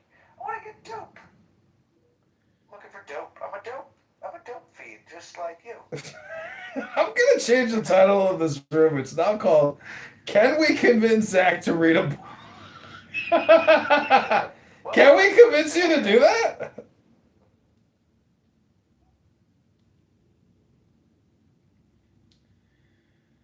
Because I do, yeah. No, the first step in removing someone's power as a highly annoying person is to get them to read a book. And this is my complaint against Pro, Benjamin, and all those other fuckers in that room who are socially woke but just as virtuous. They don't read anything. So they're just, what we're doing is repeating our personalities to each other and our personas to each other and just always trying to define our personality and persona by our virtue signal. And so this is why the book club is so important. And I told my psychiatrist, they said, well, you're so depressed, what are you doing to try to do something positive or productive? I said, well, I started a book club for veterans who have PTSD. But it's so hard to get a veteran to read a book who's got the PTSD. And I'm like, maybe they got... Anyways, you see what I'm saying? Hello? I'm trying to get back on Airbnb, but it's never going to happen for me. It's so fucking upsetting. Why don't you just run it through my account? You can't ever win. I mean, you just had your appeal from YouTube denied. You can't ever win with these things. You could appeal, but has anybody ever won their appeal? I mean, who's reviewing those appeals? Somebody in the Philippines. Oh, dude, they're ending the room. They're running away out of the room. They've all fled the room and they've recreated a new room. It must be because they were watching my YouTube channel and they said Kitover's recording us. To your live stream, I can't even tell you what I really think. I couldn't tell you what I really think. Can I tell you what I think, or do you want me No, to don't say. I've told you never say the N-word. It's okay if African Americans say the N-word on YouTube, but you can never say it. And the algorithm is so smart, it can detect when a white person uses the N-word inappropriately or in any way, shape, or form. It's not even the appropriateness. You are... Oh, dude, I had to tell you, I heard the funniest room ever about the N-room. It was a room by a bunch of N-words who were talking about the value of the N-word economy. And they were literally saying, do not abuse the N-word. We have to make it precious and only use it when the time is right. I was dying laughing. They went on and on and on. They said? Yes, it's a magic word. It is a magic word because it's one of the top 3 words you can't use. Actually, it's the number 1 magic word because you can't use it. So it basically, you know how the real magic word is the name of God? Well, to an N word, the N word is the name of God.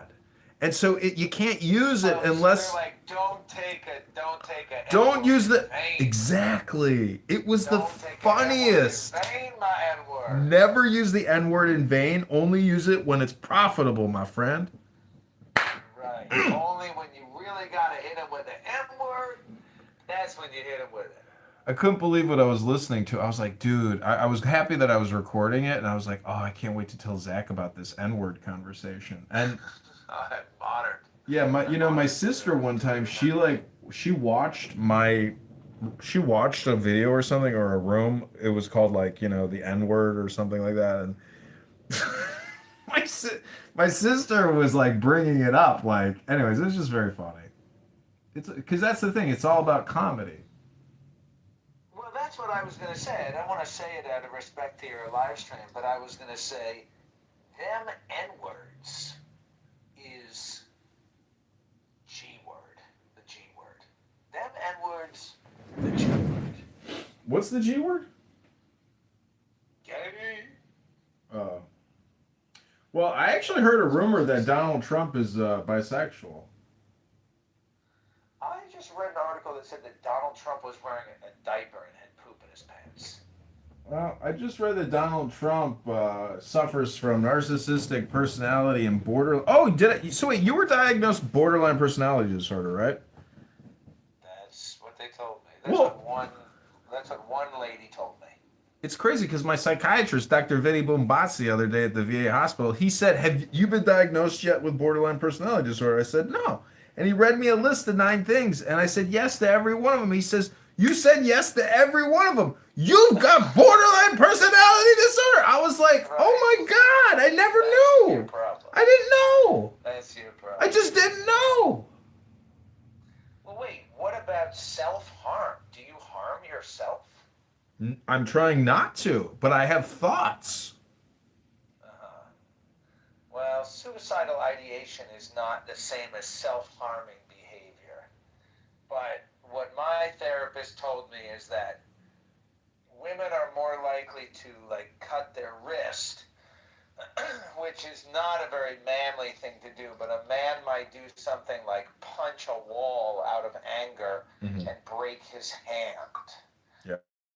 Because that's a self-destructive where if I hit this wall, I'm angry and childish right now, I'm going to hit this wall, I'm going to break my hand. That's definitely something that I have done. And I haven't done it in a while. Probably several years ago was the last time I hit or smashed anything out of anger. But that's a very self-harming behavior. Possibly the smoking cigarettes could be considered a self-harm behavior. Wait, I mean, cigarettes are harmful? Cigarettes are self-harm. Well, what about spending, 80 hours a week on a conference call with a bunch of R words? Yeah, is that about wasting your life away? Is that a form of self-harming? I don't know, wasting your God-given life. That's like saying just existence itself. Sorry for merely existing. That's what people really want in these rooms is they want a Jew to come up and say, "I apologize for merely existing." Right, I'm sorry for existing. This is why I love Larry David so much, because Larry is the king of, pointing out bullshit. And I don't know. I just love Curb Your Enthusiasm. It makes me happy. For many years, it brought me so much happiness to know that there was somebody out there that felt the same way that I felt about Clown World. Right, the one problem with Larry, though? He's got severe TDS. Well, he did wear that hat in that one episode, which is super funny because the hat is it's a thing. Meaning, if I were to go out into society, I would be the only one wearing it. But yet, there's 40% of the population that strongly supports Donald Trump. but no one wears the hat. There's a new event that I just saw, a Facebook event for like an inclusive. The title of the event was literally like a love fest, or it was like an inclusive, welcoming to all event. And it said that this is a pro-LGBTQ, queer-friendly, anti-capitalist, socialist event. It's welcoming to all. And I was just imagining showing up in the MAGA hat, imagining how welcoming they would be if you had the MAGA hat. Yeah. I don't know. It's one of those things where it's like I don't want to go out and do things like that because it's like that would be too much work. I'd rather sit in an office and like do that kind of work in an office and then quickly go out and enjoy life. I did go to like this extreme hippie like Earth Fest one time with my mom and my sister. And this was what I thought was so funny is that there was a charlatan there giving a speech about genetic therapies, and it's just a scam. Like the guy is literally trying to get people to scam them, and I was like looking around. I'm like, wow. I'm like, well, this would be a good place to find victims for his scam because like everybody here is super woke and susceptible to like this type of scam. But I was like, hasn't this guy heard of the internet yet? Why doesn't he take his fraud to the internet? Why is he at an Earth Festival trying to ruin these good people's financial well-being with his bullshit therapy? But anyways, yeah. Yesterday, the Inspector General of HHS arrested two men. One of their names was Muhammad, and he was running a $500 million Medicare billing scam for genetic testing. He literally generated $500 million in revenue from the government through Medicare. And thank God we have Trump in office to try to stop this shit because I think I'm at the point. I mean, it's not even at the point, but in my opinion, we have to shut down Medicare, Medicaid, and like restart it on a new platform because the fraud and the billing, and it's the biggest industry in the world. I did a query yesterday. What are the top 10 industries on the planet? Medicare, Medicaid is responsible for the biggest industry on the planet, which is health insurance and life insurance. So the whole thing is, being ripped off by hundreds of billions a year. And this is why doctors make so much money. I mean, and why they don't see patients for 2 to 3 months because they just let nurses do all the work and they're basically just billing agents. They don't actually do anything for anyone's health. It's just a consumer packaged goods distribution business. It's so stupid. This is why people compete. They take the MCATs and all this shit. They get to med school. They come out and they're making all this money. It turns out it's just like a billing business. A physical therapist and a yoga teacher does more for people's health than any of these doctors ever do. It's unbelievable. It's a business. Hello? I hear you. But that's why I say, reading a book is very important. And we're trying to convince you to come on this app to actually read a book, to change your experience, my friend. And until you actually change your experience, you'll never change yourself in a more powerful way because you're getting so close. It's like, have you ever played like racquetball or handball? No. Well, I showed up. My bad. I'm with you. I showed a friend how to play racquetball, and I used to kick his ass. And then after like 3 days of playing racquetball against my friend, he started beating me. I was like, how are you getting this good at the game so quickly? So Right. It's the same game, with Clubhouse. Right. And you haven't sent me any videos. You haven't done any real work. But here you are wasting all your time not being productive. Well, I know, but I'm always yeah. I mean, I hear you. I do a lot of bullshit around my fucking house. I do a lot of like dishes. I feel it's kind of fucked up. I feel like I'm kind of like. Anyway, don't get me started. But that's a major problem. That is a major problem. Well, my psychiatrist said, John, how do you stay busy? I said, I got a house. I'm constantly doing home maintenance. It never fucking ends. She put down home maintenance Remember worker. the thing about the 60 pairs of underwear? Yeah. Today I actually got to start doing laundry. Getting close. It's the beginning of laundry week? No, laundry year is the way we do it in terms of my. See, every, week is like 1 year to me because of my abundance. What you do in 1 week, it takes me a whole year to do. But it's not because I can't do it. It's because I don't have to do it. Right. Oh, look, Alumi is here. Welcome, Alumi. He is a member of the book club, actually. He read a book. We read books the other day together, and then I think he, insulted me and then left. Welcome back to the book club, Alumi. Oh, maybe you didn't insult me. Maybe I was insulted that you left without saying anything. Maybe I was rude to leave without any You Irish goodbye. signaling, yeah. Yeah. I like Irish goodbying, and I go to Irish bars, and there's a lot of people that are worthy of being mocked, but I would never do that in the real world, just on the internet. But I do just Irish goodbye all the time because I say fuck it. Hello? I don't know, John. I think I don't know.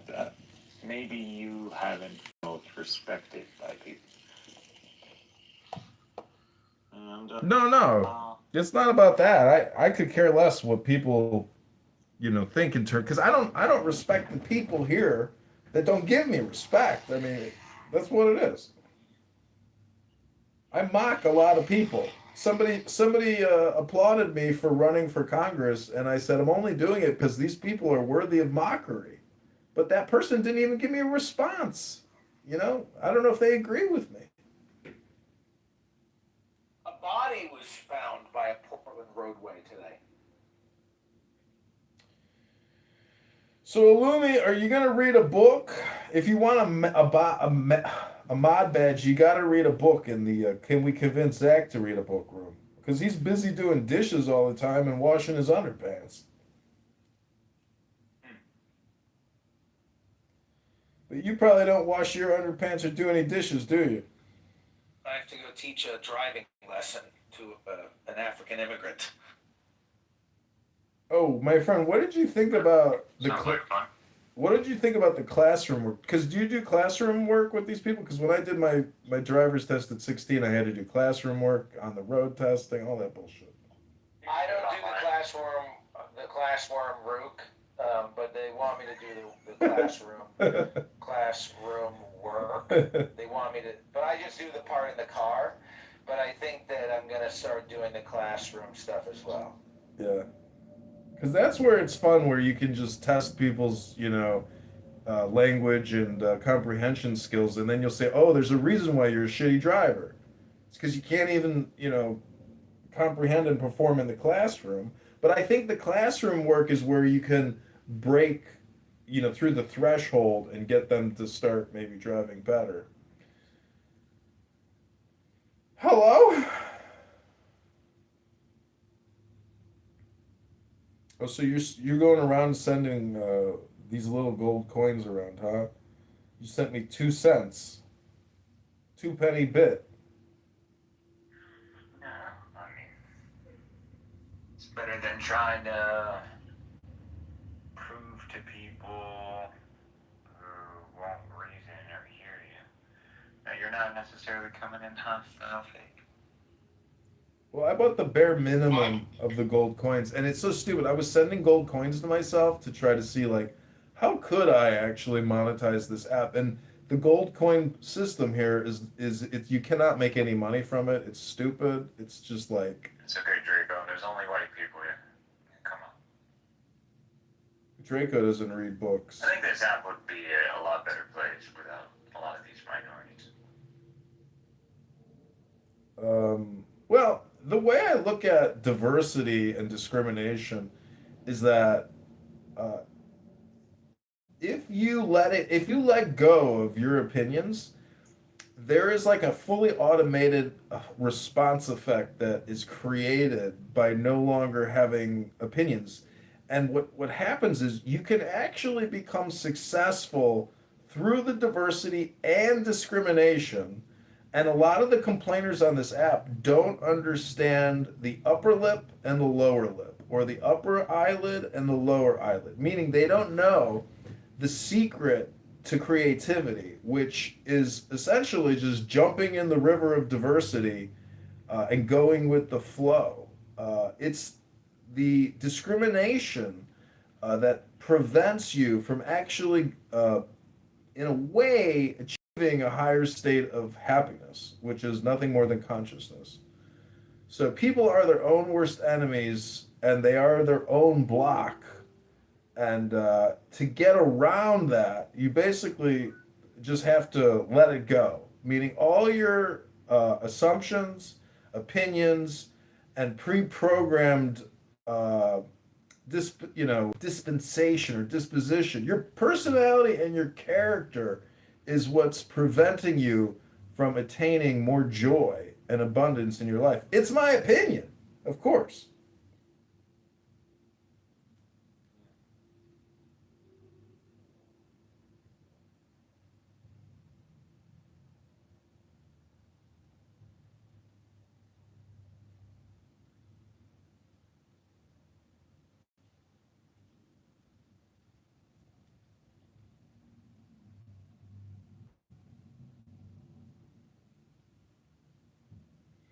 The thing that I forget is that everybody is a magician, whether you like it or not.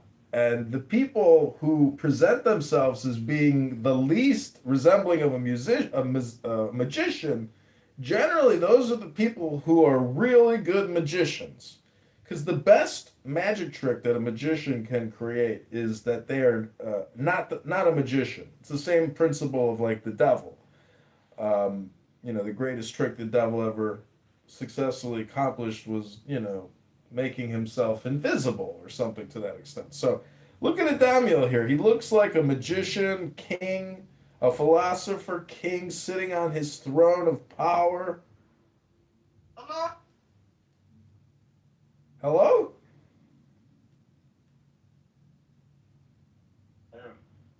Oh, it's Amin. Fingers! Alright. I don't know, man. Do you have, yesterday I didn't came, but better late than never. Didn't came. I was not present. Yeah. Better late than never. It's all good, man. I doubt you would have impacted much. Oh, come on. Have you seen my input with the opening of All People of the Book? Why do you hate? Anyway, I'm not on the phone anymore, but it's got the phone emoji. Oh, what's up, my friend? He sent. Okay. Oh, Draco, what's up, man?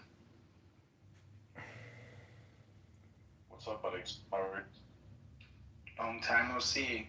Doing great. What about you, man? Chilling. So, Draco, do you think that everyone has a soul? Yeah, sure. Do you think there's one soul or an infinite number of souls?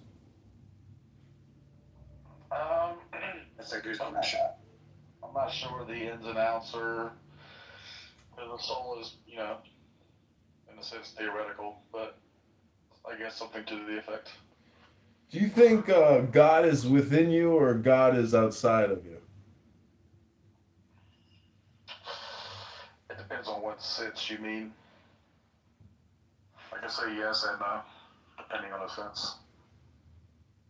Do you think you're in God or outside of God? Well, I think there's something to the whole image bearer concept.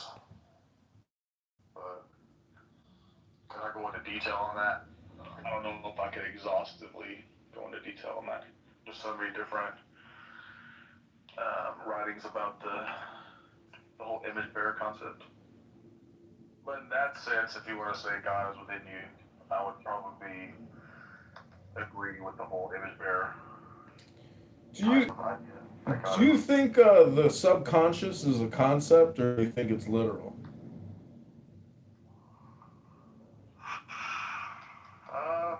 I think it could be both. I think for me, it appears that it could be something that's literal, but I'm appealing to my own experience to derive that, I guess, and to other experiences. But could I be wrong? Sure, it could be something that we, developed. Do you think you have an ego?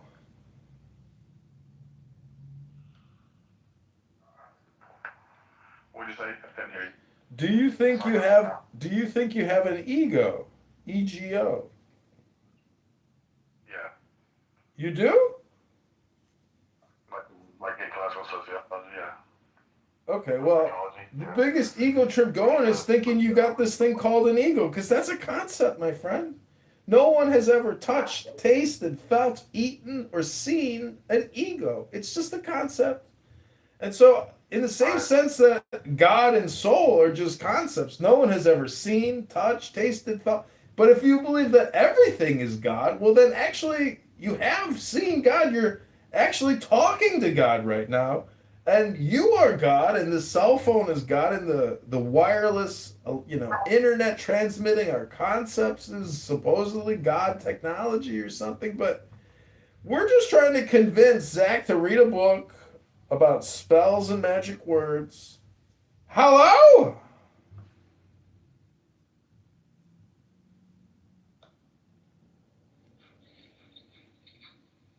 Go ahead.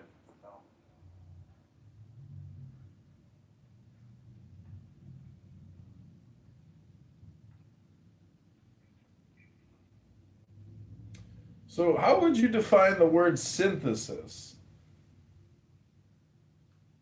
I don't know if I can give you Relating subjects in a cohesive framework. Do you think A plus B equals C would be a good formula for synthesis? Depends. I don't know what you mean, but is there a zero concept? Like, could B be equal to zero? Well, could 1 equal 0? Could 1 equal 10? Hello? I thought you said A plus B equals C. That's not what you said? Meaning you have two variables, and when you add them together, you get a catalyst known as C. Or you can multiply them or divide them, or put them to a power. So I'm just saying that for many Christian literalists like Regal or Megatron, they fail to see their own mystic path. And essentially, they, in a way, they devalue their self by putting such a strong emphasis on this tertiary God, which is supposedly like a literal all or nothing point of supreme power and intelligence.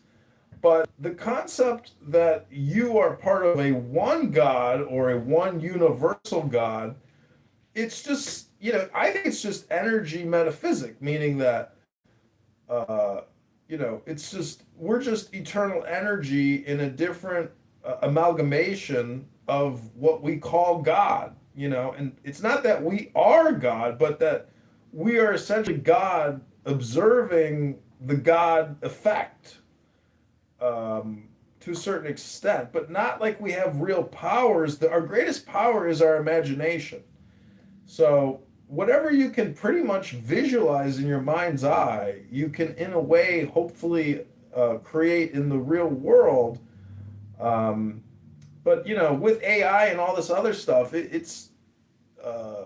I think we're living in the best of times and the worst of times, and you can go around this app and confirm it's the worst of times for people. But there are just rare people who are actually super optimistic and positive because, they're happy and they know it. So part of therapy and psychology and philosophy and religion is to really to try to make your experience less friction.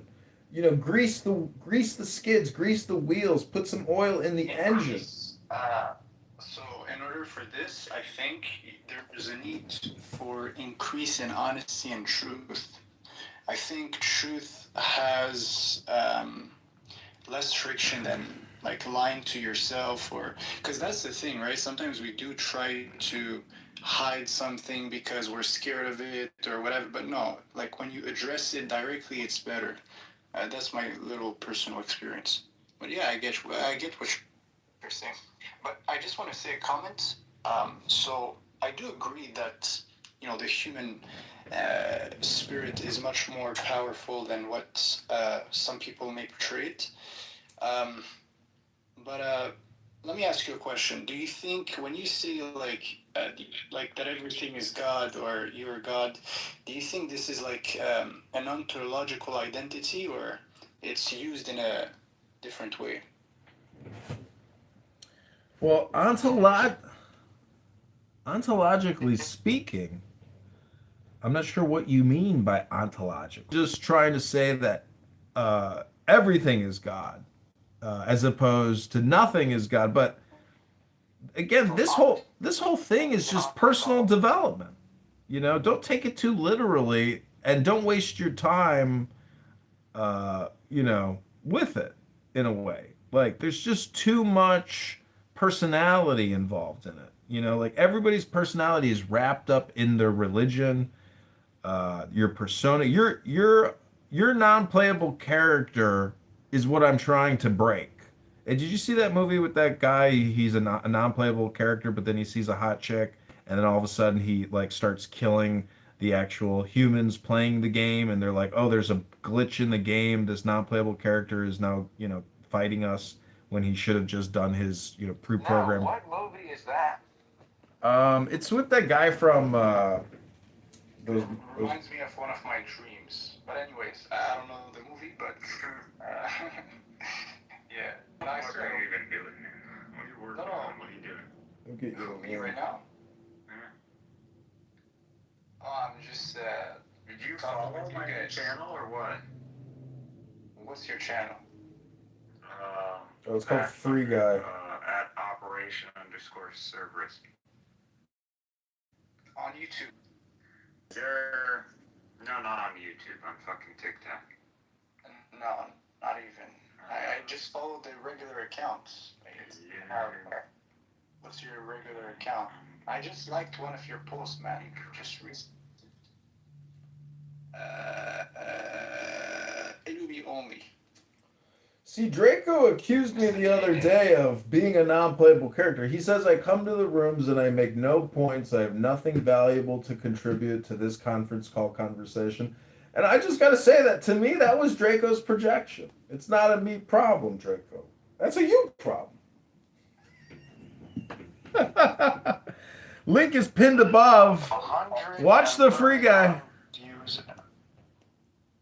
No one likes He's crashing out. People fucking haters. Bro, it's because it's just a picture. You literally just posted a picture. So what? What else is there?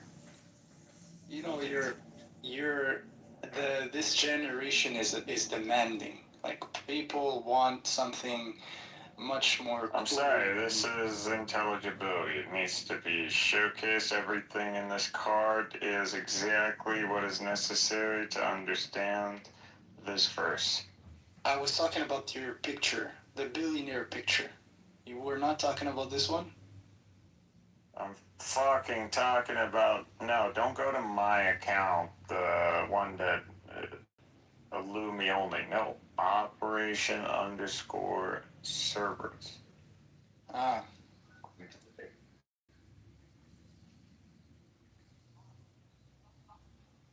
Cerberus.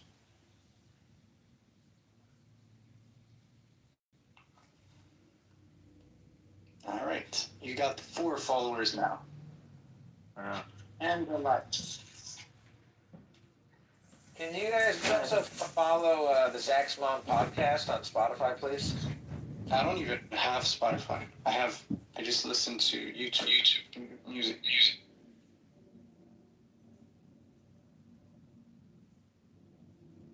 So my question is, do you think Muhammad was a mystic? So the definition of mystic is what? It's like someone who, is connected to hidden knowledge. I think mysticism is about transcending various sects of spirituality and saying something about how everything is connected. I think the mystics of different cultures, the one thing that all the mystics had in common was that they said that everything is. Well, from that definition, I would say, yeah. It's. Do you think Muhammad was a mystic? Do you? No, but mystic, like when you say mystic, like if I take the definition, define mystic, yeah. Yeah, from the definition, I'm just saying, like from the definition, I don't see an issue. You said someone who What's the definition? Someone who's who. You talking like ontologically? Anyways, so someone who sees beyond tribes and someone who sees beyond spiritual, spiritual sects, I guess, or boxes. Yeah. I don't know. I think it's like it's metaphysics. It's mystical metaphysics, meaning that you see beyond the persona, the character, the non-playable character. You see the divine essence, meaning that God is so infinite that that God's representation is so diverse and infinite that you see that in everybody, even if you disagree with them. And so that's how essentially you can cause less friction in your life. Because, for example, my father was a cop. And somebody from Africa on the street decided to take their $20 worth of McDonald's food and throw it on the street. And so my father came up to the car and said, "Excuse me, sir, but I believe you took your garbage and threw it on the street here, and I'd like to give you the chance to pick it up and put it in the garbage bin over there." And the guy from Africa said, "Fuck you, N-word. You're only harassing me because I'm an N-word." I thought, oh my God.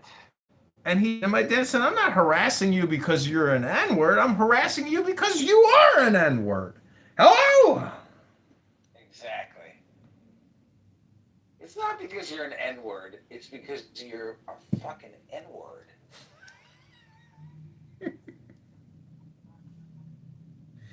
Anyways. I have a problem with people who are the N-word, by the way. See, the thing, So here, I just want to see something here. It says the definition of a mystic, according to the Cambridge dictionary, it says someone who attempts to be united with God through prayer. Okay, that's one. Second, relating to magic or having magical powers, dark secrets. So for sure, that's this definition. He was not that. I don't think he was a. Of course, he's not a magician. He's not a. You never heard his nickname, Muhammad the Magician? No, I said no. Of course not. Oh, well, he is a magician and he's a mystic. It's just your opinion that he's not a mystic. No, it's directly God in the Quran that says this. He's a magician? Yeah, Muhammad was a magician. No, a magician. What is a magician? He was a powerful wizard warlord who nearly conquered the earth with his powerful magic. Clearly, the man must have had some type of mysticism. It's just your opinion that he didn't have mysticism. Hello? Oh, I'm sorry. Adamia, are you a time traveler from 660? Is that chair actually a time traveling chair? Are you from the year 660? Hello? Hello. Yeah, no. So, I could point you to someone who is definitely a mystic in that definition. based on clear historical evidence. But if we take the definition, like if we try to understand the Prophet through his disciples, through the people who preached his message, through the Quran itself, there is a clear verse that says he's not a magician. So, do you want me to oppose that? Of course not. Yeah. Well, it's just your opinion that. See, the thing about the Quran is because of taqiyya is that when it says Muhammad is not a magician, that's actually saying Muhammad is a magician. It's just like your opinion, though. No, now you are doing taqiyya. No, I'm not. I'm stating my position, aka otherwise. Adamio, let me ask you this. What is the difference between an opinion and a fact? An opinion could be wrong. A fact is a fact. So a fact is never wrong, right? Yeah. Just opinions are wrong? Well, yeah, opinions could be wrong. Could be wrong. Okay, so tell me a fact. About what? About anything. I want to hear one fact. You obviously everybody has facts. What tell me one of your facts. Yeah. There must be a necessary existence. There must be a necessary existence. Well, that doesn't really sound like a fact to me. There must be a necessary existence. There is a necessary Existence. That's a fact if I've ever heard one. You know what's so amazing about facts, my friend, is that when you ask somebody to tell you a fact. Wait, but this isn't Hello? ESL language. Oh, I forgot, Adamiel. English is not your first language. We have to give you some grace. But you understand what I'm saying, right? So not at all. Yeah, I'm sorry, Adamiel. You're gonna have to go with a more basic fact, like outside the road is pretty much flat. That would be like a fact. You could say that when a red light turns red, factually speaking, most people stop. When it's green, they go. Those would be considered social facts or conventions of society. I was just asking for like more dumbed down fact, not some kind of philosophical fact. No, it's not philosophical. It's actually it's encompassing. Like what I said is like. It's encompassing? You disagree with what I said. You said encompassing? You can't. Encompassing. Oh, encompassing. Okay. Encompassing. Yeah, encompassing.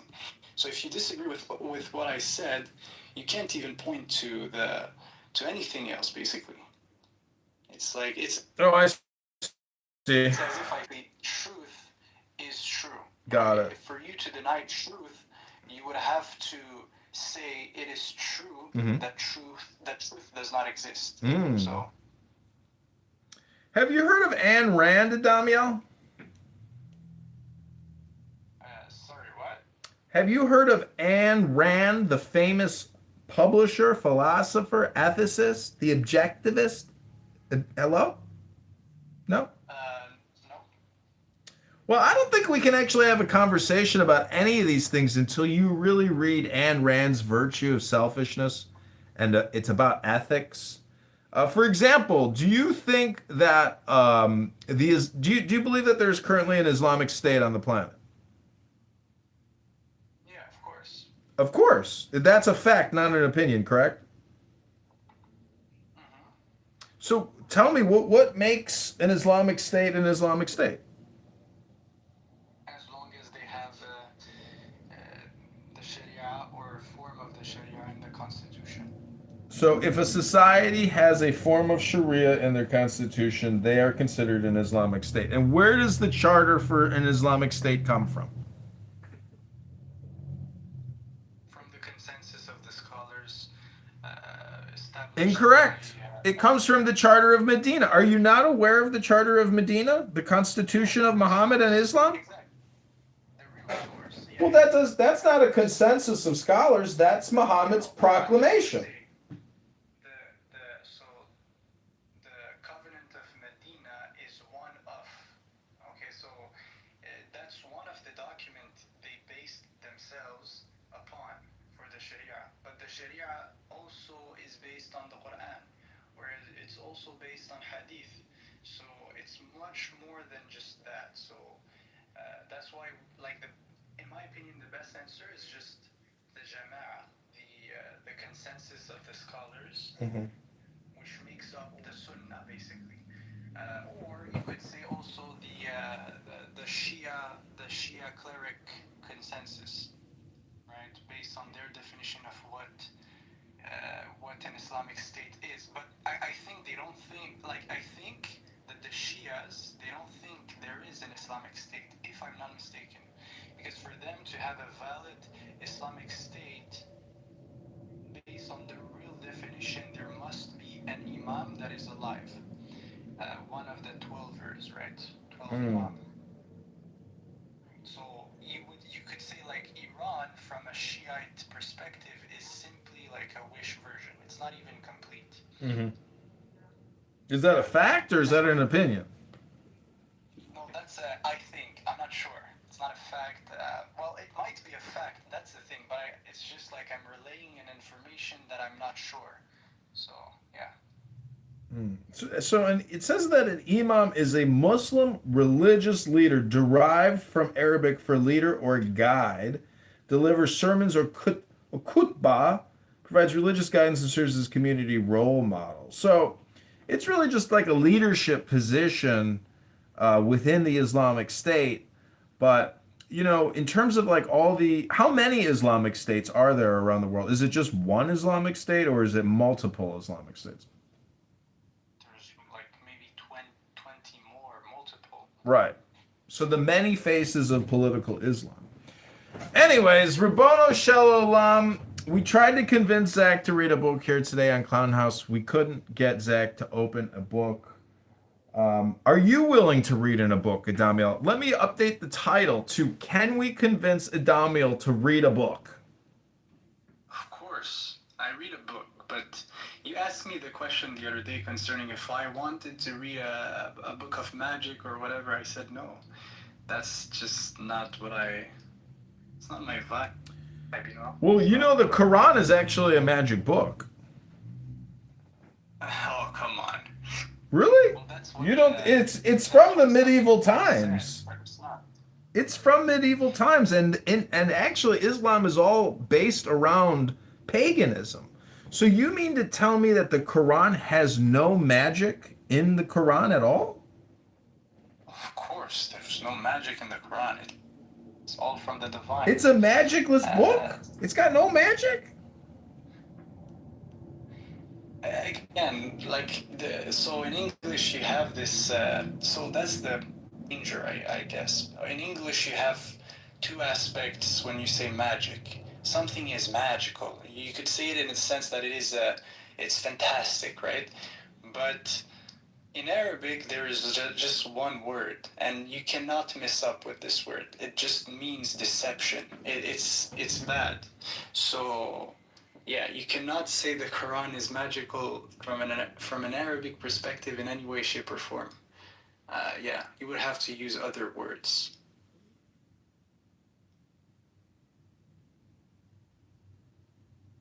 Well, unfortunately, you're wrong because I'm looking at Surah Al-Falaq 113. It says in Surah An-Nas in 114, known as the Mu'awwidatayn, the two verses of protection. These are recited to seek refuge from the evil of magic, sorcery, and so there literally has a magic spell to essentially negate and invalidate other magic. Isn't that magic to fight against magic? Hello? No, of course not. Yeah, so the concept is this, right? The last 3 chapters were revealed in a time where the pagan Arabs were practicing sorcery and magic upon the believers, right? And God basically sent those verses as a mean of protection. But this is not a magic against. No, we're not in Harry. It's not Harry Potter here. No, it's literally just. It's a spark of light. It's a spark of the divine. It is true, and it is not it is not deceiving, right? So that's the difference. Well, it says here they instead followed the magic promoted by the devils during the reign of Solomon. Never did Solomon disbelieve, rather, the devils were disbelievers. They taught magic to the people along with what had been revealed to the two angels, Harut and Marut, in Babylon. The two angels never taught anyone without saying, "We are only a test for you, so do not abandon your faith." Yet people learned magic that caused a rift even between husband and wife, although their magic could not harm anyone except unless Allah willed it. They learned what harmed them and did not benefit them, although they already knew that whoever buys into magic would have no share in the hereafter. Miserable indeed was the price for which they sold their souls, if only they knew. Oh my goodness. What do you think? I think that it's still magic, meaning that that hocus pocus, that what's the word I'm looking for? Magic is like, to its core definition, is deception. I don't know, because the magi that came and visited Jesus were the wise men of the East. So there is a tradition that predates Muhammad, because that's what he was fighting against, which is this pagan magic. And in this verse, it accuses the Jews of practicing deceptive magic, for purposes to evade Allah's will. But nothing can supersede Allah's will. So what I'm proposing is that there are people indirectly or directly practicing magic via Allah's will, with Allah's permission, if it's for good. Because there's good magic and there's bad magic. There's beauty and there's ugliness. And I'm just saying that, it's just like my opinion and your opinion, but our opinions aren't verses. There's no my opinion versus your opinion. I just think there's opinions out there and very few facts. And what people consider facts are actually just opinions, because facts are that rare. Hello? Yeah. So let me just, I see what you mean, and, I'm open-minded. I love to have these discussions. So, the example we have also is the example of Pharaoh. So Pharaoh, he thought that he himself was God on earth, and that people needed to universities. Economically speaking, this increases demand, drives up prices, and also reduces incentive to reduce costs, because the university says, well, what we can do is, instead of reducing costs, we can add a bunch of amenities that are going to attract students to take out large loans. I think my ideal situation would be one in which the government invests very heavily in making sure that people can get an extremely high quality education from a community college or public college, and that it's a very respected thing of, like, it's not considered some third-rate thing. It's, oh, you went to one of the public colleges. That's where most people go. That's where you get a good education there. Versus spending all of this money to send people to these schools where I really don't think you're necessarily getting any higher education, like better education at a lot of these schools. I think you're getting more amenities. And I don't know if it's a great use of tax dollars to pay for people to go to colleges with more amenities when they could get a similar quality of education elsewhere at a reduced price without all the amenities. It exists. You can go, where I went for college, UMass Lowell. They have a world-class nanotechnology center. We have a nanotechnology center at my university too. It's about the size of maybe an office that can fit 2 people, and it also has a wet room included in that office. The one at UMass Lowell, which is a state public school, by forging a greater trap, but by following the will of God, having faith in the process that reality will align and chaos will be reduced right in front of their eyes. So it's a different approach, right? It's the approach that is different. So yeah. Yeah, I guess approaches are different. I'm just playing devil's advocate here and being facetious. I'm just like trying to flush out some, what could be interesting topics. But see, the religion of no religion is still a religion. if you try to stop thinking about thinking, you're still thinking about thinking. So we have this, never-ending cycle and repetitive redundancy that you just can't escape. This paradox of paradoxes.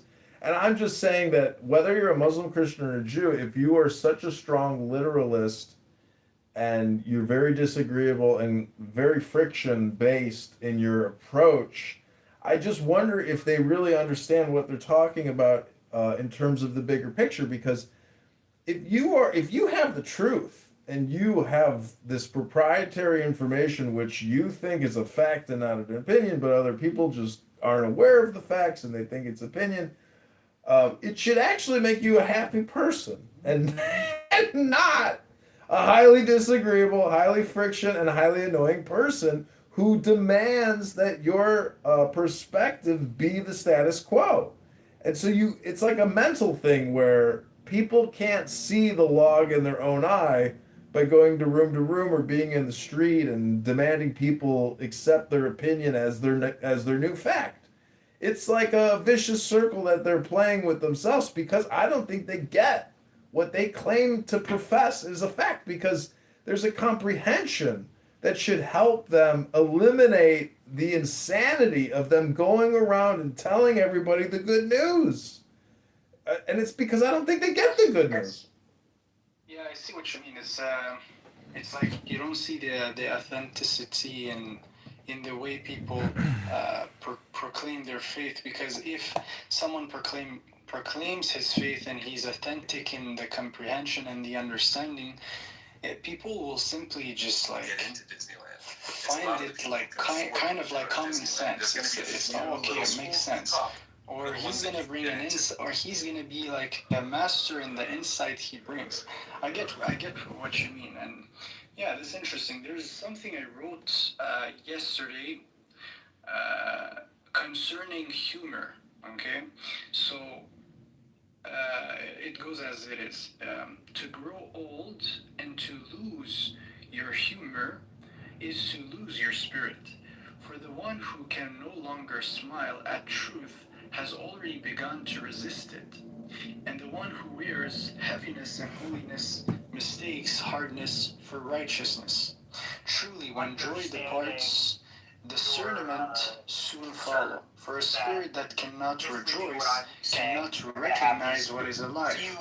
So be aware of the teacher who has lost his laughter, for he guards the form and forgets the life. You see that they were right to point out that if we had a standing army, spirituality, we would invariably lose our liberty. So it goes along with what you So when you point out that there's less than 4% of the United States of America are actual veterans, or depending on how or when you've measured it, actually, he's so disagreeable and he could just like break everybody else, and it doesn't work, man. Like, it's not how it is. You should never claim absolute knowing. Like, you know that this guy's gonna go to hell. You know you're saved. This is like so dangerous.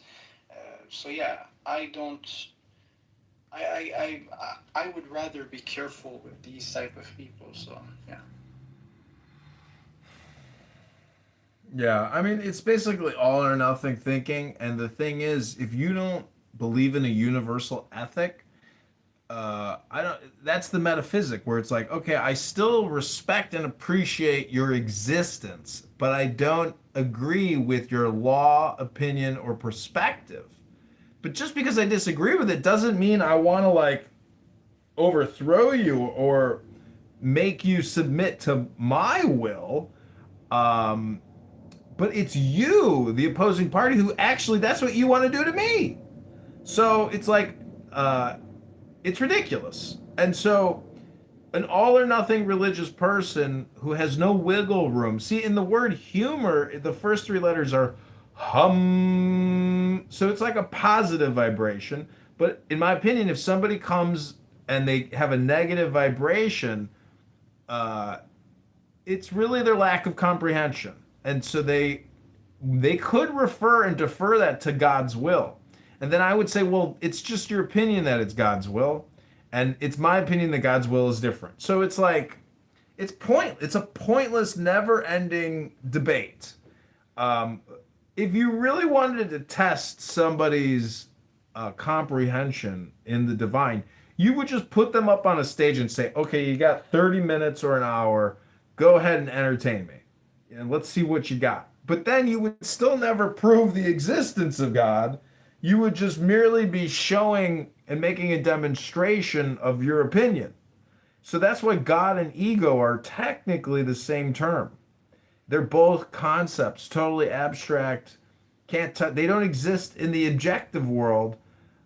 Merely it's a subjective world. So we have people who take the objective world and call those facts. And they say the subjective world is merely opinion. But I'm at that point where I think the subjective world, um, you know, there's a synthesis that happens between the subjective and the objective. Like, that's the real birthday cake. That's the steak dinner. That's the experience and the happening. And it's like, you're going to live for 2.5 billion seconds. Why in the world would you waste your time constantly arguing with people about concepts that are just your opinion? Hello? Yeah, that's actually Different alliances and everything. Different allegiances. I think you mean just the better word is allegiances. Their allegiances. War, our first war. Maybe not the Yeah, only, the Civil War was the of first. Yeah, so right, the first war. If you set aside things like the War of 1812 or some of the other small conflicts. Well, Mexico, the Spanish War. Yeah, the Spanish-American War. Yep. Yeah. The Civil War is the first war that is being fought wholly based on executive seizure of authority. The legislature has been was responsible for all the other military expeditions.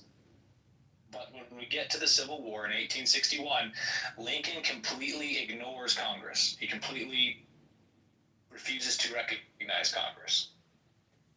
Unilaterally suspends the right of habeas corpus, begins jailing people who criticize him in complete violation of the federal limitations on power contained in the First Amendment. He calls up the militias without a declaration by Congress, a complete usurpation of the legislative authority, non-delegatable, vested solely and totally in the Congress. Article 1 of the Constitution. We did that in shit. Schools have these kind of programs. Kind of like they found something like first it should work on them, right? Or else it's really hypocritical, right? Jesus said, remove. Hello, Diogenes. You know that guy TS. Do you know what's so amazing about the boy who cried wolf? Yes, I do. What? Is that the lesson is so clearly lost on the public.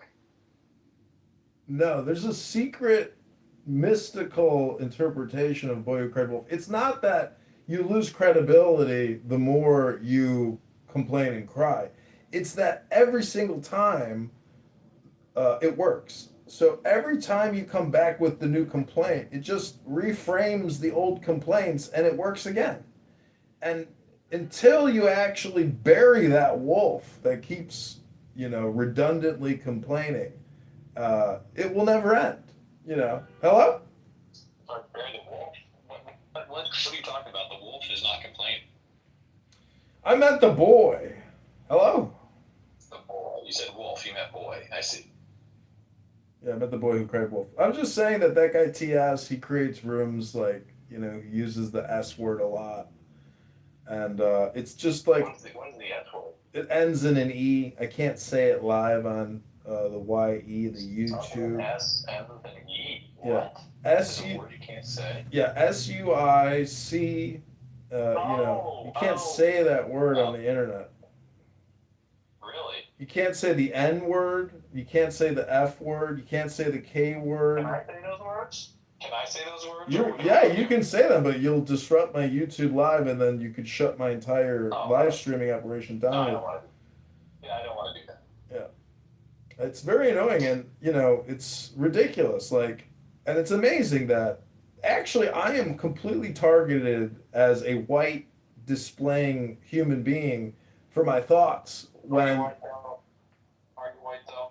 the algorithm believes it's so. It's not important what I think. What's important is what the platform thinks of me.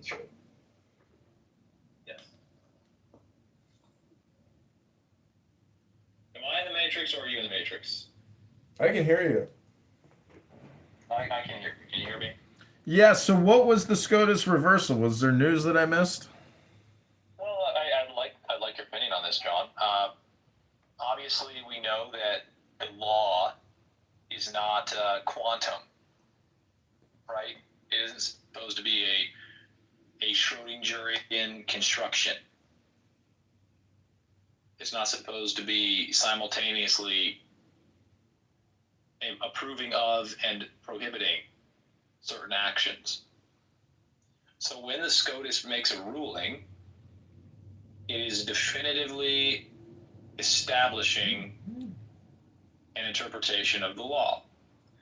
Well, when SCOTUS reverses itself, what are we to make of the law that has now simultaneously endorsed and prohibited a behavior?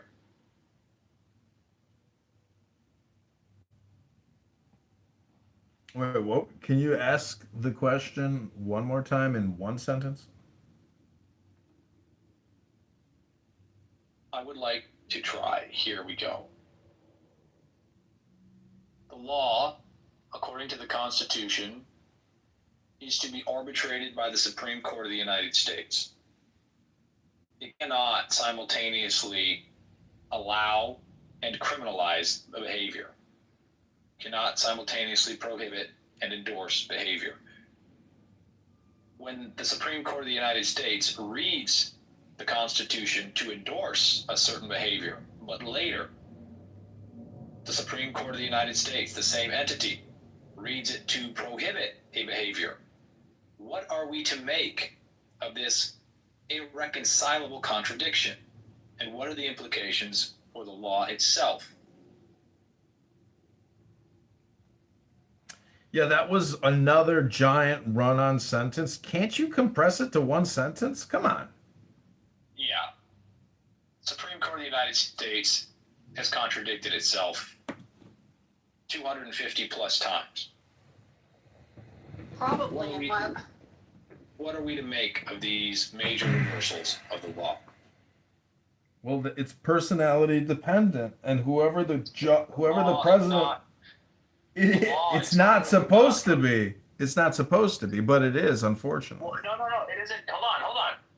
If it is personality dependent, then it isn't law. No, I'm not in disagreement. We find it ridiculous and abhorrent and very upsetting, and I'm not happy with reality, but I don't know how I can. Hold on. We have to be clear about this. It's not the law if it's subject to personality, right? And so if we can agree there, we've taken the first and most important step to rectifying the situation, and we've recognized that it is not the law that is governing us; it is personality. The judiciary has been reduced to personality. Yeah, we have an attorney. We're not having the law. We have an attorney general. We have an attorney general in Chicago who let off serial murderers because her personality deemed that it would be socially equitable. And, to me, that's like, okay, well, I'm at that point where I think unless sheriffs are willing to sacrifice their careers to arrest criminal judges and other criminal attorney generals, because they have that legal power and the gun and the badge, we're in a lost society, which is rapidly unraveling because of personality and because there is no adherence to the law. Right. If the final authority on the law is unmistakably, logically based on personality and not on explicit textual law, then you are not governed by the law. If any difference in understanding of the law is adjudicated by personality. You are not governed by the law. And if we are not governed by the law, then this entire system is illegitimate. Now, asking a sheriff to arrest a criminal judge is a, an interesting conundrum, because you're asking an illegitimate authority to arrest another illegitimate authority. For where is the sheriff's power drawn? Do you have sheriffs who are governing legitimately? Well, it's possible because they are elected. And so, but also their authority does come from like state legislature and laws. It just, see, this is why, like, I think philosophy is so important because it plays a contrarian role to a lot of bad opinions, which are anti-law and are really just based on, these feelings of injustice.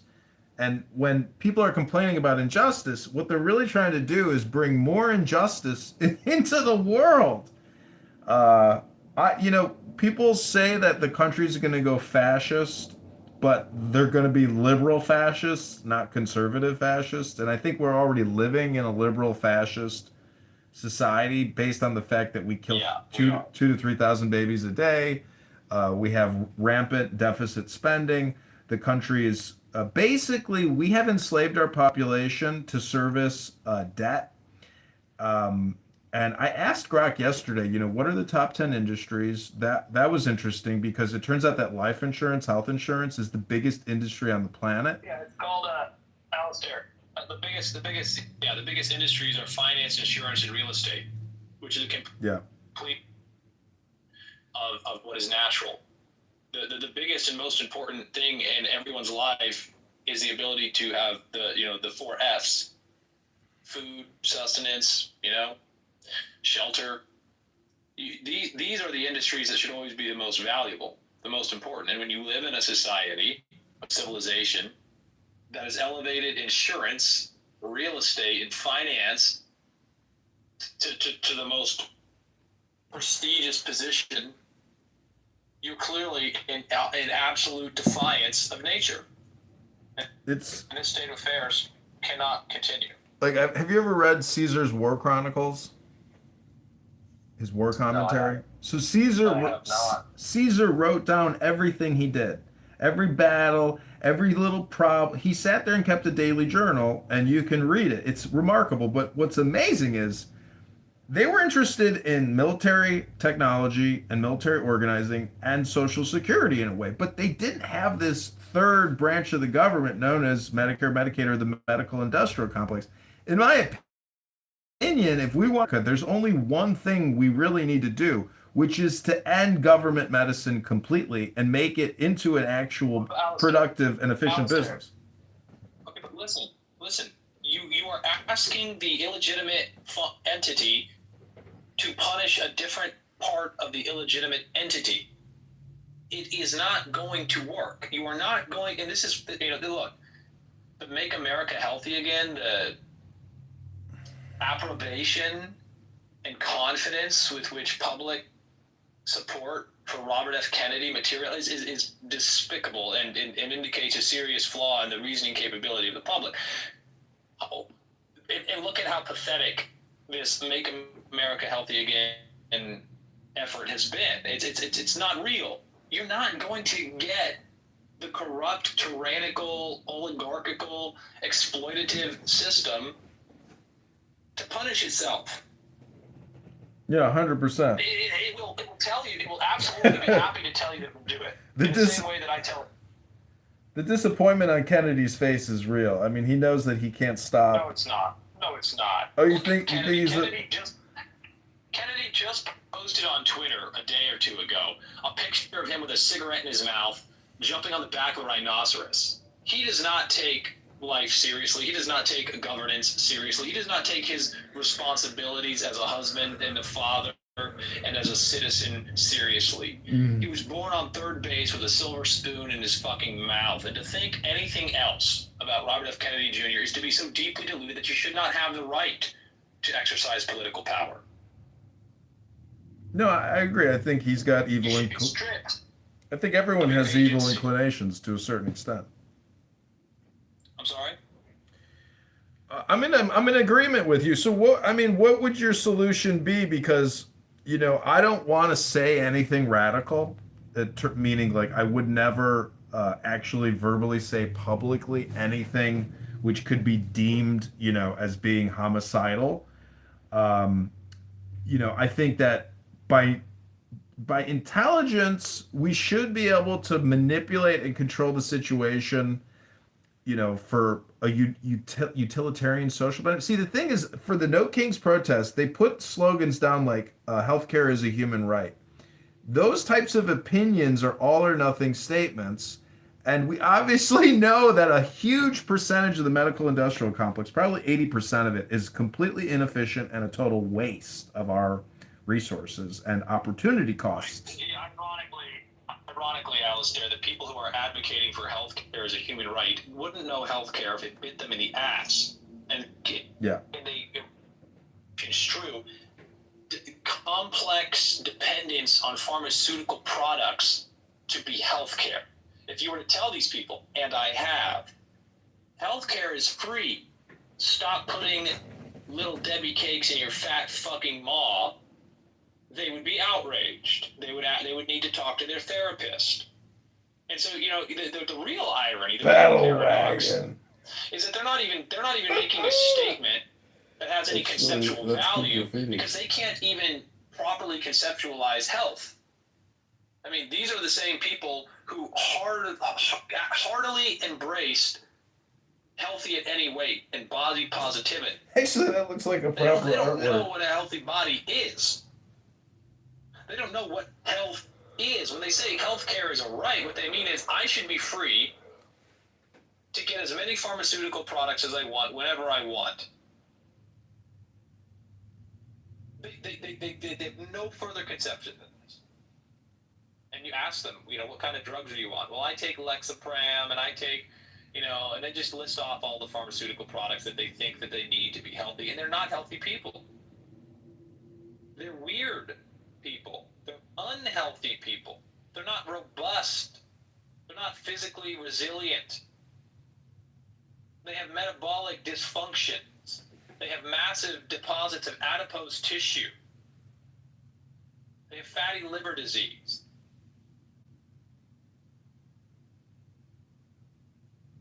If we really wanted to examine healthcare as a human right, what we'd really say is that the most important thing in our society is having access to the 4 F's. We need to be able to consume foodstuffs that enrich, that develop. We need fat and protein and healthy sources of it. We don't need to be importing Argentinian beef that China rejected because it has plastics in it. Beef, hundreds of tons of beef being imported from Argentina that has been injected with plastics that cause aplastic anemia, chemicals that cause aplastic anemia that China wouldn't even take. But is the Make America Healthy movement addressing this? Are the people holding signs on the street saying healthcare is a human right addressing this? No, they're not addressing this. They're not even aware of it. And so those people should be stripped of their political seat. Well, the one thing... Isn't our government causing our own beef farmers to go bankrupt? Yes, our government is bankrupting all sources of strength, all sources of constitution, and all in the service of finance, insurance, and real estate. And what Alistair says, that we have this third branch of government, which he calls, maybe call it the fourth branch of government, the medical industrial complex, it really is an extension of insurance.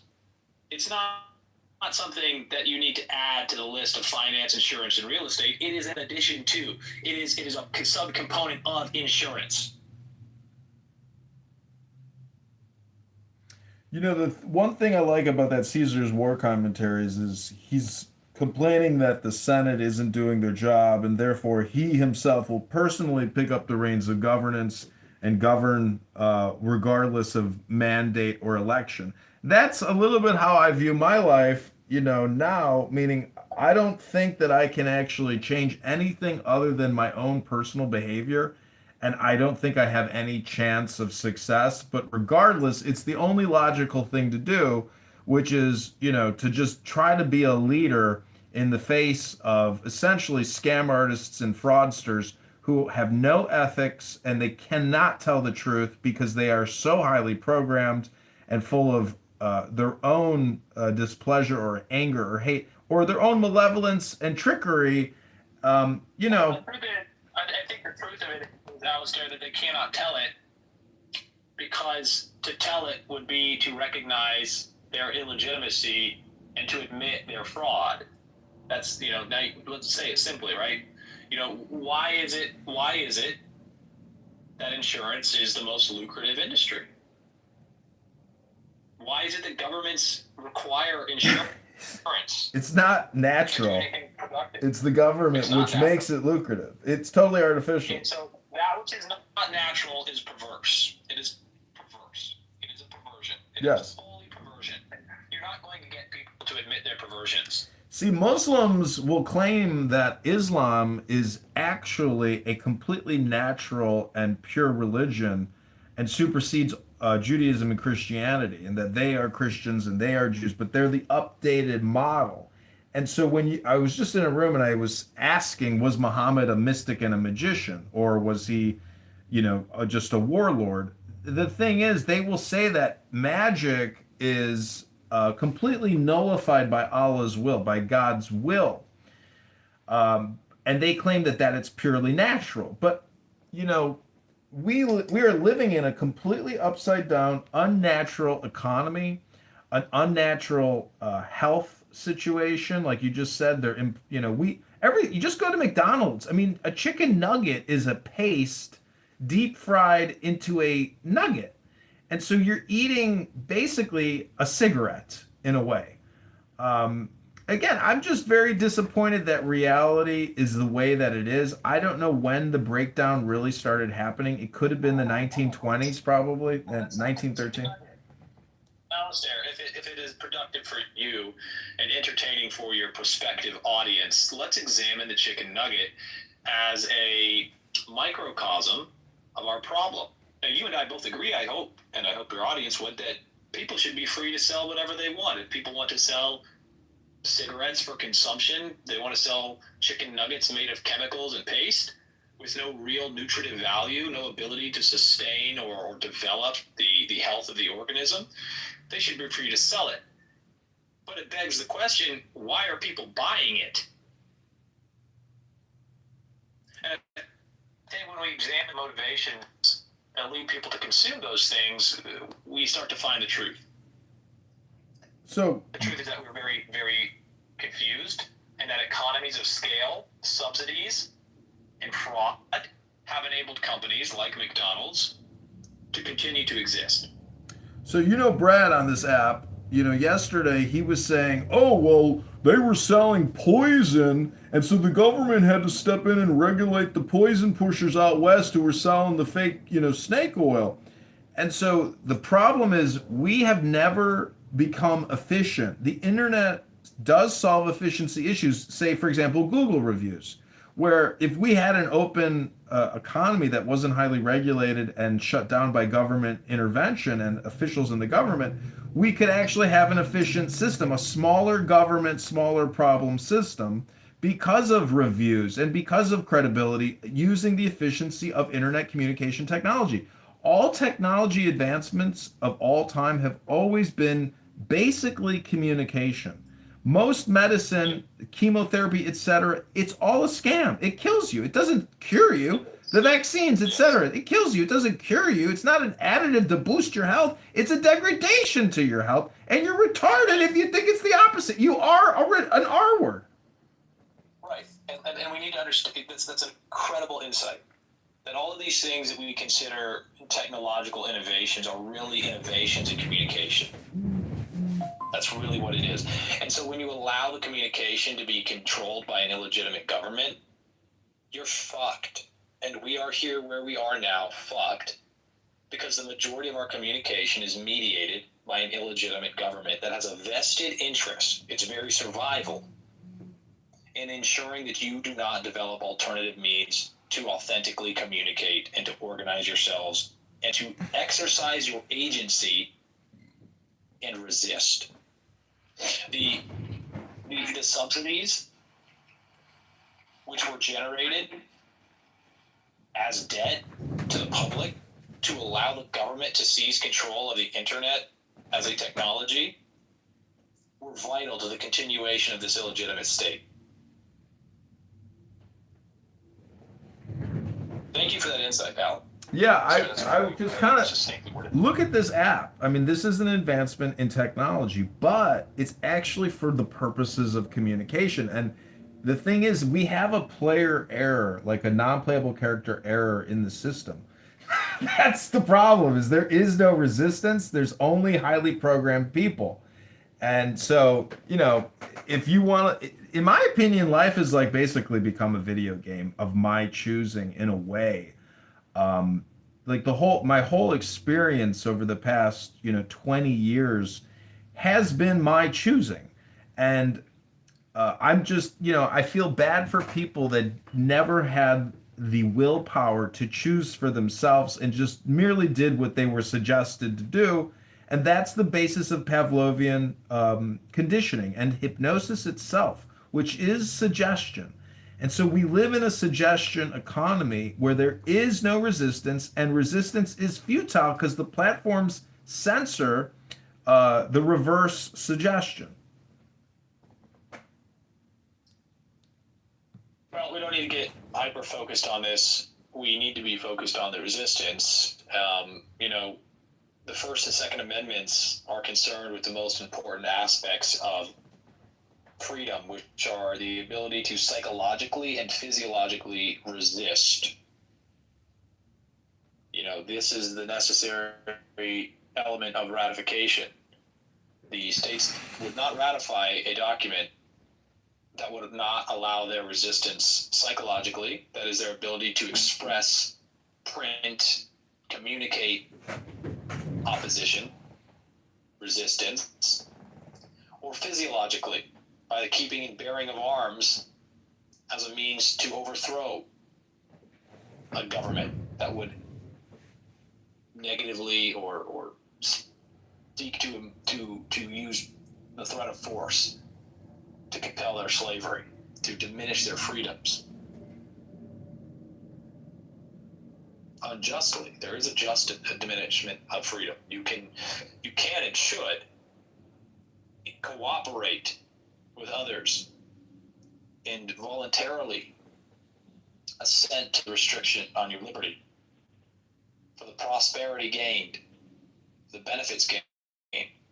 This is then commandments. Thou shalt not covet thy neighbor. I mean, clearly infidelity is so corrosive and destructive to a community that it's listed twice in the 10 Commandments. There's only 10 of them, and twice they address infidelity. They address coveting your neighbor's wife, taking your neighbor's wife.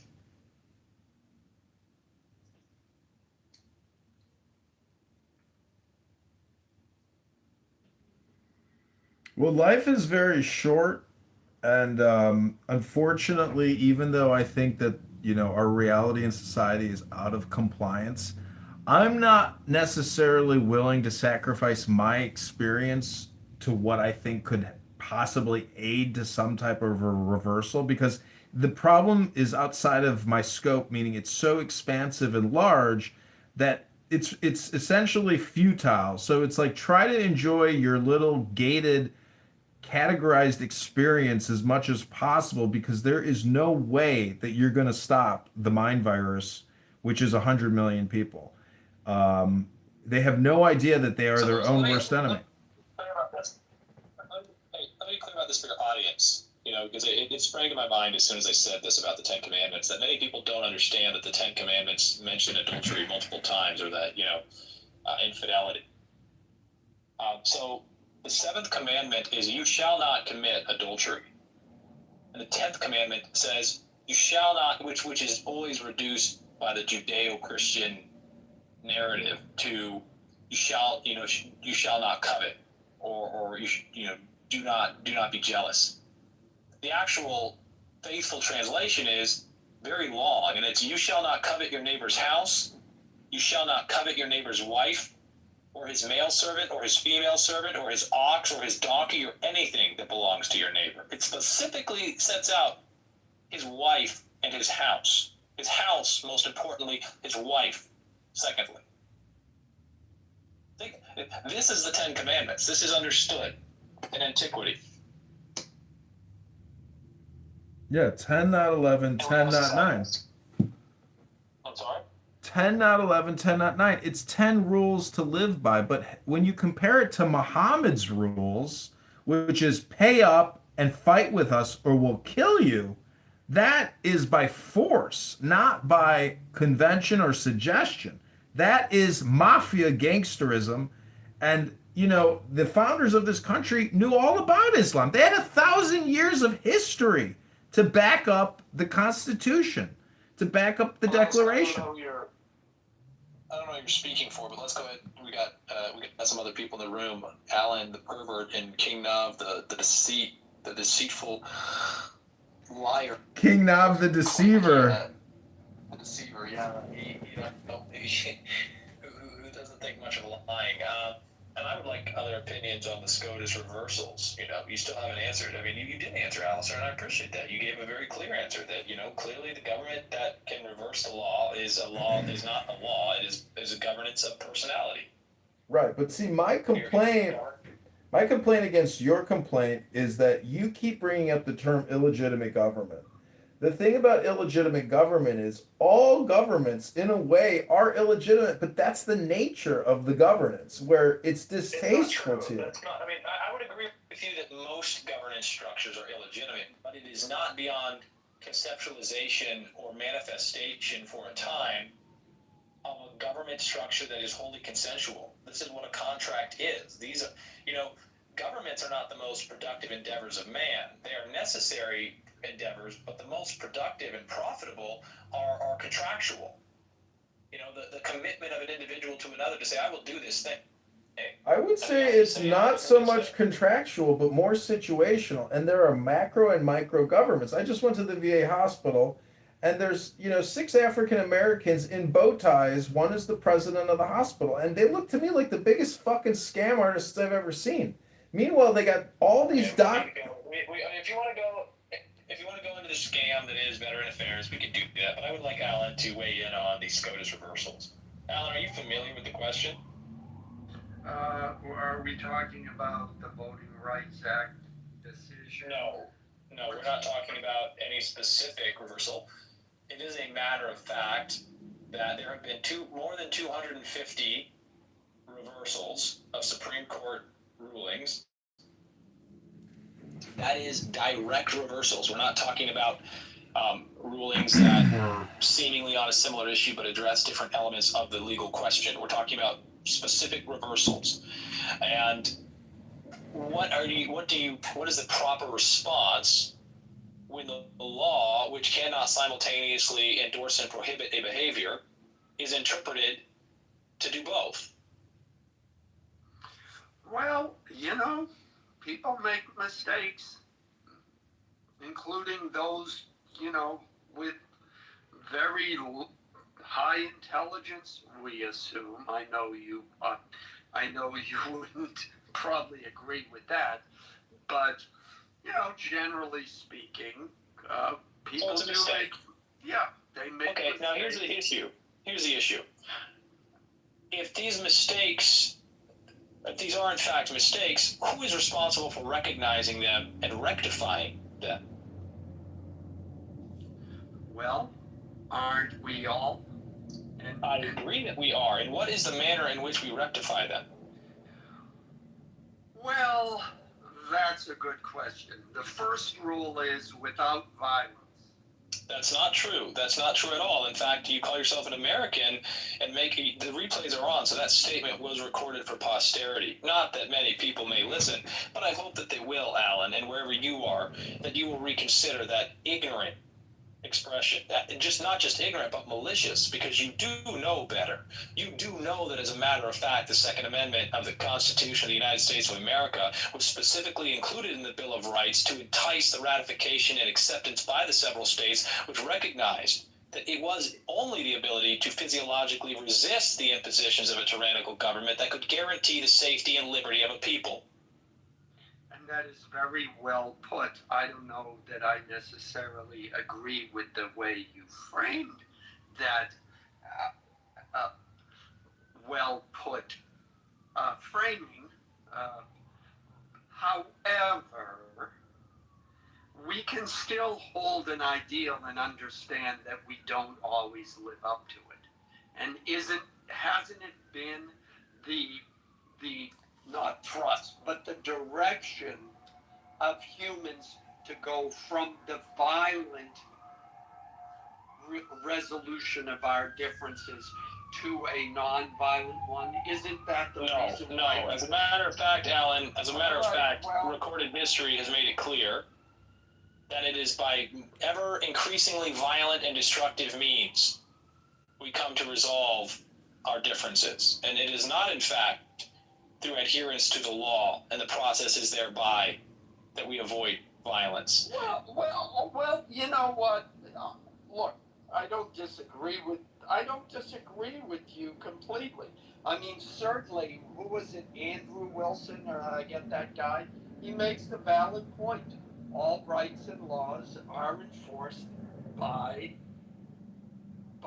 through violence or the threat of violence, and have been created by men. Period. I mean, and the greatest example is women complaining about, the way women are treated in Middle Eastern countries. And when they do that, you say, good, you go over there and fight them so that women have more rights. And women Let's not distract Yeah, I know. But the question, which is, what are we to make of the SCOTUS reversals? Now, you point out that the SCOTUS reversals are evidence of mistake. It isn't necessary to go into each and every reversal to determine whether or not we would interpret it differently. The fact of the matter is that the Supreme Court itself, as a lawfully constructed entity, has reversed itself without a change in the law. You say, well, this is due to a mistake. You were asked, well, then how should the mistake be rectified? Because regardless of your reiteration that people are fallible, it does not preclude the necessity of rectifying the mistakes when they are recognized as mistakes, and establishing a process, an explicit process for the remediation and rectification of those mistakes. This is how all proper endeavors proceed. They utilize the capacity to explicate, to document, to allow for the increasingly productive and beneficial endeavors. So we recognize Island boy. Answer that. And the word I was looking for was perspicacious, if I'm remembering that. You're very, very eloquent in the way you say things, Diogenes. I appreciate that. I think, first of all, the fact that a system by which laws in this country can be examined and can be reversed speaks to... No, you've already made an error, a critical error. There is no lawful way to reverse. In fact, stare decisis is almost de facto law. So there is no capability to reverse. In fact, the only capability... Wait a second, wait, you lost me. Because you're saying they've reversed themselves 200 or so times, and yet now you're saying there's no lawful way to reverse? Or correct. Yeah. That's correct. They have reversed themselves, but it is clearly unlawful. You have agreed that it is unlawful by claiming that it is a mistake. Well, the mistake is that they have taken an unlawful action. No, that's not what I'm claiming. If it's not a mistake. What I'm claiming is that we, in this country anyways, we have a system that recognizes that people do make mistakes, even the Supreme Court, even presidents, even Congress, and that it at least gives a way by which those mistakes in law, not in consequences, but in law, can be changed. Now, one might, I would go one step further to say that one might say, well, these are mistakes. And we're having this discussion in which you're characterizing them as mistakes. But they may have been, okay, because I accepted that definition, and that's fine. I don't want to get into a leftist back and forth over what a word means. But to say that those Supreme Court decisions may have been appropriate at the time. And now that Hold on, Sure. Alan. You're only getting yourself into deep water. Now, as the record will clearly show, for those interested in it, you are not capable of being intellectually consistent. You do not want to accept the only appropriate remedy for rectifying these mistakes, which was clearly laid out by those who founded the Constitution, which is the supreme law of the land. And they said the appropriate way.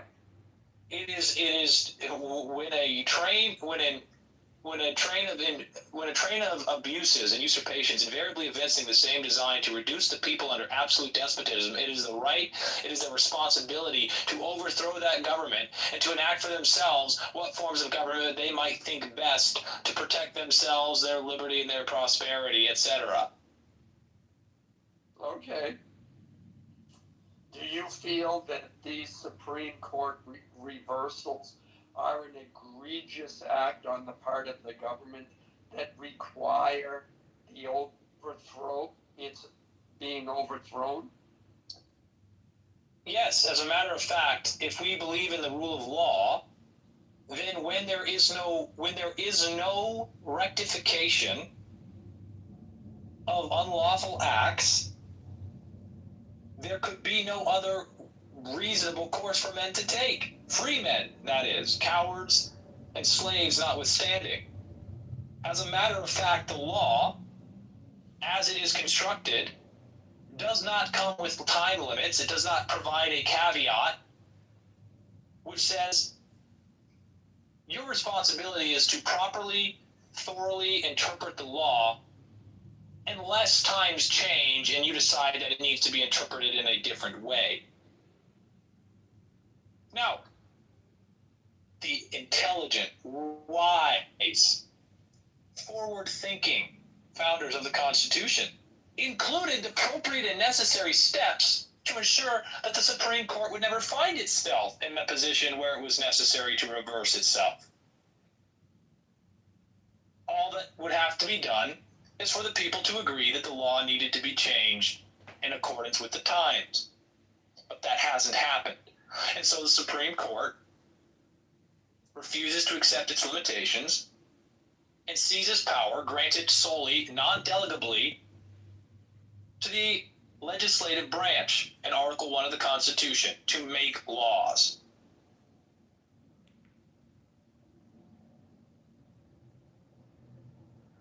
Well, again, that as I'm thinking about this, that brings me to 2 points. Number one, which is people are motivated by what affects them. I think that we can see that. Some people are motivated by injustices they see happening to others. But their people's main impetus is usually what happens to them.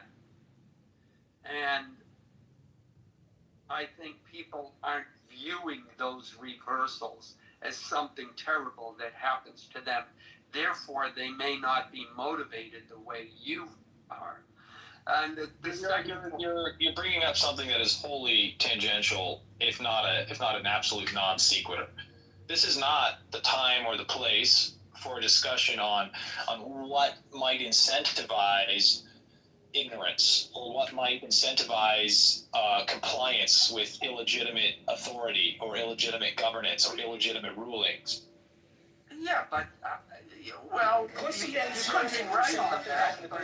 It's not that I could be right. I am right. It's my room. I chose the title. I'm setting the tone of the discussion and the substance that I will accept.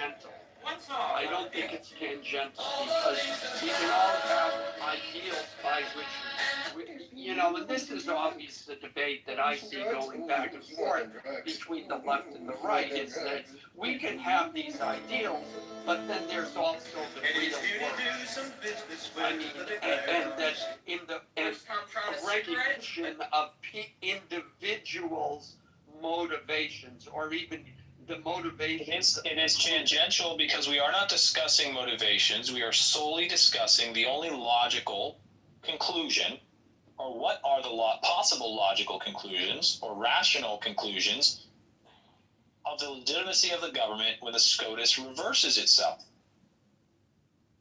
This is not the time. This is not the time or the place because. I understand you don't want to talk about that. That's fine. That's fine.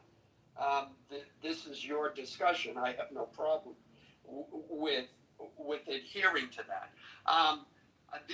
My second point was that even from the beginning of this country, the founders understood the potential of misuse or the power that the Supreme Court was given and the power of Congress or the president to sway the direction of the court based on the appointments of who was appointed to the Supreme Court.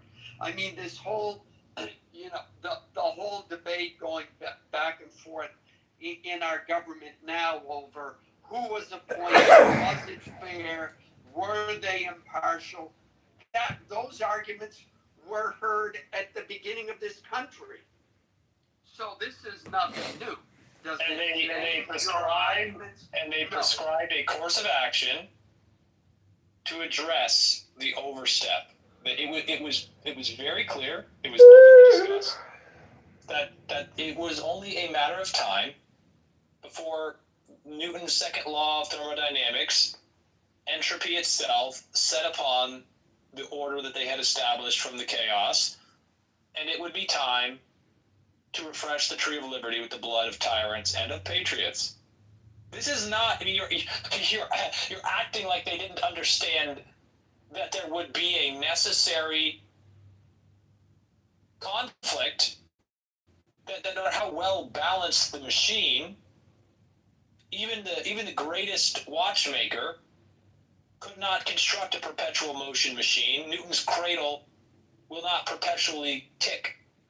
They understood it is only a matter of time. And so we will prepare and we will educate and ensure that it is recognized by the public what is the necessary and appropriate remedy for a government of tyranny. You just don't have the balls to say the truth. You admitted it. You said, well, I don't want to say violence. I don't want to admit violence. I don't want to accept that violent resistance to tyranny is acceptable. Not only acceptable, but the necessary and appropriate response of free men. Well, again, I have to come back to, you feel that, or you've provided evidence that these reversals are evidence of tyranny. And you could be right. But in the practical world, you have to get people to get off their sofas and go out and pick up arms and risk killing themselves. That's political. We now It's the same situation in Iran. to actual, actual the real world where you have to convince me to give up everything, and by everything that includes life, liberty, and the pursuit of Alan. No, Alan. You are quite confused because as a matter of fact, if what I have said is true, then you do not have liberty. If what I have said is true, you have the illusion of liberty as a domesticated animal who does not understand the boundaries of its captivity. If what I say is true, it is not necessary for me to convince cowards. It's not appropriate for me to waste time. It is not appropriate for me to waste my time speaking to people who would not risk everything for liberty.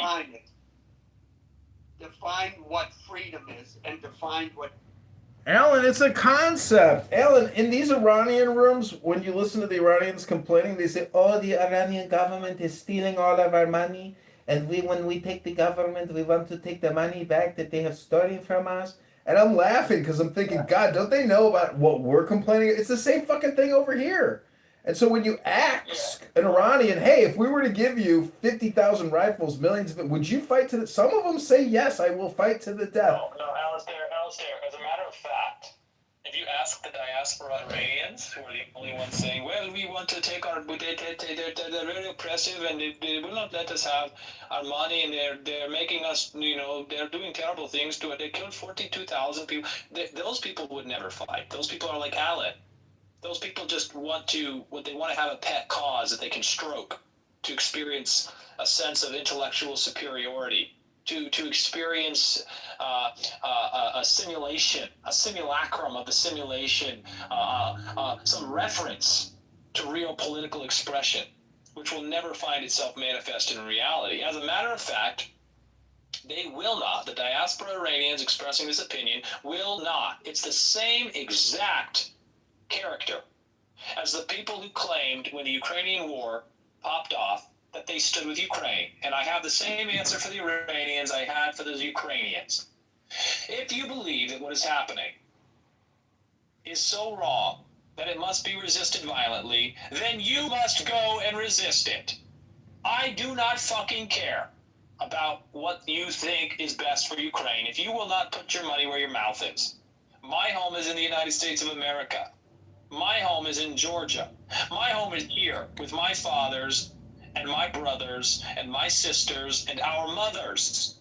And it is not with Ukraine that I stand, nor will I claim to falsely stand for something when I'm sitting the fuck down, refusing to even lend $1. And I asked several Ukrainians, I said very clearly, I will pay for your plane ticket to Ukraine. You feel so strongly? I've said this to Ukrainians, to their face, who have had bumper stickers on their cars at the park, claiming that they stand with Ukraine. How is it that you're here in Georgia if you're standing with Ukraine? You virtue-signaling, deceitful cunt. Well, there are some people... You want to stand with Ukraine? I will buy your plane ticket. I have a credit card. I have a credit card right here for any Iranian. For any Iranian who claims that they want to oppose their government with violence. I leave comments all the time on what's his name, Zelensky, on his comments and stuff. And people like my stuff because I say if there were fair and open elections, you'd be gone. And instead, he's pitching the latest in drone technology and Hummer technology. He's basically an arms salesman now, and it's fucking remarkable. Yeah. It is remarkable. But let's not lose sight of the truth here. The truth is that these diaspora people are the same as Alan, and their unwillingness to actually exercise their agency in pursuit of what they claim is the highest moral, lawful good. And they denounce those people who claim it. And so, when I speak to the Iranians, as I spoke to the Ukrainians, and as I speak to Americans, If you will not participate violently in defense of what is good and right and lawful, you're irrelevant. You mean nothing.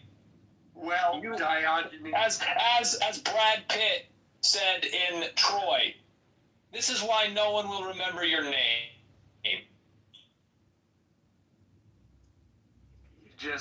You just cut up. Yeah, but Diogenes, nobody's gonna remember you though. Yeah. We heard. That's wrong, Alistair. My children will remember me. My children will remember me. Yeah. Well. First of all, How many children do you have, Alan? How many children do you have? At least 40, because I just have to spread my seed everywhere. Look. So is that 0? Is that 40 multiplied by 0? Yeah. Look, I will have to muddle on, knowing that you view me as a coward. That this is something that has deeply affected me, and somehow I have to come to grips with this severe. No, Alan, now you're lying, Alan. Don't be so petty. No, let me as a matter of fact, Alan, Alan, as a matter of fact, you don't. You're going to do what you've always done. Yeah, let me just to refuse to accept the rational and logical conclusion that follows from your stated beliefs, which is that you are in fact a coward. Not only are you a coward, but you have no principle that you will defend. You made your point. You don't need to remake it. You've made it very clearly. Okay. Now forgive my sarcastic tone.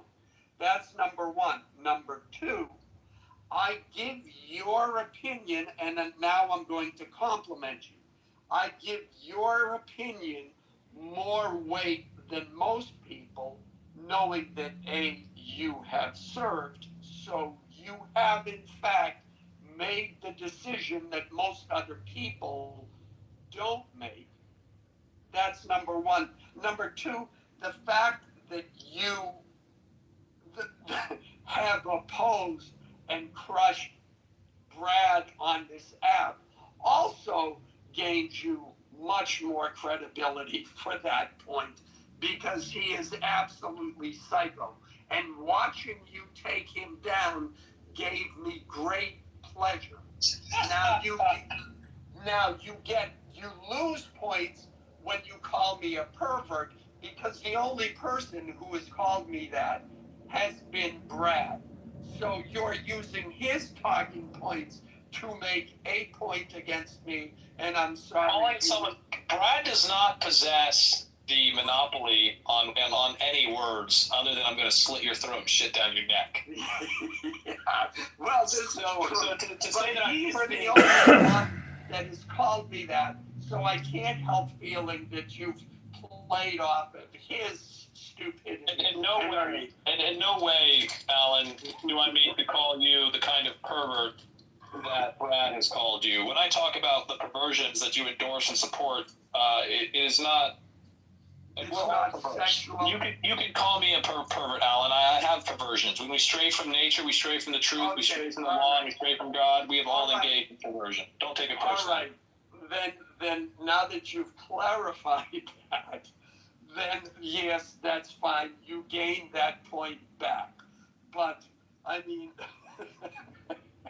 but seriously, and for you to make the claims that you've made, yeah, like I said, I give it more weight. Absolutely. But again, I've made my counterclaims. You don't like them, or you don't agree, or you think they're not logical. That's fine. It's not going to the fact that you may view me as a coward over this is not. You could be right. You may absolutely be right. But that's okay. I don't think in this particular instance it needs to come to the point of violence. And to your other point, I did want to say that your point about every once in a while that freedom must, what was it? the quote from the father. The quote is from, I believe, Thomas Jefferson, when he said, "The tree of liberty must from time to time be refreshed with the blood of tyrants." And and I don't think that is a unrealistic quote.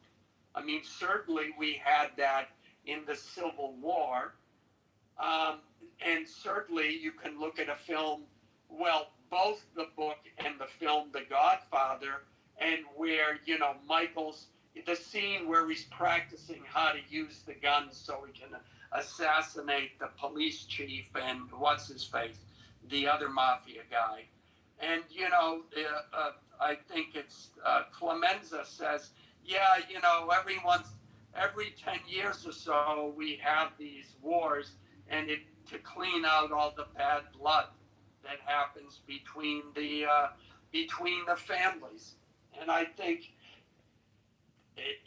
what Jefferson might be speaking to is the fact that, every once in a while, people just we're humans.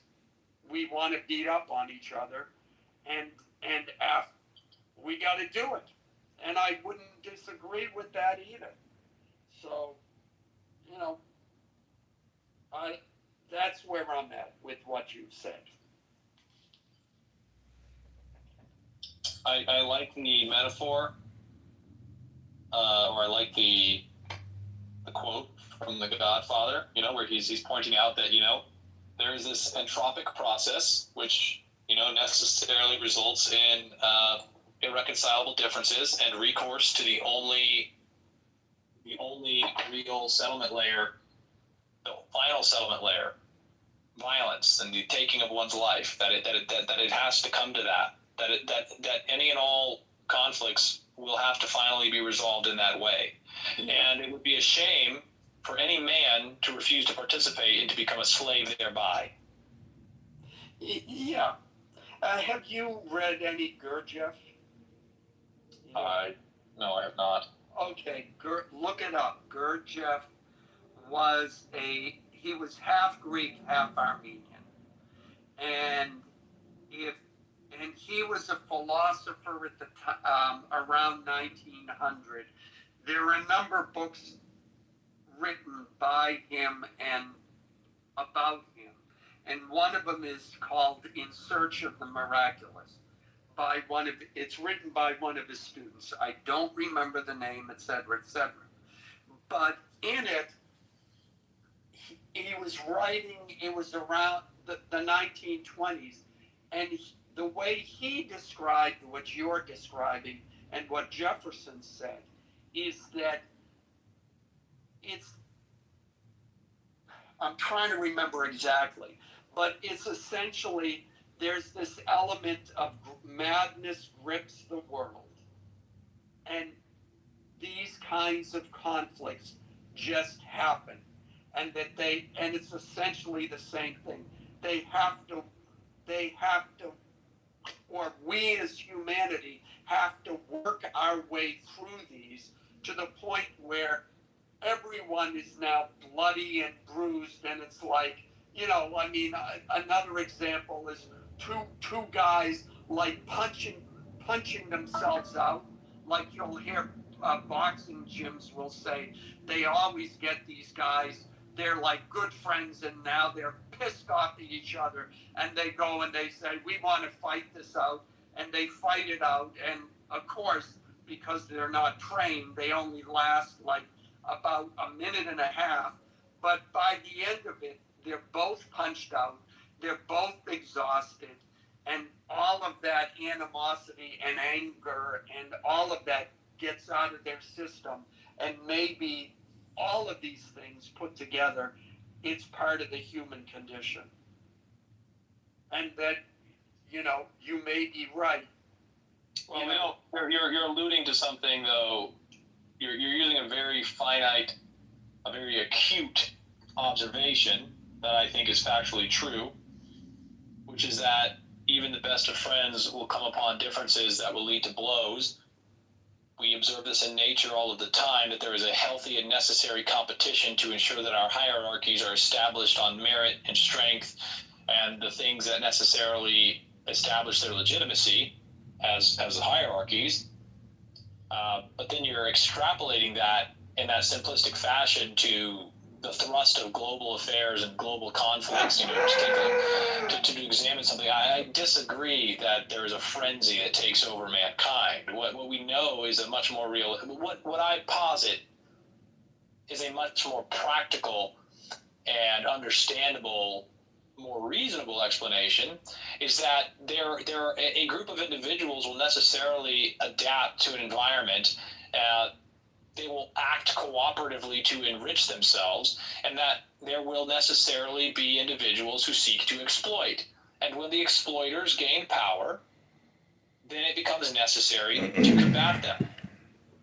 Diogenes, we get it. That clarifies it. Let me ask you a question, Diogenes. Do you believe that life is random chance?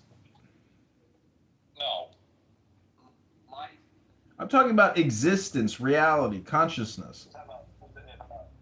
Because it's said that, the whole universe is. So what that's saying is your existence is one in an infinity. And therefore life is joy. And so even though I think, we have strayed so far from natural governance and natural society, life is still joy. I'm not displeased. I'm just, rather, disappointed that so many people fail to see that they are hypocrites and they are spreaders of misinformation and propaganda and are essentially grifters and parasites. Hello. Hello. Well, that's a good perspective to put on it, Alistair, to recognize that it does happen, it will happen, it's happening, it's going to happen again. And life is not random. We have a life. We should see the joy and the beauty in all things, recognize, appreciate them, and I should certainly take that advice to heart and allow it to influence me. It's not necessarily advice. It's not necessarily. It's more of what I would call an accurate diagnosis or analysis, and I think that this has been happening forever because Plato's Republic, Marcus Aurelius says, "Oh, you couldn't achieve Plato's Republic? Oh, too bad. Are you going to complain about it for the rest of your life?" That's what Marcus Aurelius says. No, yes, and Alan is saying the same thing. Alan is, I think, expressing the similar idea that there are these best friends who have to fight it out. I was in the Marine Corps, and in the Marine Corps, there are differences which no amount of talking to will resolve, and you them to the tree line. You say, "Hey, look, just go fight it out. Go beat the shit out of each other, and when it's over, we'll know who's who." Yeah, that's the Muslim way of doing business. You're a Muslim then. You're an Islamic person. You're Muslim. Yes, it is. Dueling is not Islamic. Personal combat, recourse to violent confrontation, is not a solely Islamic It is. idea. Have you read the Charter of Medina? You've never read the Charter of Muhammad. All living organisms have been participating in interspecial conflict in order to enhance their capabilities. So wait, to establish the hierarchies. You are a Marxist, correct? No. You're not. Well, guys, I'm going to go. Speaking of Supreme Court reversals, I'm going to go rub the last two in some people's faces after I because that is what will give me joy in this life. Gerrymandering for thee, but not for me. Yeah, but having said that, look, I think our current system, I mean, you have to remember that even 100 or 200 years ago, life was very difficult for humans. And Alan. No. As a matter of fact, yeah, you have not listened to what I just said. No. Let me get to where I'm going, and then you can tell me I'm wrong. Try to get where you're going without starting on a false note. How is it a false note that life was difficult for humans? I mean, because life is always difficult for humans. This is the story of Genesis. No. Oh yeah, but it's much easier now. Alan, things are worse. 100 years ago, Alan, things were better. 1900, things were much better. Alan, you cannot conclude without debate, extensive and exhaustive research that we can confidently conclude that life is better now. That the arrogance, the hubris, the ignorance, it's just a contemptible position to take. It is a false note to strike. Okay, all right, wait a sec, Diogenes, wait. What phrase did I use? I said like. All right. Let me. I see what your objection is. Let me rephrase it. Survival was a lot for humans. No, was a lot. Also false. Also no, false. It isn't. No. Yes, it is. No. Yes. And Alan, you know, you're making bullshit points, Alan. You're not even bringing up ethics. Mortality rates. Alan. Child mortality rates. Aw. This is preposterous. It is preposterous to take a population. And now you lived through COVID, Alan. And as a matter of fact, you got a front row seat to the complete indifference to truth that statistics engaged in. Those people who are supposed to be, who are, in fact, still controlling the generation, the promulgation of these statistics that show these things. Yeah, Look, they're falsity. They just absolutely lied to you. They absolutely lied to the public without any accountability of any kind. They have still not been punished, and they will not be punished for lying on a global scale. And you expect me to believe that those same people have reliably and honestly, factually, exhaustively proven that infant mortality, average lifespan, that those things before we had the technological innovations that we have now that have allowed bean counters, finance, insurance, and real estate to claim dominion over the entire world. All right, Diogenes, again, I see your objection. What I'm saying has nothing to do with them. Stop with those. Stop all with those. Right, no, wait. I'm going to make one more attempt. If this other clarification doesn't result it for you, then my attempt to make one final punch and then run away will have failed. Okay. If you phrase it as a punch, then I'm going to try and get defensive. Let's not frame it that way. All right, I'm joking. Okay, you have only to look at the never mind the CDC or what people have done in the last 10 years. You can look at the literature of the time. You can look at archaeological evidence. There's so many things you can look to as evidence of what I'm saying that have nothing to do with the CDC. My argument is not an endorsement of vaccines or government's ability to read statistics or anything like that.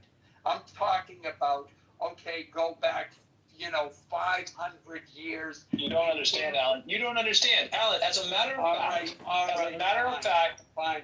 Then the medical industrial complex. Yes, I'm not talking about that. You are. The medical industrial complex assured me that the birth of my children outside of a medical institution was impossible. That it was not practical. That it was not healthy, and that there were a large number of therapeutical interventions that would be necessary from the inception of a child to the birth of the child and to the first 10 years of the child's life and beyond. And in 0 cases was that accurate. I had every single one of my children at home with no medical interventions, and they are in the top 1%. All right. Well, let me make this idea. Look, then let me make the argument without using that as a starting premise. Humans who preceded us made choices, and we are living with those choices. some humans said, I don't know, 100 years ago, gee, it would be a good idea if we Alan, we don't live in a time machine. We live in the NOW, which is a compression of the past and the future. I understand that, but we are still living with those decisions that Alan, milk pasteurization has done nothing to improve the human condition.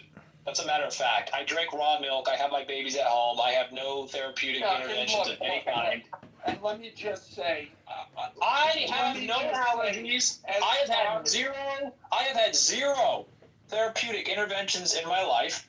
None of my brothers or sisters have had therapeutic interventions in their life. They were born at home, unassisted, unvaccinated, uninjected with any of the prophylactic measures advocated.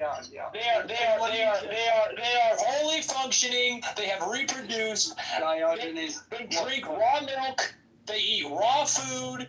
I eat raw meat. I eat raw eggs. I experience none of the so-called benefits that you allude to when 100 years ago someone decided, more than 100 years ago, someone decided that pasteurization of milk was a good decision that benefited mankind. You live in ignorance, Alan. okay, well, Diogenes, I don't want to argue this point because it was like leading to something else, and we're never going to get there. Let me just leave by saying I agree with you as far as what the medical community says about, what is or is not needed, and the hyperbole by which they present it as, oh, you better do this, otherwise, etc. You're gonna, this will happen and that will happen. I agree with you on that point. And as a father, I was very much aware of what was and was not being done, and I made my choices. They turned out to be fine. Wait, Alan, what was not being done? You're using a negative. What was not being done, Alan? Hello? Oh, you want to get the last word in so you can leave. He's right, Alan. He's right. I wrestled with this, and I have to agree with Alistair. You to say what was not being done, that absolutely has to be answered. What do you mean? What was not being done? He wants to get the last word in so Alan can feel good about himself. Fushta! Let me get that last word in before I leave. I gotta feel good about myself and my bad decisions. Diogenes, we are both blessed with children, and that's all I want to say. Okay. We are truly blessed to have them. And I hope you agree with that. I do. No, that's not what makes you blessed. What's more, we should not squander this blessing by valuing our comfort to the extent that we create a condition of slavery and a reduction in the freedom and well-being and the potential to enjoy the shade of trees we refuse to plant because we're cowards. That is a great comeback and response to what I just said. I give you. You didn't say anything, Alan. You just said you're lucky to have children, and you said that makes you blessed. I'm going to kick you out of the room so that you don't have to keep trying to find an exit. You've been great fun. I think you're wonderful to talk to. I'm glad that you didn't start making it about, something sexual. So that's a credit to you. And how do I kick someone from the room? How do I get them out of here? Shut up! Don't talk, Alan. No, I want to kick you. How do I kick him? Here we go. See, Alan is basically what happens on this app all the time. And, you participated in the vicious circle of the communication flow, but Alan had to get his dopamine satisfaction by saying nothing. He said nothing controversial. He is simply a fully vaxxed sheep. And, he said nothing. I mean, it's ridiculous, but... He wanted to have the last word. And more importantly, though, it would really have been great. I would have let him stay if I thought he had the capability or interest in answering. What didn't they do, Alan? What didn't do? What? What didn't the medical complex do? What didn't they do? Isaac, what up? Real quick before I have to go, Isaac, I want to get your take on the SCOTUS reversals. What happened with that?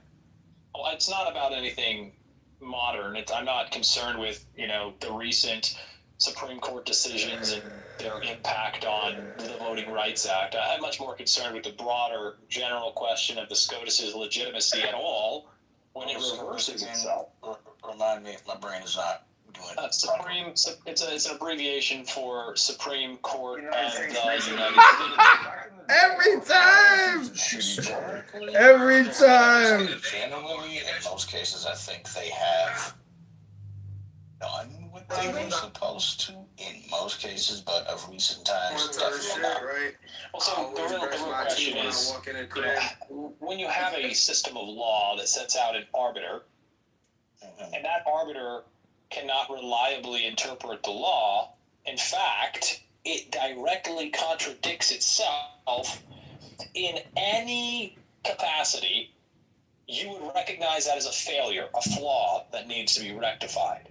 If this was a machine, if this was a business endeavor, you would say that is a flaw, that has to be rectified. Either the Supreme Court is wrong or the law is wrong. It cannot be, they cannot both be right, and the Supreme Court can't be right and wrong and be legitimate at the same time. No, if it is wrong, and correct me, but remembering civics classes, if it is wrong, it then needs to go read some sort of list of codes or something, right? Something like that? No. If it is wrong, there's only one remedy. There's only one remedy to the arbiter completely abandoning the law. It is fair to say that the arbiter determines that this is what the law says, and it must be consistently maintained, and that a generation inherits the previous generation's rulings, and without a change in the law, there is no change in the ruling. That is the way law must function. But for another generation to interpret the law in a complete reversal of the previously established law or interpretation of the law is to completely abandon legitimacy. Yes, that would be correct. There is only one remedy for that abandonment of legitimacy. You have a judiciary that is illegitimate, making illegitimate rulings. And that is to entirely ignore them and to recognize in that ignorance you will be violently dealt with and to prepare to resist violently. I mean, you refuse to comply with the illegitimate court's rulings, and you will find guns pointed at you. They will send armed people to imprison you on the authority of an illegitimate government. There is only one remedy. There can only be one remedy. Resistance? Violent resistance. Well, yeah, obviously, but you know how these things go. It has to build to that point. You can't just grab your what do they have there in medieval times? Yeah, you can't just grab your dad's rusty pickaxe. I mean, they did sometimes, but it was in desperate measures. It's funding. The revolution is not right. You're pointing out the truth, which is that proceeding. It takes time. It takes time. Yeah. Right, and we have to be willing to recognize and state clearly that the SCOTUS is illegitimate. We have to be able to reach that conclusion from logic and objective reasoning, not from subjective. Obviously the majority of the public lives in a subjective reality, refuses to engage rationally or logically, and says, well, when the Supreme Court says what I like, it's legitimate. When the Supreme Court says what I don't like, it's illegitimate. Fuck the law. What do I want? And those people are useless eaters. It's been happening for so long. I mean, it has been happening since 1861, at least. I mean, the Supreme Court the Supreme Court doesn't reverse itself until after 1861. Go look at the rulings of the Supreme Court. They have accepted previous rulings. They understand that that's the interpretation of the law. It's coherent. It's consistent. It is not self-contradicting. And then the Supreme Court, under the threat of violence, starts to reverse itself. It's not that you're wrong. It's just, it's been so long, man. Listen, we have no billionaires. We've got no billionaires that tell the truth because they would be hypocrites. For example, Elon Musk is the biggest hypocrite. He promotes, outer space travel and living and it's all a lie. It's a total scam. And if America had any balls, we would actually just take care of our needs, which we don't. Our entire country was an experiment, and now we've essentially become an international clearing house. That's not true. That's not true. This is not fair to say. I mean, look, you can argue that my facts are wrong historically, but if we agree on some of the broad facts, which I think we do, it is not fair to say that it was set up by Europeans. The revolution happened in the United States because the first generation, the first generation that was born in the colonies realized that they had the power and the means to create for themselves a government, and they no longer needed to be bound to a government that was hundreds of miles away over an ocean. No, I agree with all that, but what I'm just it was their having been born and established in that country that allowed them to conceptualize independence. Well, what's interesting now, the Europeans who came over from Europe, not born in the United States, did not conceptualize themselves or care to conceptualize themselves as wholly independent from the umbilical cord of the crown. yeah, I'm just merely pointing out now, banks, because of the interest at over $1 trillion and it's only growing, they have fully automated a collection of our opportunity costs. And, if we wanted a revolution in this, see, Black Lives Matter and all these stupid front groups, they're protesting the wrong organization. It really is the banking industrial complex that allows all of this largesse and parasitism to take place. Because if we actually had sound currency money. Black Lives Matter was not protesting anything. No, it's a scam. I'm just saying that if they wanted to make their scam more legitimate, they would have been at the front steps of every Federal Reserve facility in the United States. Their scam accomplished, first of all, the Black Lives Matter scam accomplished everything it was supposed to accomplish, which is to convince the public that their enemies are people that have different ethnic origins. That was tremendously effective. Yeah, that's true. I'll kind of explain that.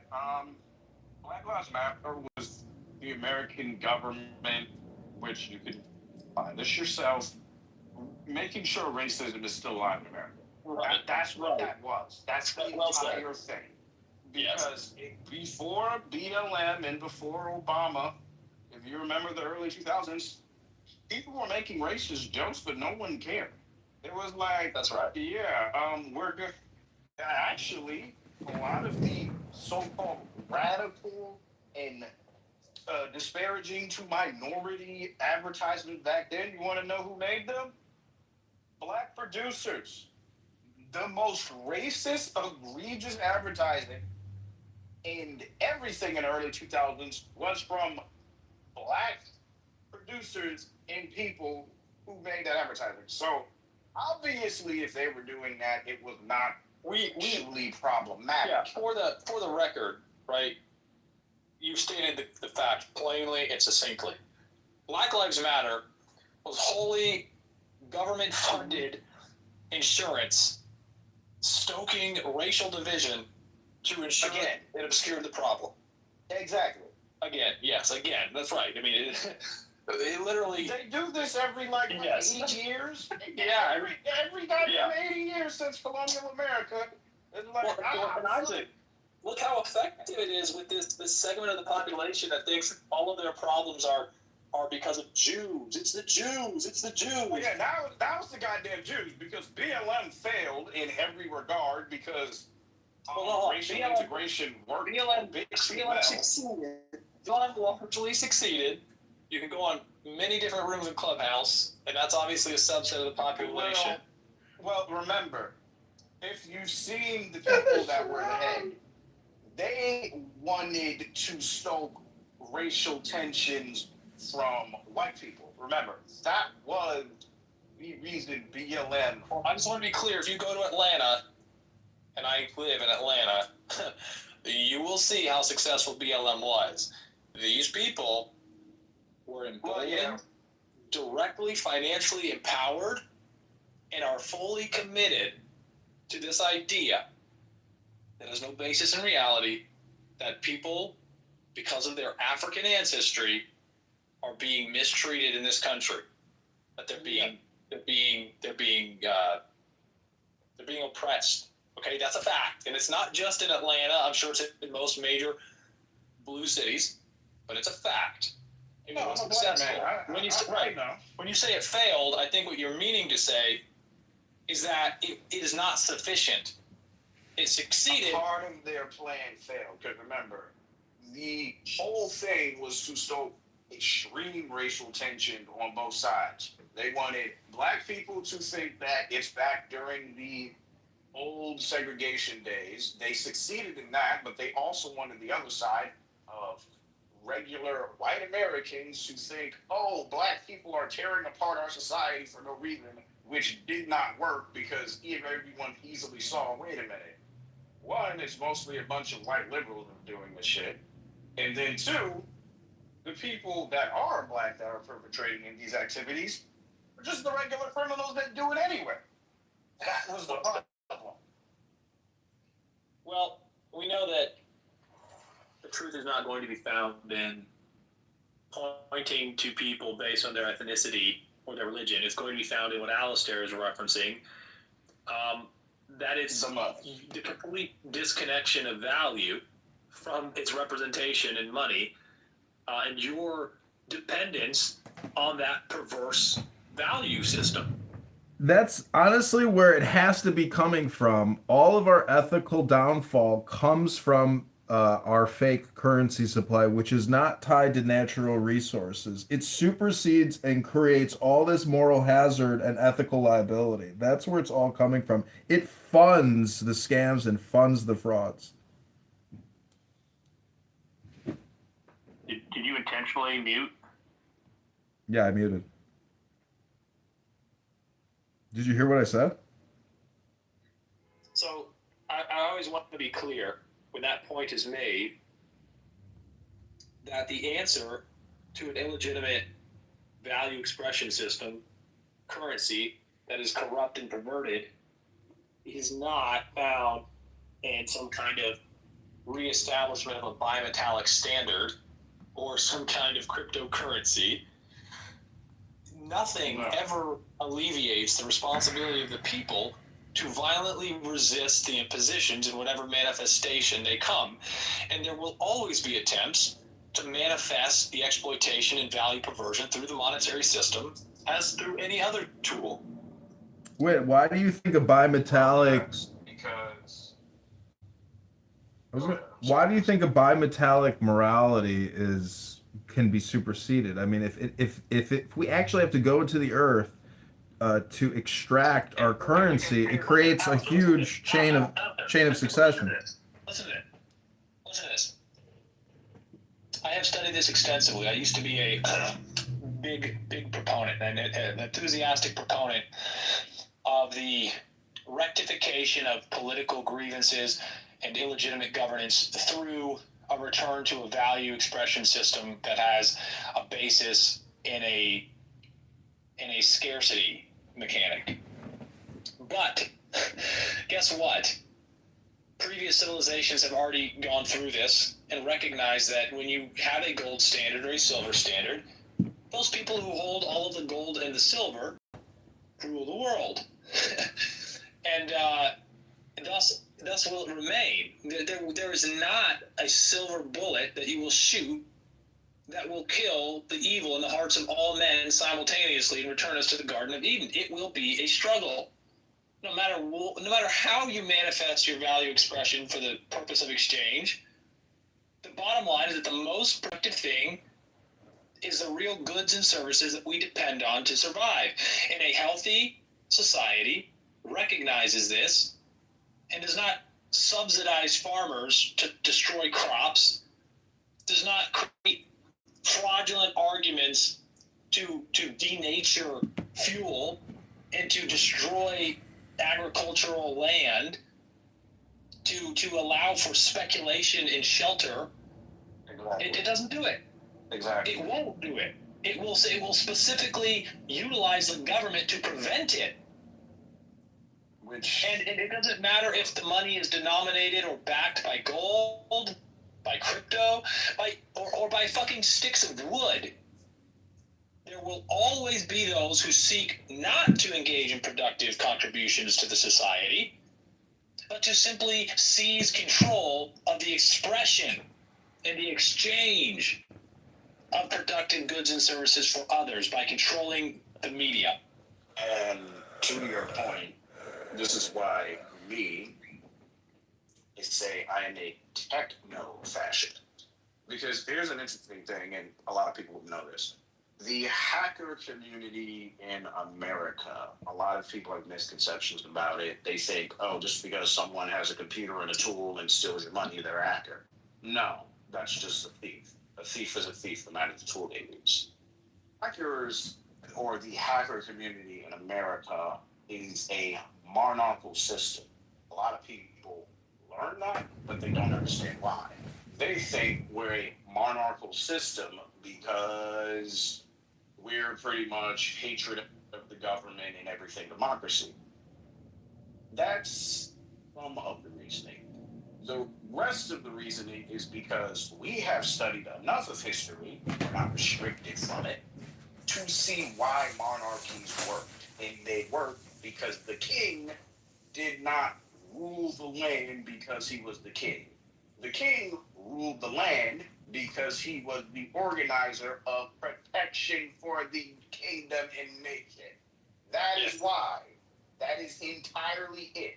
He was the best person and organizer to say, this military and this amount of soldiers need to go here because these people are here. That is why he was king.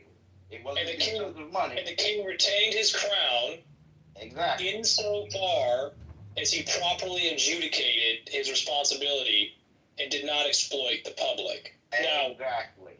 And that is how the hacker community works. We do not have den masters in so-called like lore. We have a lot of fantasy titles, but these people are not in charge because they were the best ones that fought the CIA. I can tell you that in terms of fighting, they are some of the worst people to actually fight governments. They are in charge because, like the kings of old, they make sure we do not go off the tangent, cause too many issues, like the medieval kingdoms of old. They are there for organizational defense against. Well, they are the heads of a hierarchy that is based on competition and meritocracy, and there's nothing inherently wrong with that. And it's important to point out, Isaac, that in the same way that you haven't found a silver bullet by identifying gold and silver as scarce resources that might do a better job than they might not even be, but you've also properly identified that it is not the manner in which you choose to determine your leadership that will provide a silver bullet and an insurance against all future entropy. It is only through the constant efforts of the people, recognizing their duty, committing responsibly to their community, that we can have a perpetuation of good governance and its real value expression and recognition that is commensurate with nature. Yes, that's how it goes. That is how it's supposed to go. That is why me am regrettably agreeing with the den master that I had when he told me, you will find nothing that you need out in their society. He was saying that because I was in this, a part of this monarchical underground cyber kingdom system of tech lords, technomancers, in literal cyber gods in some cases. That's an actual title. Because that's how it was ran. It wasn't we're exchanging money and goods and services, we have an economy. No. It was a monarchical system with different areas of the internet in kingdoms. That's how it is ran. It is not this whole thing of, you're money and you're trying to, fight the government because of. Sorry, Bree. Yes. It was none of that. It's because we figured out how to effectively be human beings and run an effective system to fight an external enemy that we all have, regardless of race, culture, religion, ideology, income level, sometimes intellect. That is why it's done that way. Like you said, here's another example. Hold on, Bree. We don't need to interrupt him. Yeah. Yeah, it is like you said, Diogenes. It's because the meritocratic system and proving of competitiveness that men actually have shows this is the best guy for this particular activity, so we're going to follow him. It is not because he is the strongest. It is not because he is the smartest. It's because this is the guy who knows how to avoid these particular things and issues. Right. We follow the man best suited for the path that we are on, and when we diverge, we diverge. And then the man who leads us, when he turns us to his own ends, becomes a tyrant, and we have to resist that. We cannot continue, and we have to recognize that. We have to be on guard against that. We have to recognize that it is going to happen. We're not all. But what is the rubric for tyranny? Bree, first of all, I'm understand that, Bree, and you know what, Bree, I'm happy to have you here and to give you an opportunity to speak. And the title of the room is SCOTUS Reversals. I don't know if as Alistair likes to point out, you're just here to get a dopamine high. You just want to, got some feel like you've got some insight. I don't care what John's got to say about anything in my life other than, if he wants to be sincere. He's often sincere, and he's often searching for sincerity. He's also, very eclectic, eccentric, sarcastic. Yeah. No, but I've always appreciated your points of view because you've always been poignant and like you knew what you were talking about when I was talking about shit when I was downrange. You were always double checking me on my shit. Because you want to talk about but you knew. Talk about SCOTUS reversals. We want to talk about SCOTUS reversals. Well, what about the one from 2013 when Obama and Biden made it where the news is allowed to lie to you? I mean, what's that act that the one? I don't. You are referencing an actual act that was passed that essentially said that federal money and federal agencies can employ deception on domestically, that they can Look, that's not the most important question. The most important question is what does it mean when the SCOTUS reverses itself? What are the implications of the arbiter? What do you mean by SCOTUS? Because Commander of the United States? The Supreme Court of the United States. Oh, Article 3. No, so we're in Article 3. I didn't know if we were Article 2 or Article 3. No, this is Article 3 is the judicial. Yeah. That's correct. Yeah, that's Article 3. Yeah.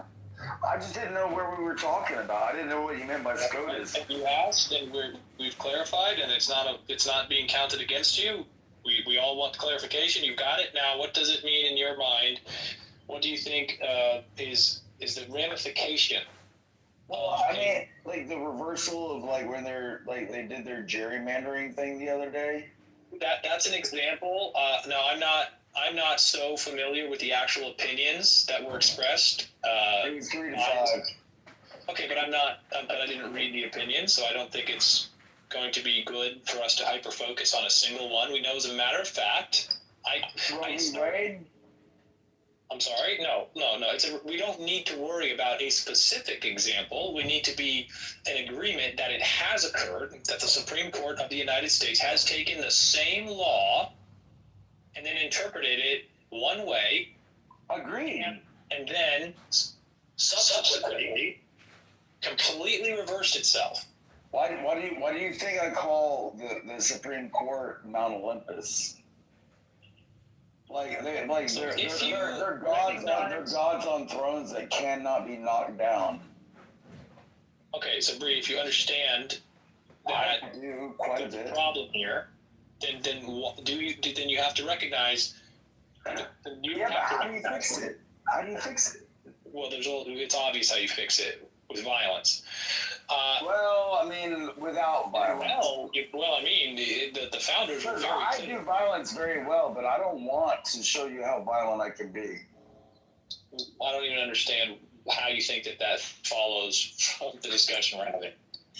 Well, you're talking about the only way you're complaining about something that you say the only solution is violence. What am I complaining about? SCOTUS and the I'm not reversal. complaining about SCOTUS. I'm asking you what the ramifications of a SCOTUS reversal are. And the SCOTUS reversal of what? Of anything. What does it mean? Concept. What the hell? Yes. Yeah. If you want me to boil it down to one word, I would say an interpretation. I don't want you to boil it down to one word. Literally just an interpretation from a human being that voted their interpretation. Right. Correct. And we're not supposed to be ruled by individuals. We're supposed to be ruled by something else called the law, right? Yeah, but people interpret the law. How many ways from Sunday has the Second Amendment been attacked?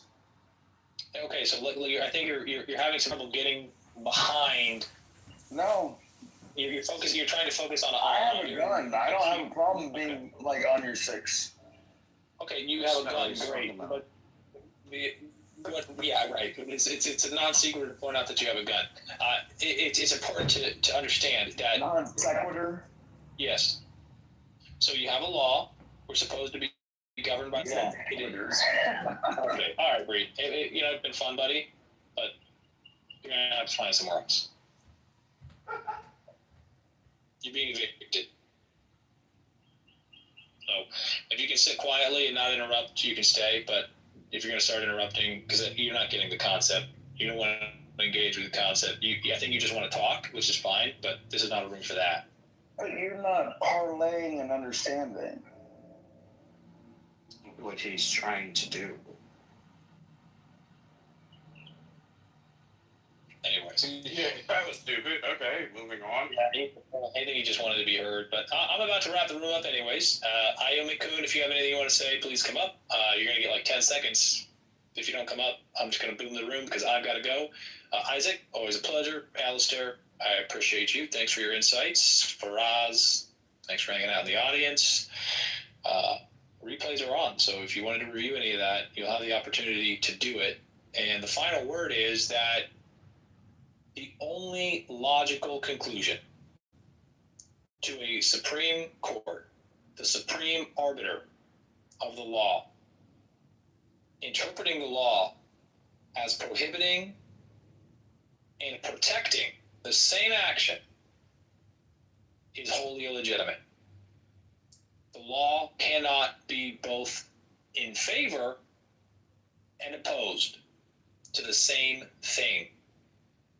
The law must be changed before the interpretation can be changed if the law is legitimate. The only conclusion is that the Supreme Court of the United States is illegitimate.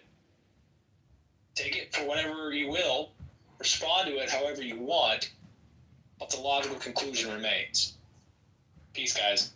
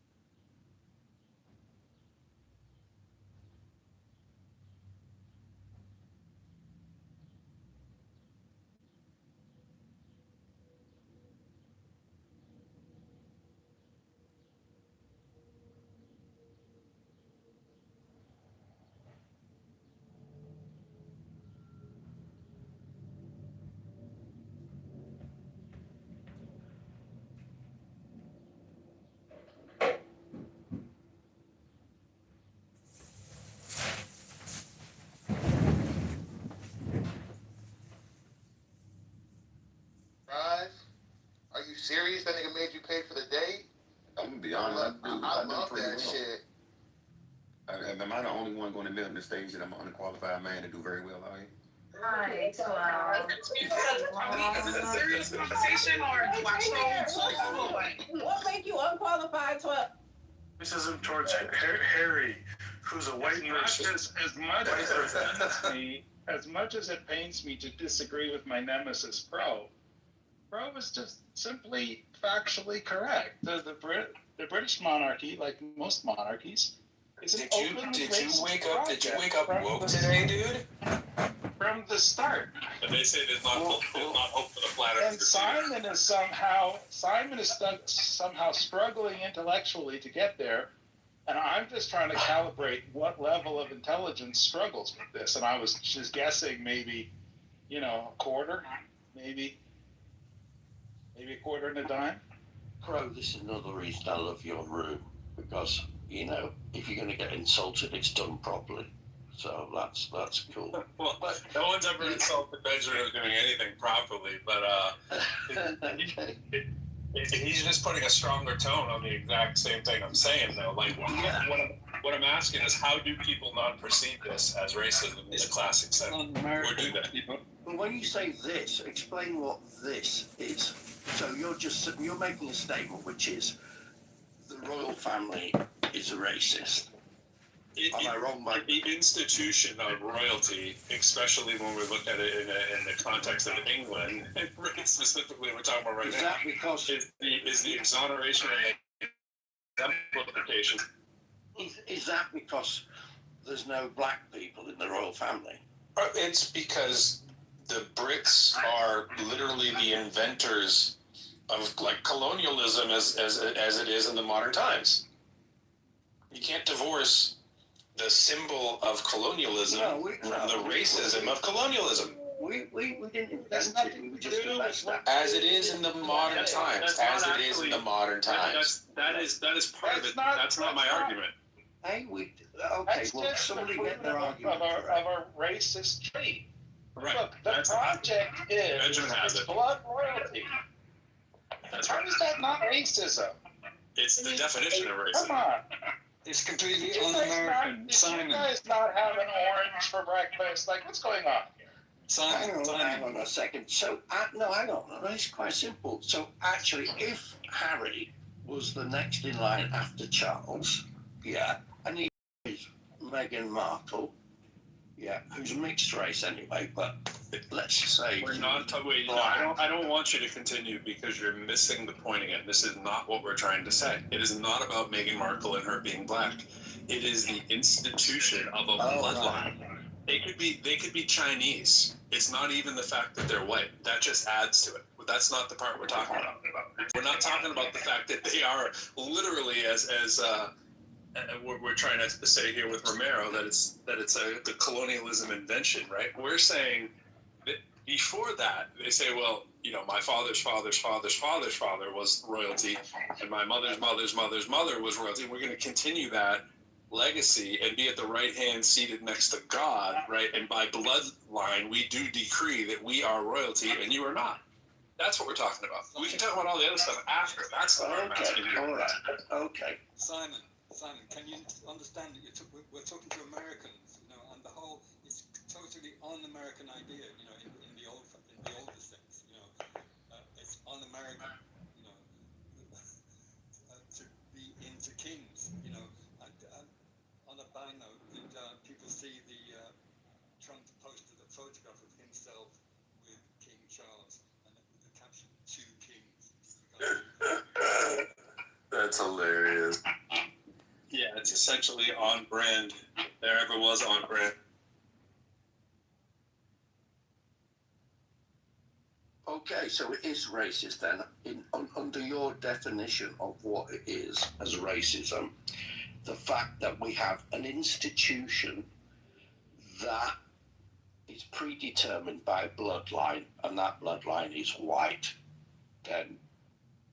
But what?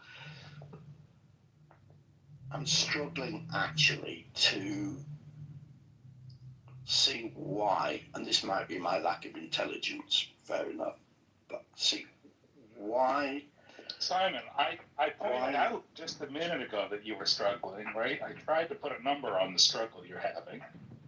But look, this is a caste system in which privilege is inheritable.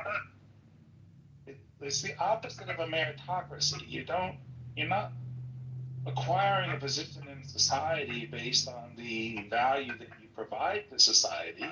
You're acquiring a position in society exclusive for all others, and a whole set of laws that apply to you in ways that they don't apply to other people. For example, I don't know if you knew this, royalty don't pay taxes. Everybody else, the schmucks, pay taxes.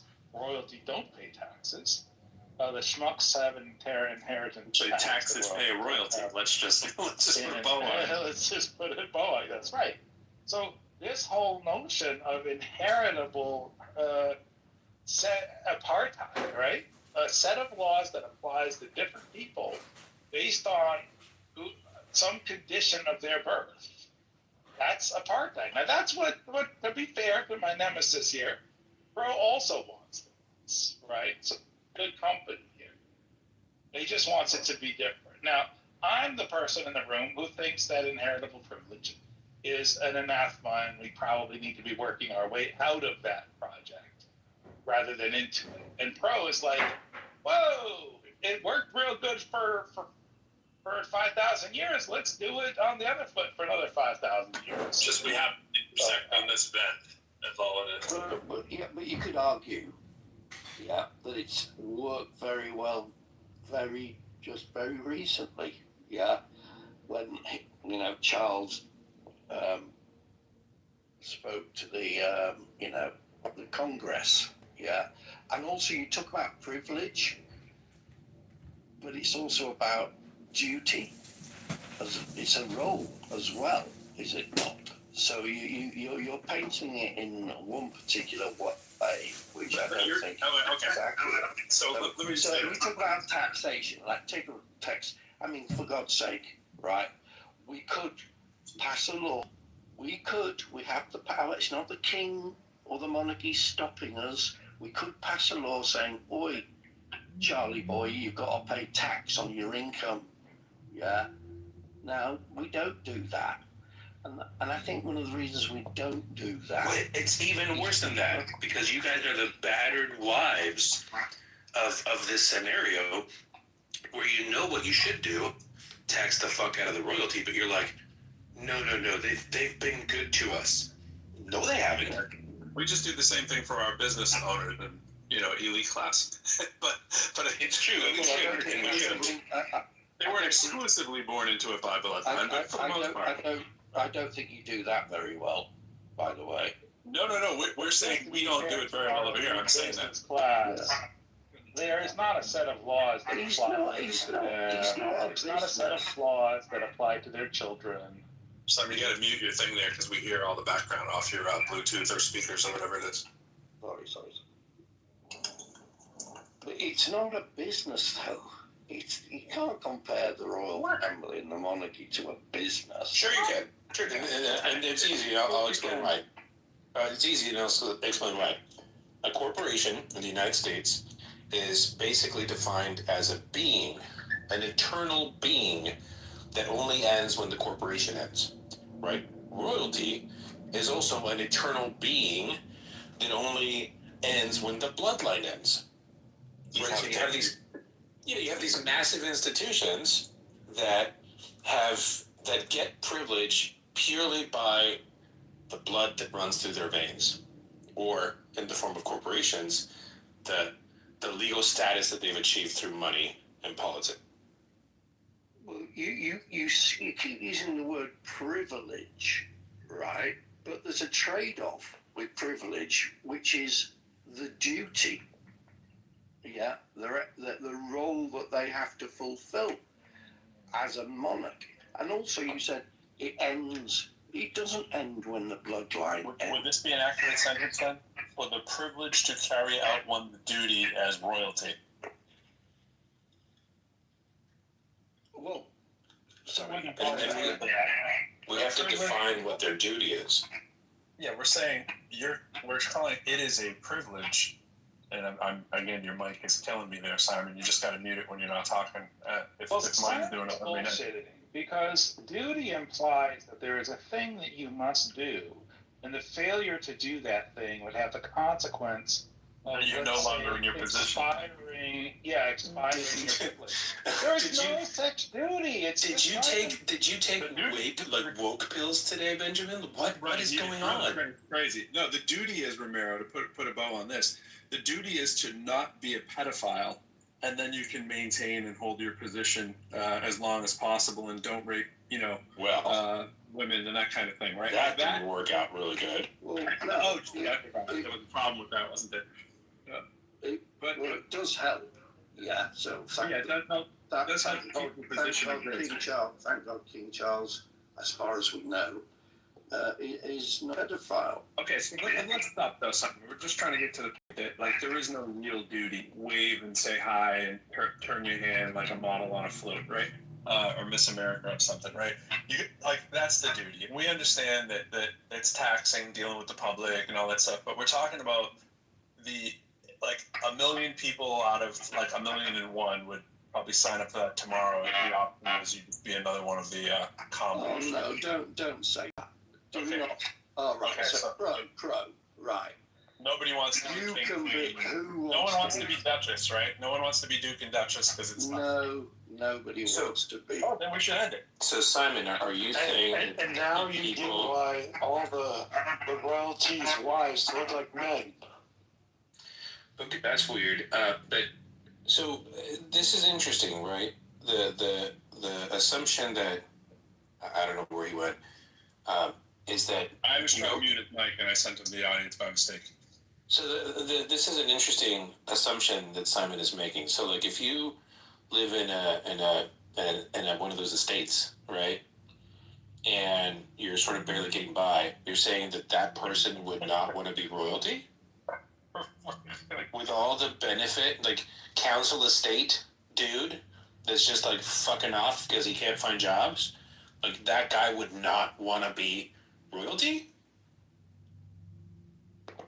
Well, you can take it to an extreme, but that's not an extreme. No, I don't. Can you imagine you're under the microscope? Yeah. Oh yeah, it'd be fucking great, dude. If I was royalty, they could put me under the microscope all they want. It'd be fucking awesome.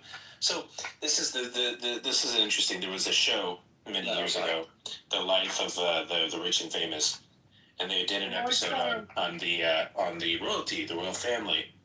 And when the two royals asked for a hamburger, what they got was the chef at the palace got literally the equivalent of a $500 slab of beef, right? Really expensive beef, and ground it up for them.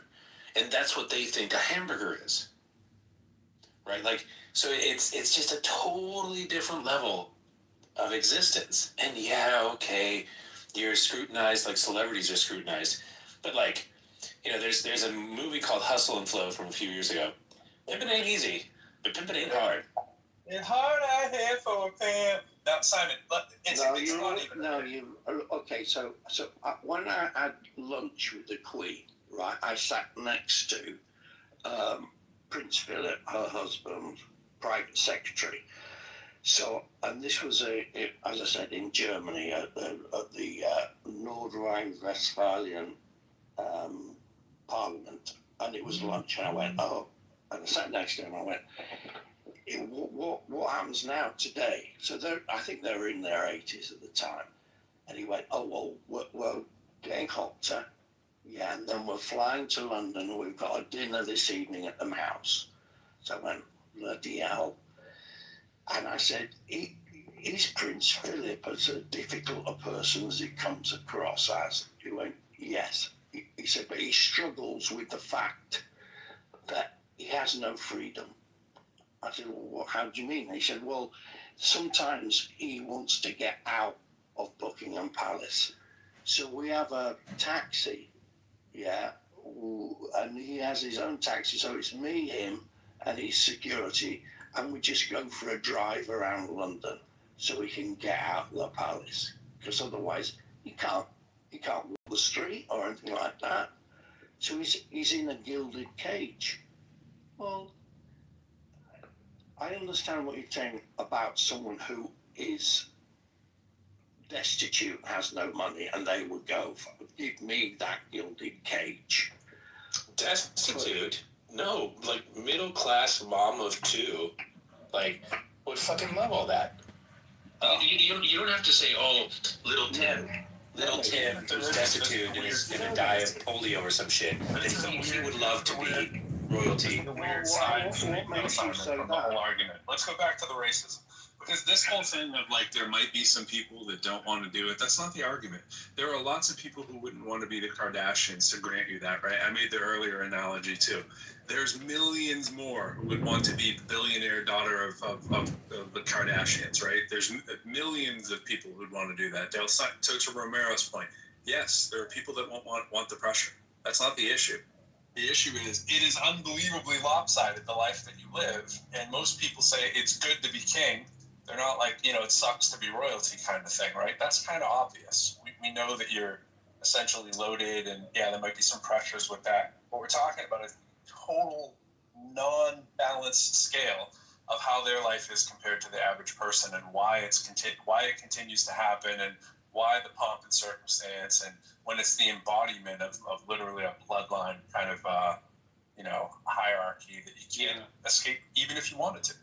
And Prince Philip was a renowned racist, actually. I can't remember a detail, but I know he was renowned. You would have to be. You would have to. It'd be amazing if you weren't. It's like we say it about the Magna Carta, and manifest destiny, and all this kind of stuff, right? It's in the book Norseman. It's in the book Race by Reginald Norseman. It's the major premise of the book of race, of understanding race. When you have a country that's founded on the idea that it is our God-given destiny to expand over to the western shores from sea to sea, and our God-given right with the language that's embodied inside of the Magna Carta with race is bullshit, right? Like the bloodline stuff. It oozes from the system that is in place, not just there, but certainly there. Bro, you're making a case that I make sometimes. That's where all the handouts are. In a way, especially if it's what you just said, it's like the American Empire is just a continuation of so-called English.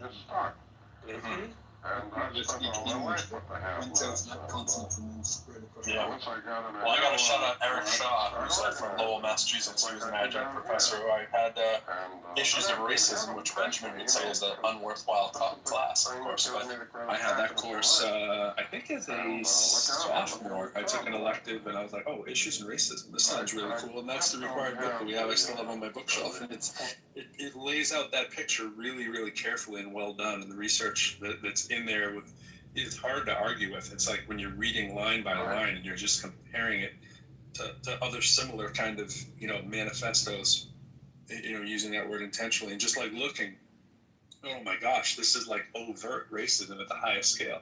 And to think that that's not so pro. I appreciate that you were wrapped around the axle emotionally by this book on race, but no emotion. You can't possibly make a reasonable argument in which race is a predicate, because race is not susceptible to a reasonable argument. There's no distinction. There's no test. Whatever you think the races are, and I have no idea what you think the races are. Aisha thinks of the races differently. That means tons of people, like way more people than minorities. Back to the real oats. You strayed too far in the garden, didn't you, Benjamin, with the bunny? No. Look, I want you to win. I want you to win this argument against caste. Yeah, I was touching grass. I want you to win the argument on a bloodline caste system. I don't think you can do it if you use the word race, because race is not a credible or robust word. It doesn't have distinguisher stability, meaning if two people draw the lines about race, they're different. If people get on an airplane, fly to another country, their race changes. It doesn't have geographic stability. over time, people who were an X kind of person are now a Y race. It doesn't have temporal stability, meaning it's just a made-up concept that changes from moment to moment to moment to moment. I don't know what we're trying to do here. Cool. So let's scratch race riots from our history. They never happened. We'll just call them people who... The fact that people who don't understand categories very well... There was no slavery to erase that, okay? Just let me stop using race. Let's admit that it was a skin color apartheid riot. A colorism going on. There's a lot of colorism. I will use your word for today. Shut you up, right? No skin color apartheid. We can't use racism right now, so we're going to say your skin color apartheid. I'm actually going to extend it, Simon. The blood color apartheid of the royal family seems to be an egregious violation of what most sane people, I think, would say.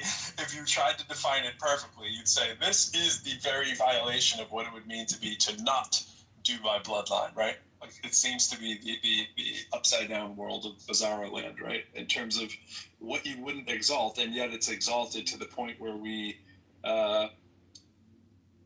subsidize it, let it be tax free. People pay. Oh yeah, I know it's a bit of redundancy, but you get the point. And then we make an entire industry around it and put it on TV and do the pomp and circumstance. And everybody over here wants to grow up to be a princess and marry their knight in shining armor and find a prince and all the stuff. It's all the hangover baggage from that. It's like, is that really what you want? You really want to? No, I understand, but in the absence of bloodline, yeah.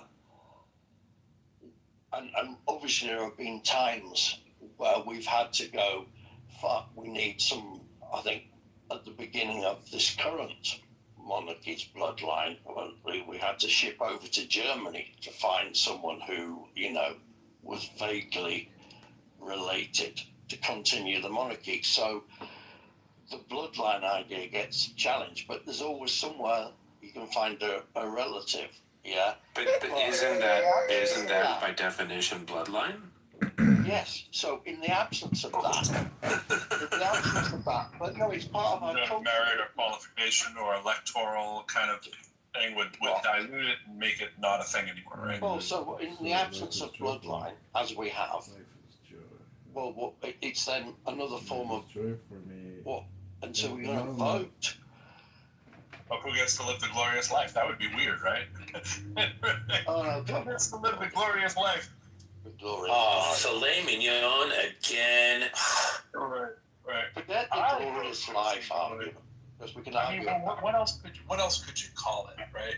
Who gets to be the figurehead of the country who lives in a palace, bro? Well, other like the Irish, they vote for a president who is not political. So you can have presidents that are not political, and they have their time, and then you have another vote. Yeah. That's a step down.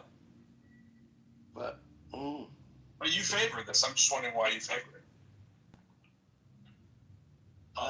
Or is the master? I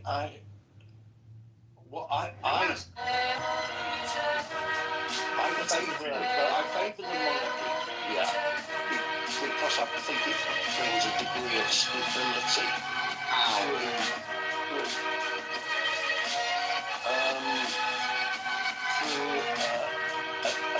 consistency. Okay,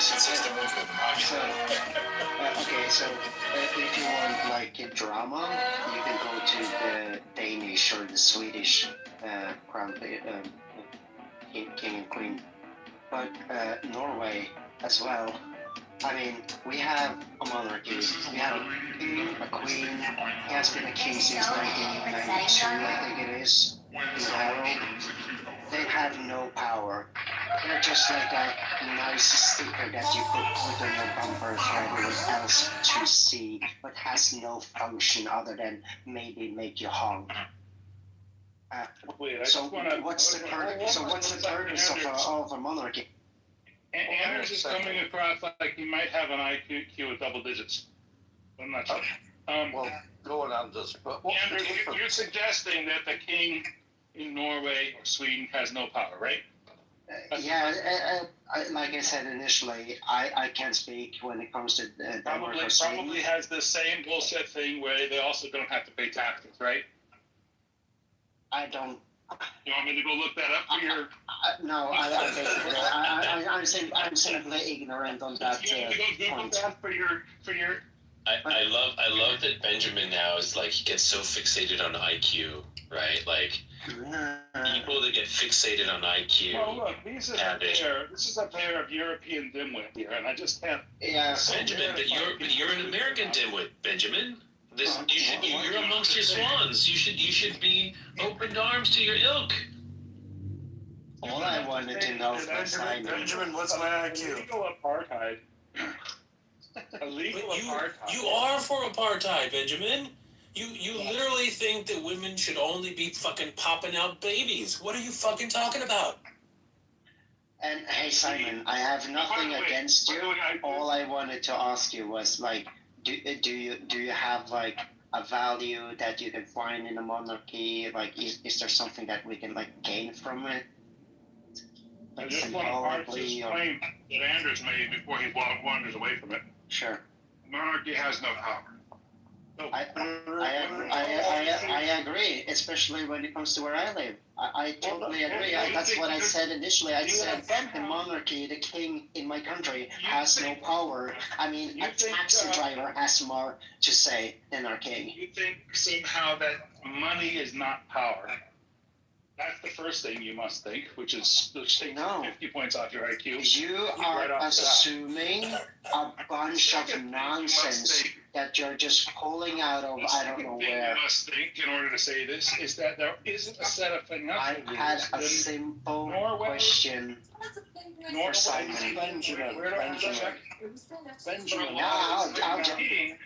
Benjamin, now your IQ is plummeting because do you think that the wealth that King Charles III has in terms of his personal income, and he then spends that on supporting the Reform Party or whatever you spend his money on, that.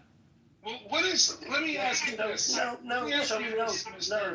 Mr. Nickel and a Dime here of IQ. What do you think power is if it isn't the ability to direct the actions of other people? What is it? No. And what do you think? And what explain to me next is money. If not the ability to direct the actions of other people. Okay, so I think this is the answer to this whole conversation. Benjamin, why are you trying to make up an opponent? Like, why are you trying to make yourself a part of a conversation that is not... Nobody's having this conversation except for you. And you're trying to bait people into the conversation you're trying to engage with now, but nobody's holding these positions that you're making. The reason we have intelligent conversations in this room is because when stupid people talk, they get slapped down, and they talk less.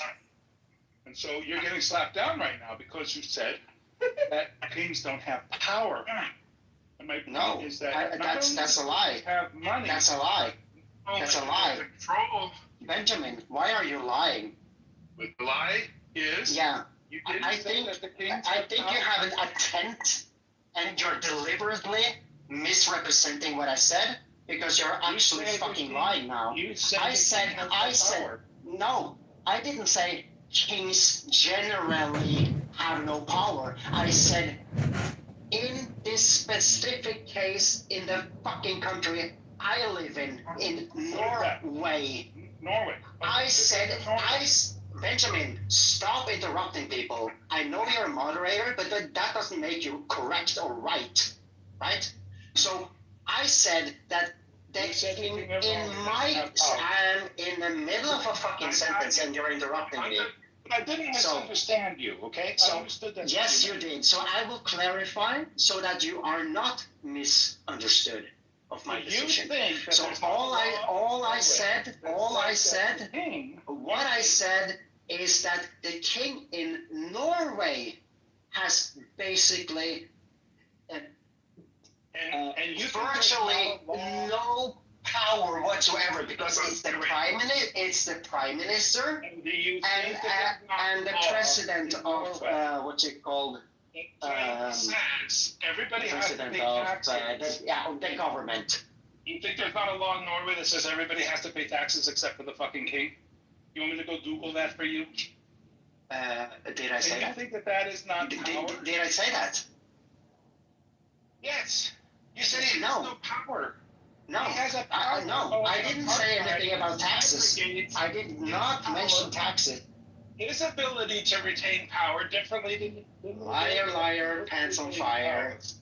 This is why I took a 4-month vacation from Clubhouse, because I came on Clubhouse, I learned a lot from great people and smart people, then I reached a threshold where I didn't learn anything more, simply because I think this is the threshold of what people can deliver on Clubhouse. I think 20 or 25 might be. That's why I took a vacation, because I think this is just nonsense. Might be an upper limit for you.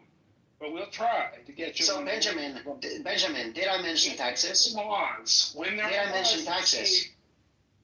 I'll just mute up.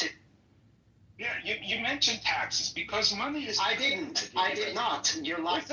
This is why I took 75 points off your IQ.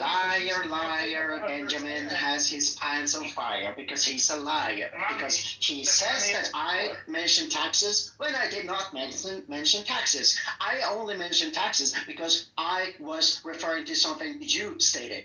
So shut the fuck up with the lying. I never mentioned taxes. I had one simple statement to Simon, and I also agree with Simon. I don't think we disagree on this thing. All I said that the, THE, the king of the country that I live in has basically virtually no fucking power. That particular king, and I mentioned his name, and I said he was a king from 1992. His name is King Harold. I said this, and everything, Benjamin, that you have mentioned since that statement that I uttered has nothing to do with my position.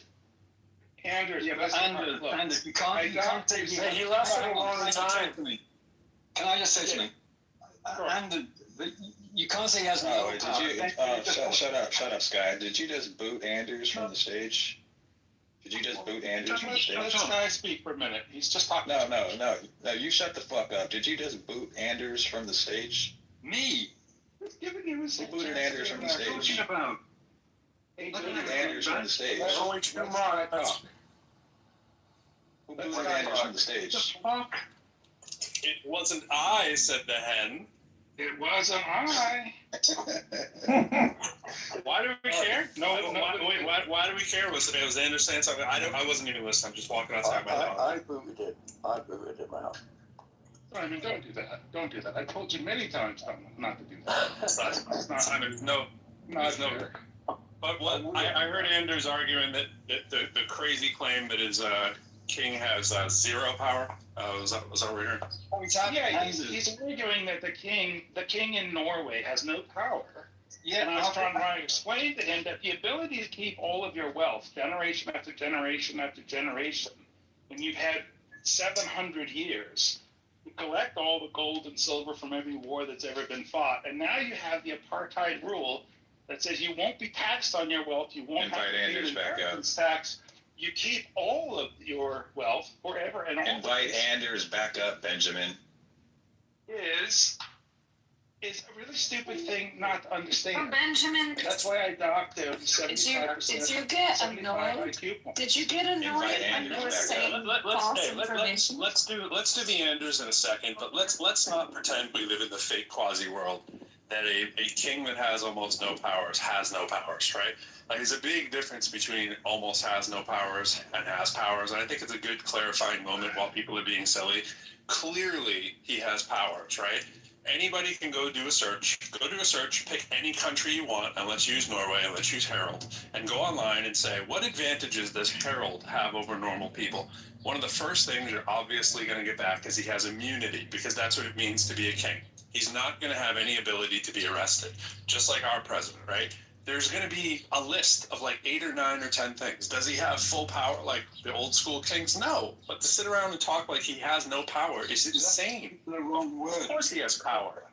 That's what I was trying to point out to Anders. You can't say no power. He might mean, no constitutional power to run the government. But you can't say he had no power. He's just using, maybe it's because his second language is English. All right. Run back episode. Okay, thank you. So, Benjamin, just mute me or tell me to be quiet. That's all you have to do. Anders, just trying to hear what he's saying. Pro One and I second, have a we'll get- disagreement. Yeah. Anders, Pro and I have a disagreement. Pro thinks that Anders is insane, and I think he's got a single-digit IQ. And I just want to Hey, Benjamin, that's fine. You talking about IQ as much as you do makes me question your mental state. So I'm not talking about what I think about you. All I said, Benjamin, before you pigeonholed me, trying to make me hold a shit ton of beliefs and positions I never stated or holds. All I said that, Benjamin, in Norway, our king has virtually no power. He has no political say in any way. It's a symbolic where, what's it called? The prime minister have to call the king. Say, this is what I'm about to do, and the king basically just automatically say, yes, sure, go ahead. So there's no argument, Benjamin. If you want to have a conversation with me, pick a topic. And we can have a conversation about that topic, but you strawmanning and deliberately lying what I said in my position, that is just shush. What he does. What he does. Only I can accuse Benjamin of lying. Actually, I don't usually accuse Benjamin of lying. I just accuse him of having horrific ideas. Horrific. We have talked so many times. You're the rapper, right? From New York? I am the rapper. I'm the rapper. Yeah. Yeah. It's Boston, but it's okay. Same thing. Oh, that's on me. I just remember one specific conversation. You're so far away. Might as well. You pointed to it on the map. Your finger would hit New York, as you say. It's fine. Yeah, but I definitely know where Boston is compared to New York. That's what I mean. Maybe your finger would cover it up on the globe. Sure. No, I'm going to send you the link on Discogs. Hey, I'm going to send you. Anders, I'm going to send you the link on Discogs, and hopefully you'll be my biggest fan in Norway. Bring me over there when I come to Finland and Germany this year, all right? All right. Definitely. I remember two or 3 years ago, you shared a couple of, if it was links or something. Yeah, my man Frosty Finn. My man Frosty Finn's bringing me up to Finland, bro. So I'll be a skip and a jump. Hey, Anyways, I still think you have a crazy idea on this one, though. That there's no power, but I know you said virtually no power. But anyways, I think we understand what you mean. So, yes, but you do agree it would be good and I to be appreciate king, right? that. Yeah, but hey, I appreciate that you catch that that qualifier, because of course he has some sort of power, but you have to understand that sometimes we talk colloquially, right? Yeah. So you don't have to be like Benjamin Buttons here, like growing out of your own asshole and becoming younger and younger. All I said, I made just one simple statement, and for the next 45 minutes, Benjamin was trying to talk to someone that didn't even exist on. He's good at it, though, isn't he? He's really good at it. That's why. Yeah, it's just that the koi fish doesn't bite on his. He found his leverage point. Say no more, you know? There's a power for these. What's up? We haven't said hi to Aisha or CM or David. They barely said hello. HLC's here. Alligator's here. This is just an all-star lineup. I just want to say I'm flattered that you guys would come in the room. Yeah. Hey, Aisha, CM, HLC, Elliot. I met Anders today. Did you follow me into this room, Anders? I actually did. In a way, you remember I said I had to go earlier? Yeah, we had an interesting conversation. You're an interesting person. He's a atypical. No, he's an atypical, what's it called? I was saying he's a gator dropping. Atheist, He followed you into the room, so you dropped him here. He's a gator dropping. Oh, nice. No, he's an atheist, glober, scientist. My kind of guy. Basically, I mean, Andrews lives in Andrews' room. I nominate him. He loves to bash his head against Andrews' rooms. Andrews, you can be the ornamental king of Gatorland. And before that, bro, I was in Godless Girls' rooms. Oh yeah, I remember the good old Me and days. her run rooms together. Didn't she turn into a very God-filled girl, if I remember correctly? Like 2023, I think. Yeah. 24. Yeah. You made the switch and the jump. Yeah. She had like I'm not familiar with her private life, but I She went from understood that. hardcore atheist to hardcore believer. She went to rehab and found God. Well, she had a great life. She had a great life online. Something happened not online, and now she's a Christian online. Yeah, that's the Godless girl, right? The good old days. Yeah. I mean, it's like I started listening to Godless Girl on YouTube in way back, like 10 years ago, whatever. And I came across, what's his name? Oh, guys, what's his name? He's like the YouTuber that has been like in every room. Oh, holy fuck. Is he atheist, non-atheist? Atheist, he's with like John Lee and Matt Adams. Tom Rabbit, there you go. Yeah, holy fuck. Yeah, so I started like listening to Tom Rabbit, Dark Dawkins back in 2014, 15, like way back. You rip souls from flesh and skin of the machine. When did we become so afraid of our own mortality that we sold our souls to silicon profit? You opened the gate. You sold our own world. You worship memory without meaning. Prophets that cannot feel. Prophets that cannot bleed. They harvest the neural to be fair, like half a year ago, maybe a year ago, I would be totally, I would be just wrecking myself. But now it's like, Benjamin, I didn't say it. Benjamin, why are you lying to me? It's like,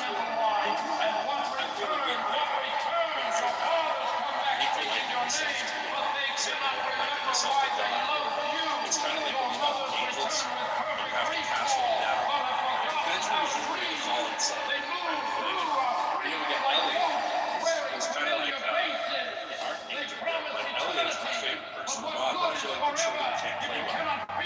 Like Elliot gets caught in you might just have to check it out. Oil here. Elliot, we gotta work this out, man. We gotta be able to come to The British royal family have some surprisingly bizarre and strict-eating habits. According to former royal chefs, garlic is basically banned in Buckingham Palace. Why? Because members of the family are constantly meeting diplomats, world leaders, and guests in close quarters. Bad breath is not an option.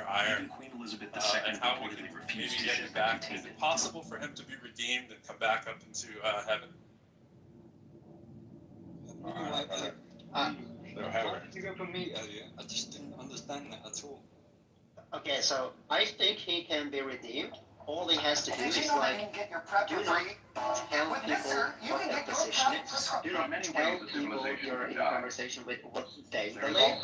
Ask the question. Elliot's correct though. I gotta go to Elliot. Oh, no, sorry, I was talking about Benjamin. No, I know, but I'm asking Elliot what his, I mean, we all largely know what it is. I just want to hear it enunciated.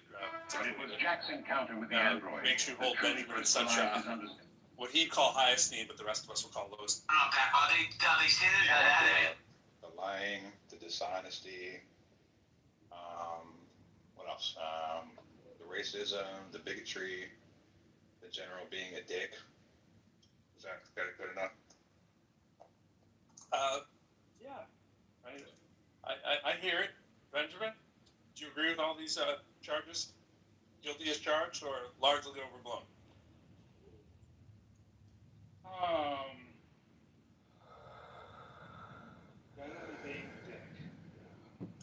That one I think you could. But I mean, Benjamin, maybe I don't remember you. Maybe. Specific. I think Anders could do a better job.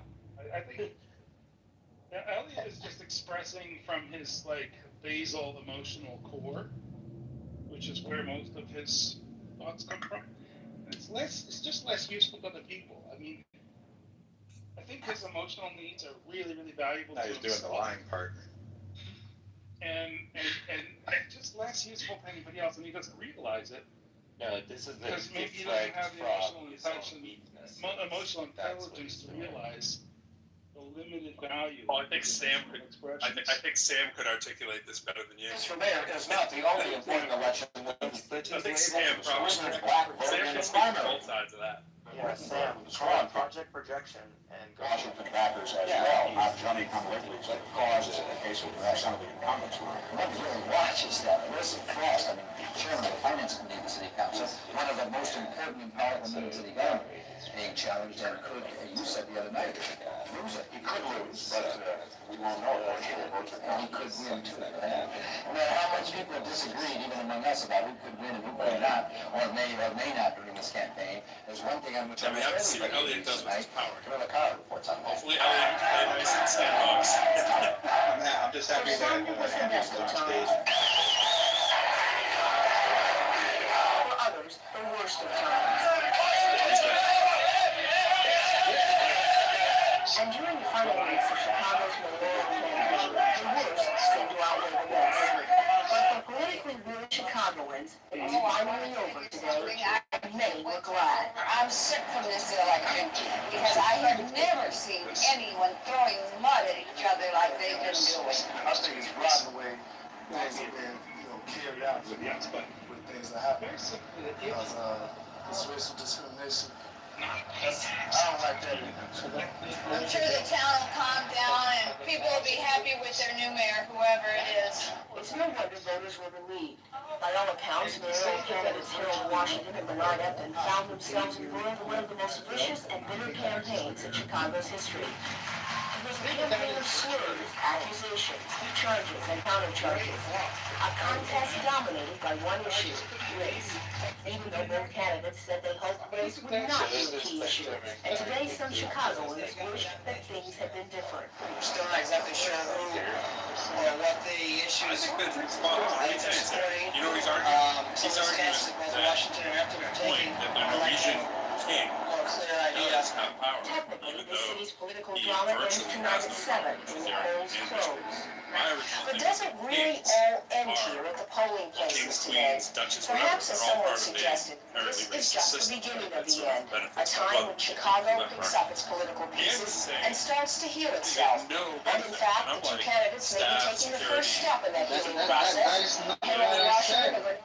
I No, mean, you said virtually. And I'm just arguing a different lot on that virtually. And that was particular to the politics, right? So I'm not saying that they're not rich. I'm not saying they're not living in the fucking castle here we have Why the jump in the freaking center of our black rednecks and white liberals to argue city together? of What's the point? Oslo?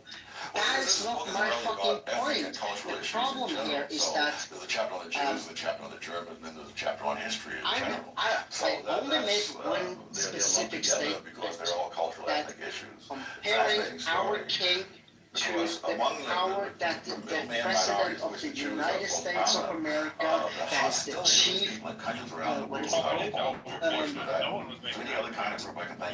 that is what I mean by power, meaning that we have the Prime Minister that has the equivalent power to our President of the United States. Yes, and I then was making a statement that compared to a president and compared to historical history, our king practically have no power to in this day of age as they used to, or as a president. That's all I said. I said nothing about having no power because they don't have to pay taxes or anything. This is just Benjamin just Well, I think that's what was bringing that up. Why they do have power. throwing jam on the fucking wall to see how much of the fucking raspberries that sticks to the fucking wall. But that raspberry, but that strawberry did not fucking come from my mouth. Gotcha. That's the problem. I'm sorry. Holy fuck. Anders, I'm barely listening here, and I'm just very curious now. I'm just gonna put this out there. I'm from New York. I curse my bum off all the time. But is there any way that we can get our point across without having to, like, I don't know, curse every 2 seconds and, you know, lose what your point is in the process? What do you mean by that? I mean that all. Oh, see, I'm just demonstrating. I'm talking to the 6, 7, 8 kids away that I have to mute my phone, turn the volume down. You know, you gotta wear headphones when you're on the phone. Kids are looking for bunnies. We love bunnies. Bunnies are cute. I mean, I'd like to actually know what the meat and potatoes of your argument is, and every time you're just saying fucking this and fucking that. Yeah, because I use those words to So the people on emphasize the stage point, don't right? stand Oh, I am well aware of doing that. And you probably think those words are magical, right? No, I have no problems with them. I just think that you're losing your point. So then it's not a problem.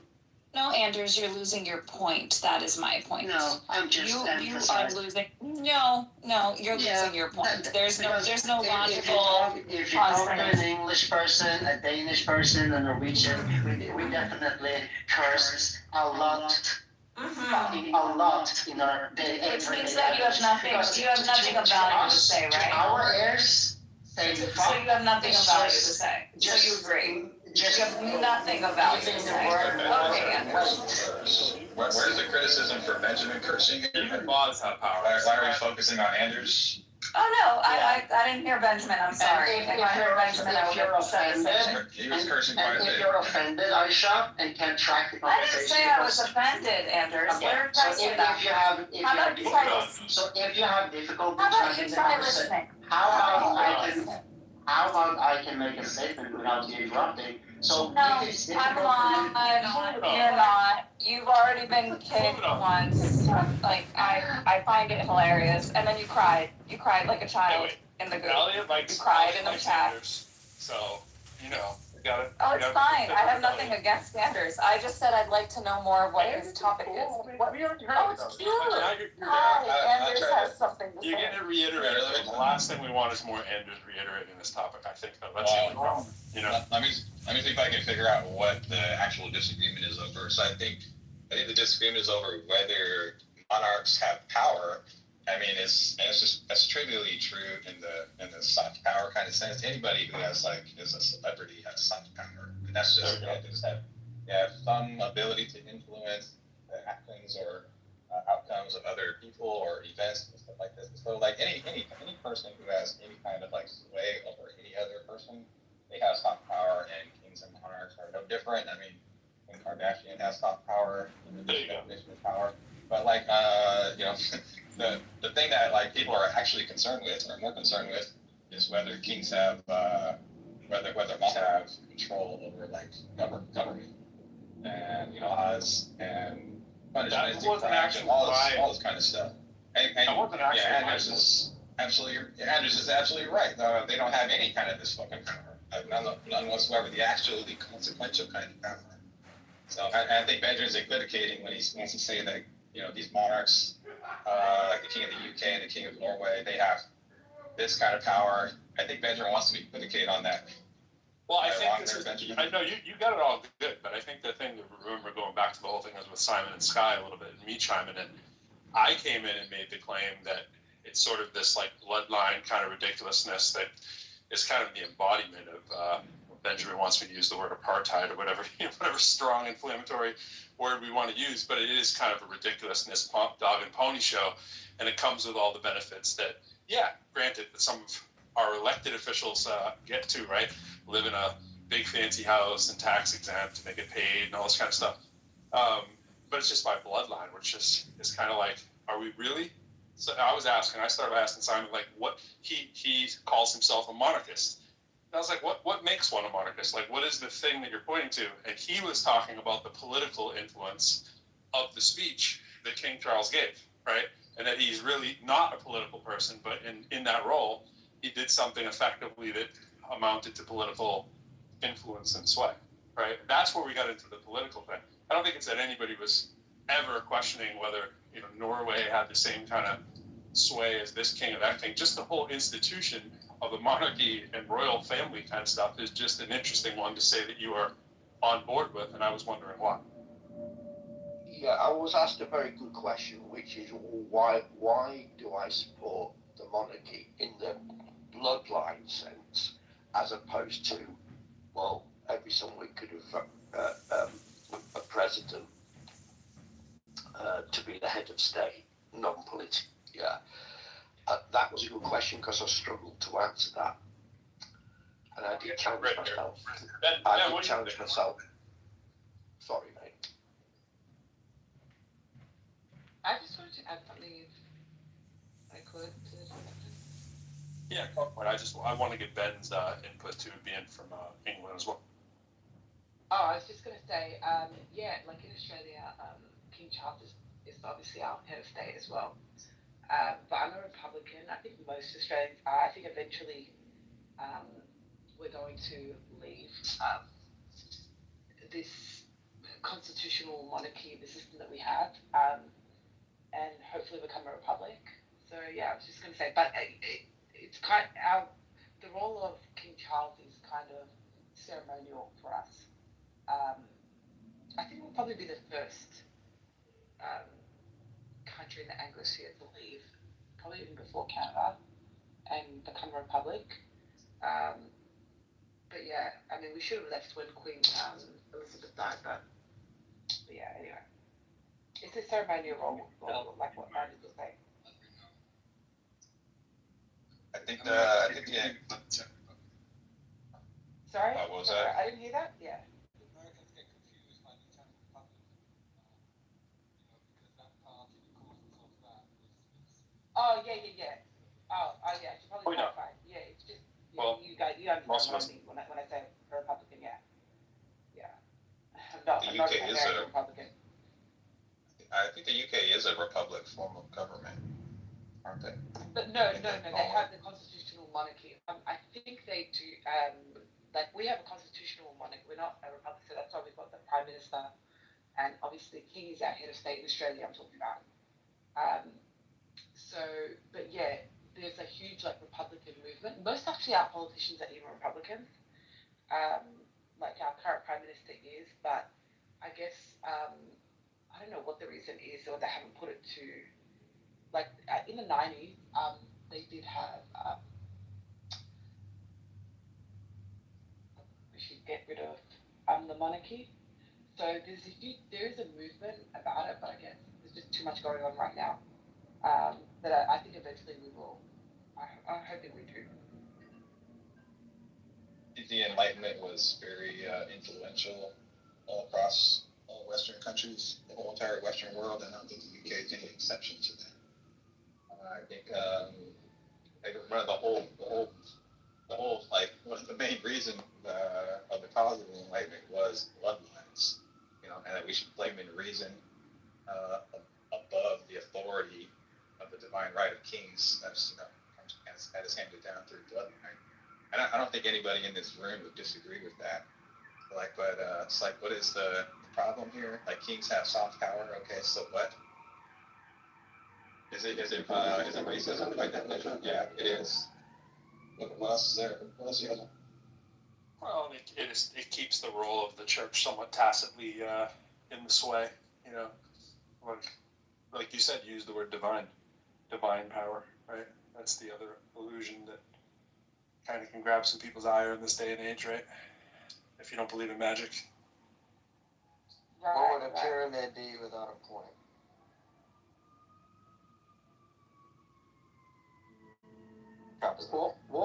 What isn't interesting for me anyway is that there's obviously the Commonwealth, right, which is obviously former British colonies. Not all of them, but I think there's something like 56, which is 2.7 billion people. And why does that exist? Because they could all choose, as Australia, in a way, I'm surprised that they are still part of the Commonwealth, but they are, yeah. Why do countries still feel happy to be part of that? Because all those... Sorry, that's it. Oh no, I was was just going to say, I feel like we're almost being manipulated, that the monarchy won't let us go. There are like these, it's like the resurgence of these monarchist movement. There's been many like pushes to get Australia to become a republic for a long time. Still our number one immigrant group, it comes the number one, group on our immigration stats comes from Britain. So we've got these, I don't know, it's like anytime Australia wants to move away seriously from the monarchy and wants to become a republic, there's like King Charles, like one of them will come to Australia, they'll do a tour, because what I heard is that what they're concerned is if Australia moves away, that Canada will, eventually, obviously New Zealand will as well, and then it will just be like a domino effect, and the Commonwealth will effectively break up. But yeah, I don't care. I think we should get rid of the king. Like I don't think there's a really strong anti-British sentiment in Australia, especially after World War II, because it was America that came and helped us. It wasn't like after the Japanese attacked us and bombed Darwin. England was nowhere to be found. So there's this kind of old resentment in Australia that we were abandoned by Britain during World War II, and we've had subsequent issues and problems. I mean, now Australia's become wealthy thanks to mining and so on in recent decades, but there were definitely rough periods in our history economically, and as I said, during war times, where especially the older generation feels very much abandoned and totally disloyal to England. So yeah, I think we look up to the American example, like the Constitution. There's so much missing in our Constitution. We don't even have the Bill of Rights. Things need to be rewritten. But anyways, to be fair though, to the monarchists, we don't really have great politicians, and we haven't had any really great politicians in a while to I don't know if I'd want to see any of these current group batch under that career politician. I wouldn't want to see any of them become the president or get any more power than they already have to screw up the nation. So yeah, it's kind of catch-22. But I think eventually, once we get not only the political will but the right leaders to sell the message, it will happen.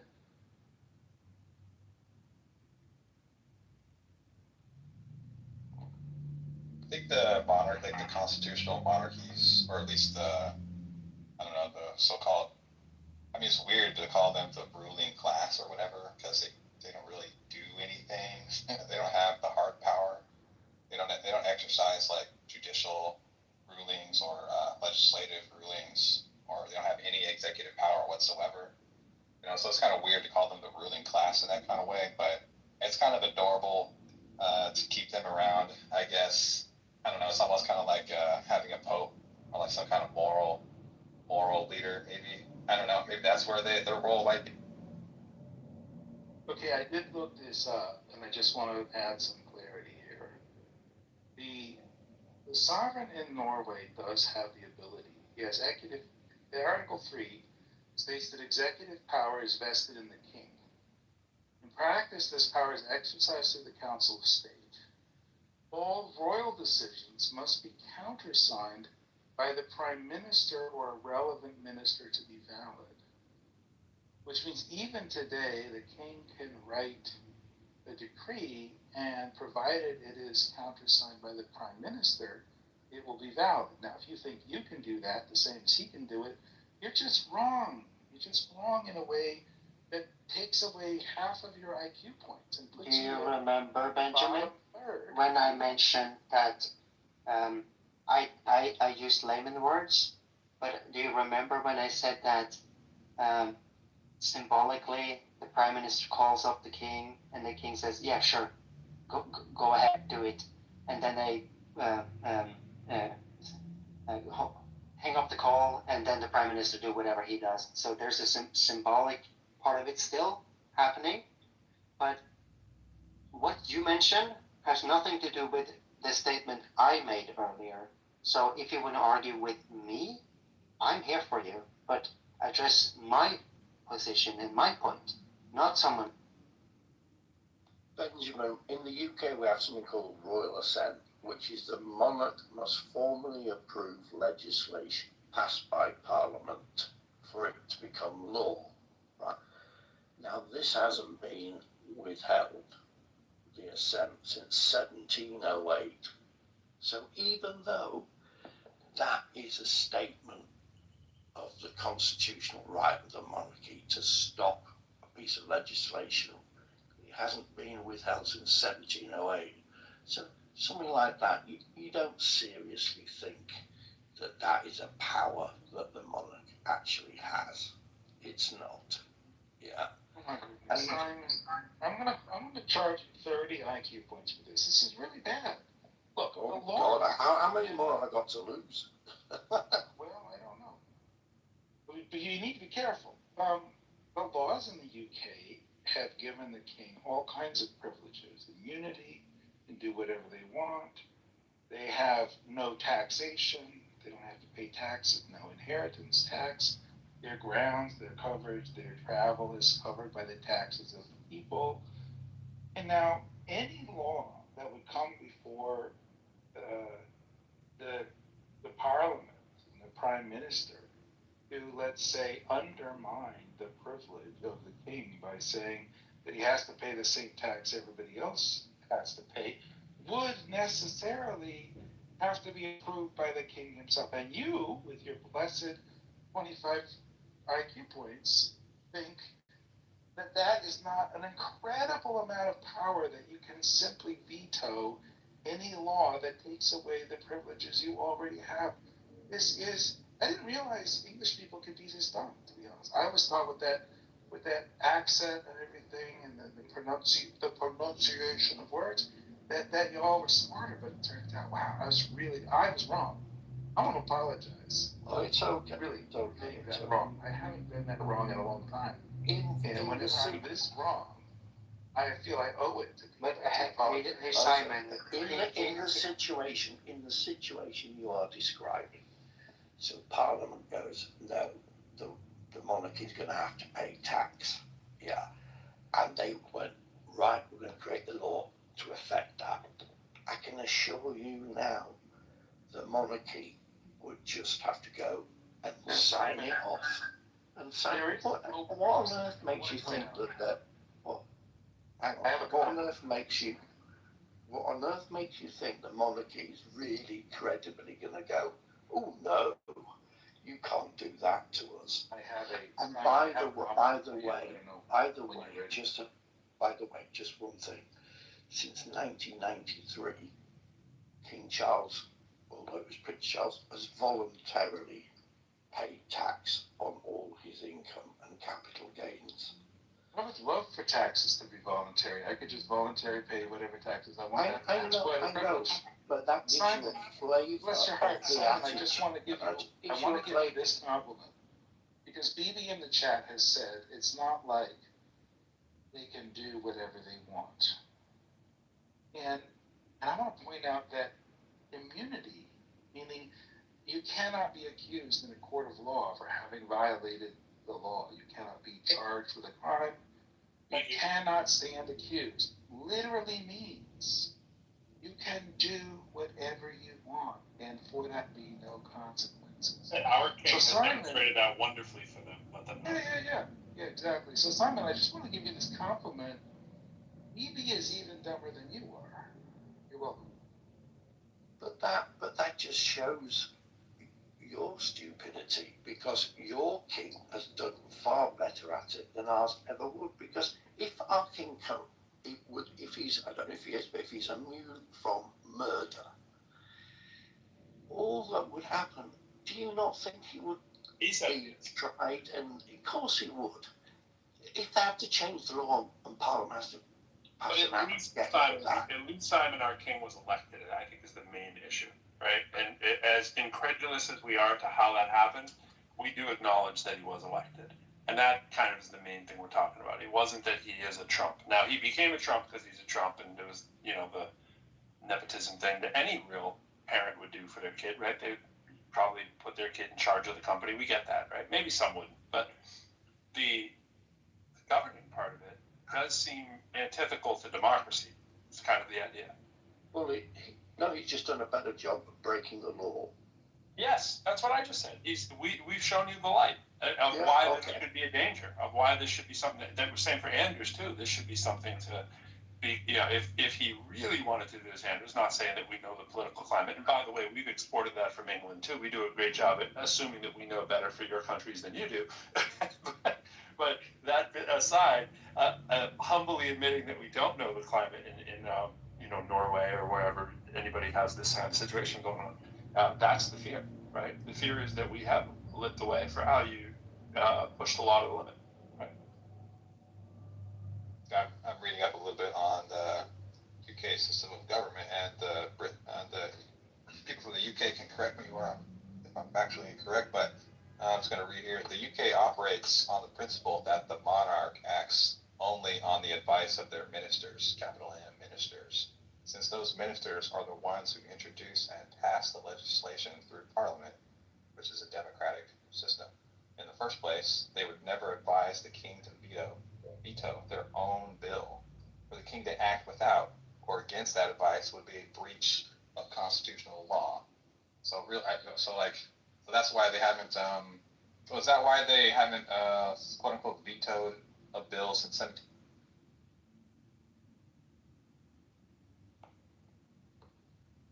Well, I can only assume the fact that the monarchy goes, we can't do that. So we've got to sign it off, whatever it may be, even if we don't agree it. And I'm sure there have been laws passed that the monarchy may individually, personally not agree with, but that's irrelevant. They've got to just sign it off. That's the way it is. That's just the way it is. Some things never change. The British monarchy. God save the king. No. I think they. I agree with that. Hello? Hello? I think if the monarchs tried to, I don't know, overthrow the democratically elected will of the people in the UK, they would quickly find that their heads on the floor, like the French one. I disagree. I mean, they might get shot at like Trump, but I don't think they'd find it there. Unless it's a stray shooter or something, but certainly not from within the system. Getting into your point, that was probably the case back with the reign of terror, guillotine kind of stuff. No, that was more state-sponsored, wasn't it? Or am I mistaken on that? Was that an angry mob, or was that some state-sponsored stuff? That's state-sponsored, right? The French Revolution? Yeah, all the guillotine, the reign of terror, Robespierre, all that. That was all government stuff, right? Well, they became the government. That was the revolutionaries who then became the government. Yeah, but wasn't an angry mob when it happened? Originally, Yeah. Oh, okay. Well, there's my point. Storming of the Bastille. Yeah. Look what happened there. They got their monarchy to return. Yeah, Bastille Day, baby. As I said, I'm not a monarchist, but I was just thinking, in terms of actual individual people, I think I'd rather be ruled by King Charles than fucking Keir Starmer. I think I'd rather be ruled by King Charles than Donald Trump. Pretty sure of that. Rule is the right word. Because if you were ruled by King Charles would be King Charles. It's not. That's right. It's not the person who is corrupt. It's the power that makes people corrupt. And the fact that you don't realize this is going to cost you 50 IQ points, which puts you in the bottom half of the room. We've got a real problem. When did we start measuring IQ points in this room? Because Benjamin, you're very well aware that might not work out as well for you. I have an update. It looks like my bunny actually ate some of the food off the plate I put out there. Oh, you put a plate out? Yeah. At the risk of being Go bunny. at the risk of being self-serving, annoying as the room title. An IQ test is a verbal math game. I would do pretty well. Just saying. I don't know if the 50 IQ points were going to me. I still don't think they'd throw me in the goo. I think I'd still be above the fray with the 50. I think I can suffer it. I'm well under.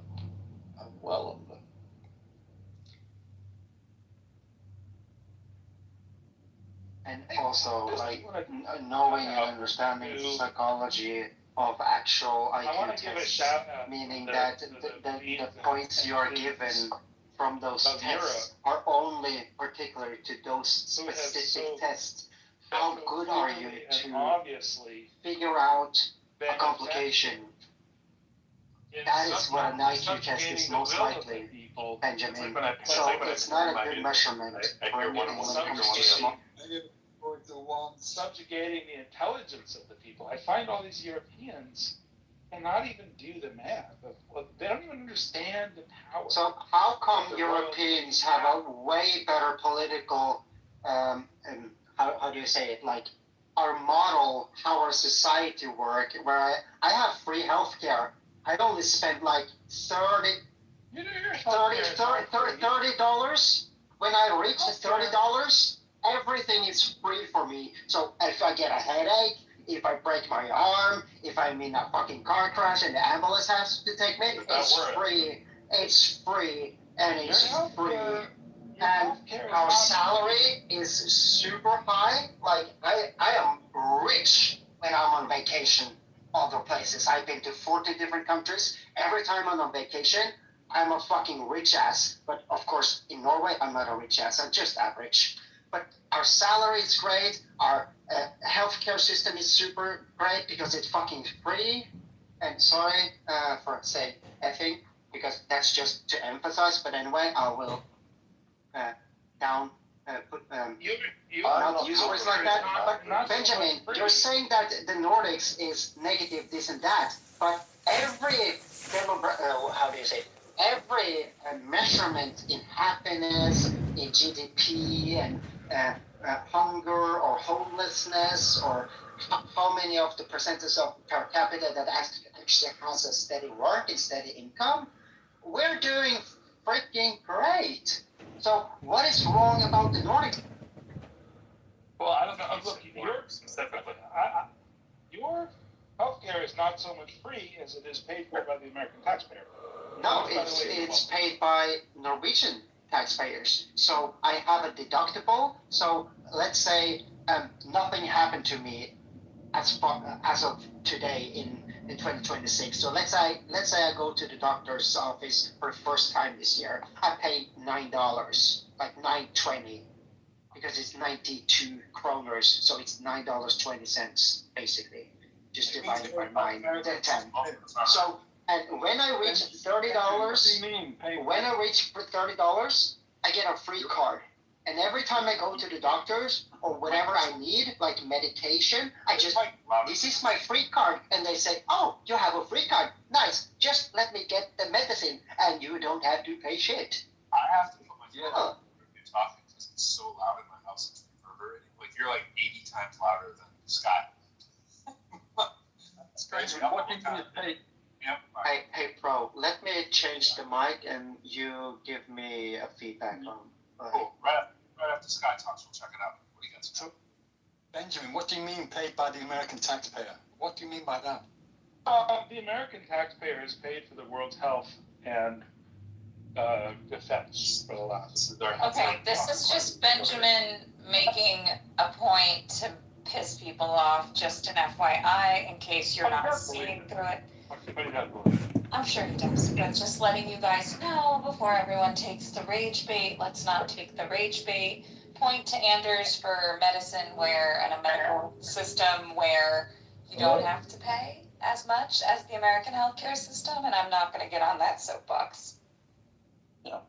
when I look at countries not to go to, when I get like all the comments of like, hey, this is a country you don't want to go to. Oh, there's a lot in Europe that come up on the list. I mean, it's not all peaches and cream, but that's another topic.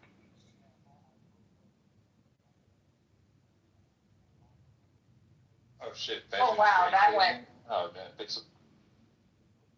Wait, it went all the way down, right? I can't hear him nearly as well now. Talking now? Andrew, is that you talking? Yeah, that's me. Oh my God, it works, but no, I mean that's way low. I mean Aisha's. Is this like really low? No, that's good. Aisha's twice as loud as everybody. Maybe actually, you know what? Honestly, she's more like 1.25. She's about 25% louder than most. Am I normal? Yeah, you're normal. And always wanted to be also, normal. Are you sure David's normal? I don't know about that.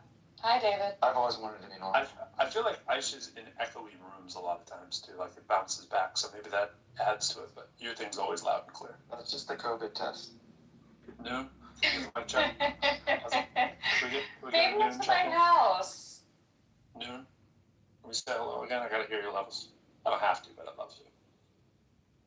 But just to say something about what you said, is that I agree. I mean, don't worry. I think it's like hours ago when I mentioned that, hey, Benjamin, no one is like taking your bait, and he's been doing it for many hours. We always take his bait, though. Actually, Andrew's in here. We do like amazingly well at taking his bait. Hey, speaking of taking the bait, we have not heard from my good friend and pal, John Kitover, who's in the audience. John, I'm strikingly surprised you come back up. Stop. Kick him. Just kick him. Please don't. I don't like kicking John. Why? Because Why? I find him fascinating. Does anyone else like enjoy having John in here? I don't enjoy having John in here. I much rather have Benjamin. On the irritating thing, like why are you so annoying? Like, I mean, you gotta work to not be as annoyed, you know? And yeah, Kitover's streaming this entire room to YouTube right now to try to make money off of us. That's not annoying to me at all. The quarters he makes. Right. Vote in the room. Go ahead, put a vote up, Pro. How many people want to kick Kitover? Let's do this democratically. I might want to kick him later, but CM, I'm with you. Let's kick him. Nah, let's bring him up. No. Let me ask the mods. Elliot. You guys have a unit, right? I think it'll last like maybe a couple minutes, but I have John. Hello, well, I want to thank you for inviting me back up. As an American patriot. Thank you for inviting me back up. As an American patriot. And I just want to say, in reference to your title, why are you so annoying? And is it your royalty? And, you know, I like to think that if you read philosophy, and especially in America, every man and every woman is a king and a queen. And unfortunately, we don't have that system. We have a debt, fractional reserve banking industrial complex that borrows $2 trillion a year on our backs. Hello? No lies yet, John. I'm just chiming in. No, I'm resonating with it. No lies yet, John. Keep going. Fractional reserve banking. Back to the faction. So I don't think we need to fear money, and a lot of people don't like the gold and the platinum and the silver. But I say go within. If we want to start somewhere, we should go within the earth to pull out our gold and silver and have sound moral financial currency. Hello? I think we should move to a Botox economy. Botox economy. I totally administer that economy. Let's go. It's by weight, way more valuable than any precious metal. Nice. The biggest industry. The entire annual global supply of Botox fits into a 16-ounce bottle. The biggest industry. Antimatter, we'd be the richest. How many billions of dollars can you put into a Coke bottle? See, people complain about the oil industry, but they don't complain about the semiconductor industry, the real estate, the financial services, health insurance, life insurance. Those are the biggest. I hate the lotion industry. Well, see, universal healthcare. Healthcare is not a human right, despite no matter how many times the left chants it on No King's Day and puts graffiti all over saying healthcare is a human right. No, the dental model, where you go to a dentist and you pay cash, that's actually called medicine, where you pay for your service, as opposed to the government creating fraud. because $200 billion a year in Medicare, Medicaid is fraud. It goes to scammers and thieves. And so we need to stop the entire system and re-platform it and make it into a dentist type service. I would shut down Medicare, Medicaid completely and either hand off the new system to Google or Palantir. Hello? You would hand it off to Google or Palantir. Yes, meaning that the government no longer funds it. All we do, the government will pay for for services, but no longer make it an annual, quarterly budget type of system. Because $4 trillion a year in a $40 trillion bankruptcy, it's insanity. We have to think of new solutions. So are you proposing a rich person? Let's say I'm wealthy and I have to have a heart bypass surgery kind of thing. How does the wealthy person get the services they need? They have to pay cash. What's that? They have to pay for it themselves. The government will not pay for that. Okay. And what about the poor person who's broke? It could be on a lottery system, possibly. A lottery system. So what if you don't win the lottery? Did you just die? Yeah, you die.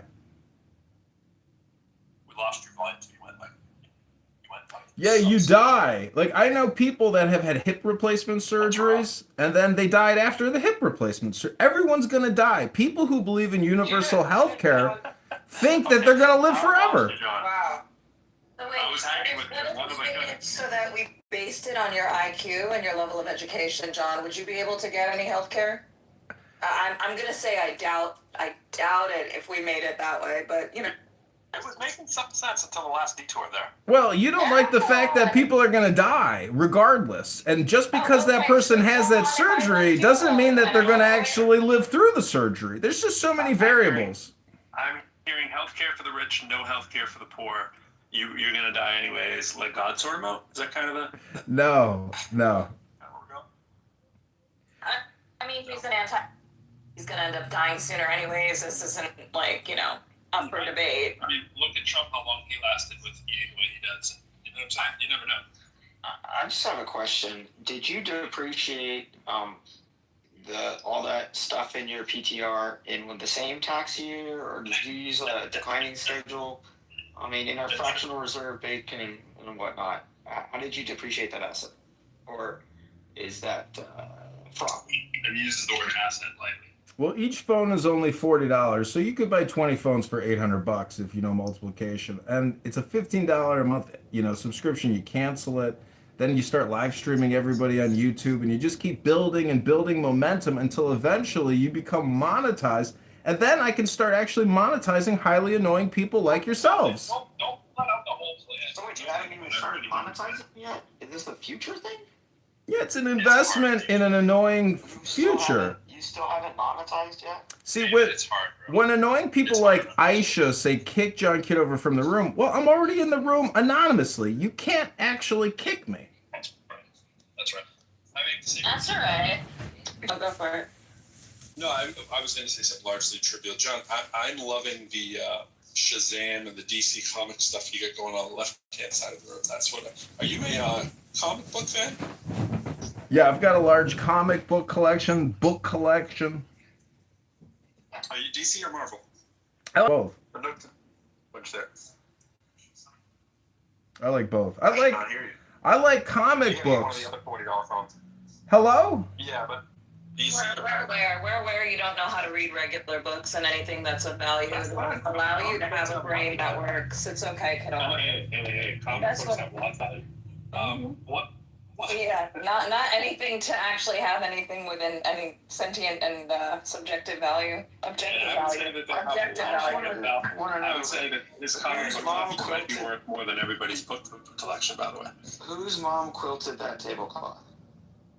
It's just a purchase from eBay or Amazon, but it's. Are you a Dark Horse guy? I think I know which comic book series you're talking about, but no, not particularly. Well, they do Hellboy and Sin City, Star Wars, that kind of. Oh yeah, I was a big fan of the movies for sure. Yeah, no, me too. All right, well that's my John bonding moment. You a manga guy or no? Oh, MAGA, absolutely. I think Donald Trump, is the response to our political crisis and cultural crisis. Manga.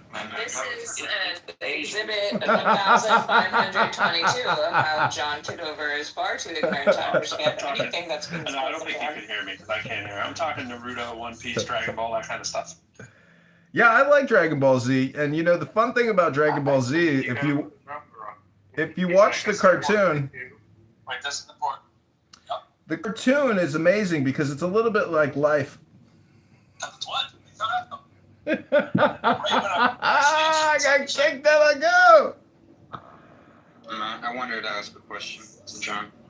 Me too. He's talking Dragon Ball Z. John, where'd you go? He was in the audience. Something happened. God damn. Oh, Benjamin did take it. Wasn't me. Why gotta keep these Wasn't me. Dragon Ball Z was like, I put three documents in the chat to support okay. Right after the Dragon Ball. and I just want to respond. I think it is to whoever would Go back to Pro. Wait. Right after Dragon Ball. Let's get right back to it. I just got to hear his Dragon Ball comment. What do you got about Dragon Ball, John? And then we'll go to Benjamin. Well, What are we gonna say about Dragon Ball? the cartoon, if you've watched it and enjoyed it, it's a little bit like having a mental health disorder because nothing ever actually happens. Meaning that like the show, it just leaves you hanging every single time, and then it's the same Boy Who Cried Wolf every single time.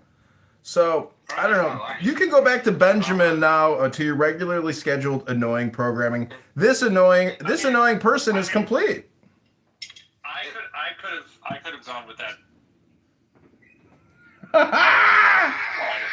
Reason. I mean, nothing does ever happen, and he's indestructible, and no matter what you do, he's gonna live till another day, and so will his son, and all that stuff. All right, I'll do. We got Agamemnon in the audience. I want to get back so to it's the this thing Seinfeld that of wasn't Anders was saying when he goes to the doctor, he only pays $35. Yeah. Now, Anders pays some taxes, of course, so it's not like he doesn't pay anything. But Actually, too much, Benjamin. To be honest, and it looks like it's too high. like Europeans pay about $10,000 a year to cover some of these costs. On average, right? And the U.S. taxpayer pays about $20,000. Whatever you're snapping there, Aisha, is we're hearing it. To cover a basket of costs that include. Rather hear that than listen to Benjamin talk. Hey Benjamin, I have a question for you, if you don't mind. Just a second, Anders, and I don't know what part of my sentence got in the way of yours, but let's try to negotiate. Yeah, three people was talking at the same time. Yeah.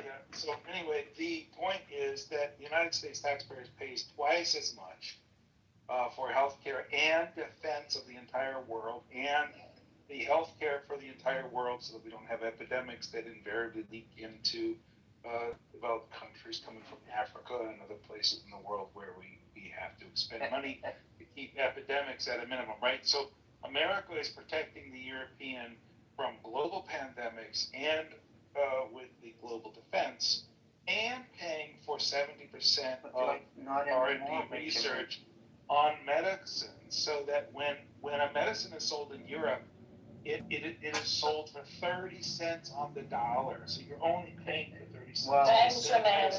Benjamin from the United States, this does not come on the European market.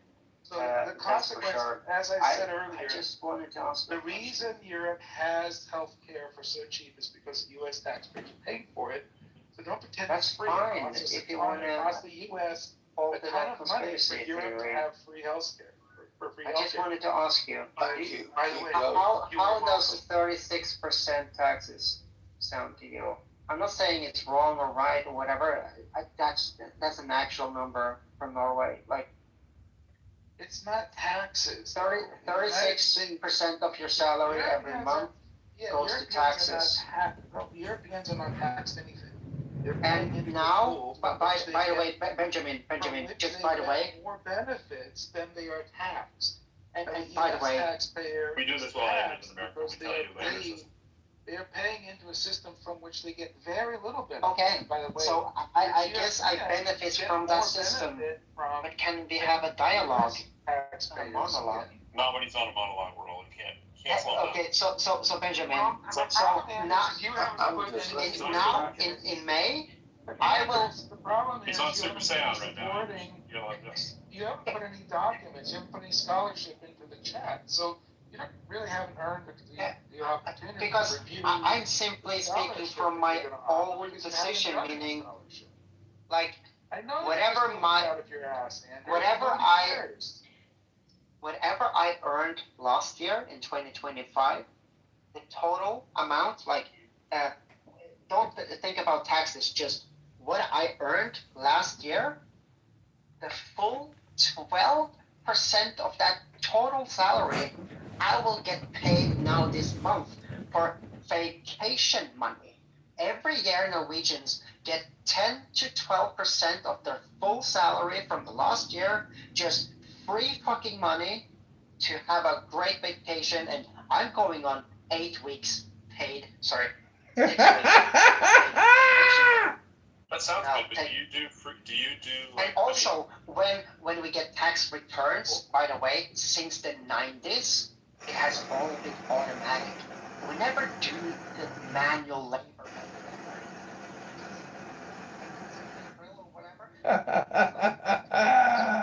Not only that. Hello? Let's say I pay too much taxes. I not only get that in return, but the government actually have, like, by law, fines, meaning they are getting fined a shit ton of money. So not only do I get what I was taxed too much each month, but I also get, like, here's a Band-Aid. Okay. So we're paying a lot of taxes, I agree, but we don't have potholes. We don't have homeless people. I'll take that. When people lose their job, when people lose their job, they get, like, at least $800 to $1,200, approximately $1,200 every month. Also, meaning the rent wherever you live will get paid, and you also get up till $1,200, if not more, for as long as you basically want. And you can't get fired from your job in Norway in the same way as in America. If you lose your job, at least you have a month that your employer has to keep you, or in most cases, 2 months. So again, Benjamin, what is wrong about the North? Anders, I think I understand your system, and I'm going to come at it at a different angle. I think there's something like 8.5 million Norwegians in the entire country. Sorry, come again. I didn't hear you.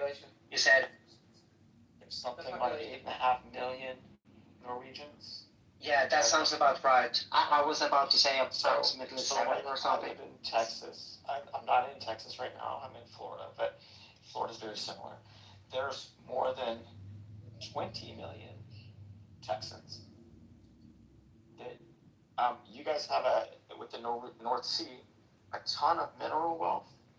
If you really only have to divide, and by the setup of your country, I wish my country was as prudent with the mineral resource wealth. You're just splitting it between 9 million people. Correct. And there is something to Benjamin's point of view, is that external to your country, a lot of R&D allows for socialization of those costs that allow for, including the peace after World War II, that is allowed, and in international trade that is, at least up until the last year or so, these open seas allowed for a ton of trade. So we had different countries paying into different systems, different amounts, but I agree with Bernie Sanders. We basically pay twice what you guys do, and we get half the results. To reconcile that and say that, Norway's, not lucky in geography to have mineral wealth and only a few people there. But it's just, we kind of have to put it into a global perspective. Is America has all these different regions that come on the same balance sheet for our federal system. And so we've got inter-regional fights and things that I don't know if a smaller nation that has a ton of natural resource wealth really can be compared to America. It's like comparing Norway to all of Europe. You can't. It's really challenging. You're right. Right, and you should. You're right. And I have to agree when it comes to, especially after the Second World War. So let's say from 45 to 1972, 1972 or 1952, where when the Norwegian and the British government decided where the line in the North Sea would be, where we can look for oil and where they can look for oil, and for some stupid reason, I guess Norwegians knew about the oil wells, but like if you look at the line, you can see that all the oil wells landed on our side of that line. So from 1972, we have a welfare fund that is like 2.2 trillion US dollars that is just laying there marinating or whatever going to happen in the future. We can stay alive for centuries. Like you said, we're only like 7-8 million people here. So $2.2 trillion in our welfare fund, which means everybody in Norway and a Norwegian citizen's bank account fund. Yeah, but you still only eat fish. Hey, the Russians are actually stealing a lot of our fish, and we're kicking them out of the North Sea or the back. Your reproduction rate is only 1.2 per female. So you're basically going to die off in about 100 years. So no, but you're right. You're right, and it's a problem. Meaning, like, here's what you should do. I'm not on the market, but the dating market in Norway is like, hey, meet up. You want to fuck? But yeah, but I don't want it. I don't want any kids. That's just how it is, unfortunately. I understand, Benjamin, but like. Well, Benjamin, we can't rely on them. Gotta move to another country. How about you, Benjamin, make a case for something and then I try to rebut it? Because all you have been doing is like, oh, your country is so bad. My hope for America is so bad. And then I tell you why it's not so bad. I mean, my hope for America is what it's always been. I think it's the hope I hope we all share. I can reflect it to continue to be in the my place own where anyone life, can you achieve just anything. look on YouTube Where you're not limited by and see videos from Norway, how we live. I think that if you're going on a vacation and you travel to some place nice and you're on the beach and you meet somebody from America, you should think circumstances of your taxes that are required. I'm the leader of the fraud task force. That's the thing. For your military. I have to admit that I don't have a personal experience, but from what I hear from everyone, it's A that Walgreens storage when the Chatham Americans neighborhood is come to Norway on vacation, they're so loud. When they're talking, it's like they're yelling, and they're like just crossing the street like they're owning the freaking road. I mean, it's so obnoxious. That is what I hear from people in Norway, Denmark, Finland, Sweden, when Americans come here. Hey Benjamin, have you heard about her name? She goes by Promise or Eve on YouTube. She's an American living in Finland at the moment. She's mostly on the YouTube channel called The Line with Jimmy Snow and probably Matt Dillahunty and all those guys. Biologists like Valkai, what was it, Forrest Valkai? So you can check out Eve. Loud and obnoxious person in the room. She's an American living in the Nordics, explaining how not. Numerically, you might just find that that's not the case. But look, if somebody sees somebody who's loud, they're probably more likely to remember it, and tell stories about it. And look, I know it's a lot to ask an American to tell an American thank you for coming to Europe and risking your lives to save us from the Nazis. But if you have time and you're not too busy, to Trump, we'd say thanks every once in a while. We saved the world, we paid for the world's healthcare and defense, and we don't ask for a lot in return. But a thank you might be nice sometimes. What do you mean Another way by of saying that, is Benjamin? we fund Because, global war. Is another way of saying that same thing, Benjamin. like, to a certain degree, I would agree with you, Benjamin, that I think it was in 1948, 49, you have NATO, and this is kind of weird because the very first conversation I had with someone on Clubhouse was a woman that denied that Norway was a part of NATO, meaning like Norway was one of the founding nations of NATO. But anyways, she was just ignorant. Yes, Article 5. You guys have given us a lot of safety over the years, but now when Donald Trump, for the second term or time, is in the White House, you can see all over Europe. We're making what is it called? Like contracts with other nations, like China even is now having a contract and collaboration with Ukraine simply because of the drone technology and the fiber optics and all that shit. That, by the way, that is something that I am very knowledgeable about. That what is going on in Ukraine. If anybody want to have a conversation about that. Nope. But anyway, the point here is that so many countries in Europe, like Germany, Belgium, Italy, France, they are now making how do you say it in English? Like not military, but like arms deals with other nations than the U.S. Do you know why recently?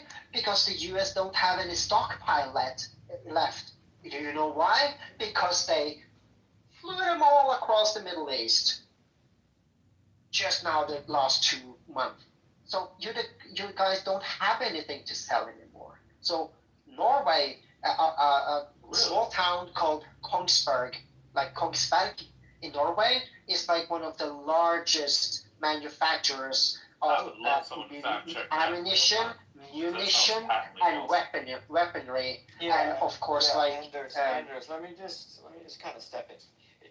If we take the opposite of what you're saying, it might be true that the reason we won't give anything to Ukraine was because Trump didn't want to support Ukraine, was taking Russia's side, and by firing all these off for Netanyahu's purposes, he can now argue, you guys are on your own, and finish his plan to get out of NATO.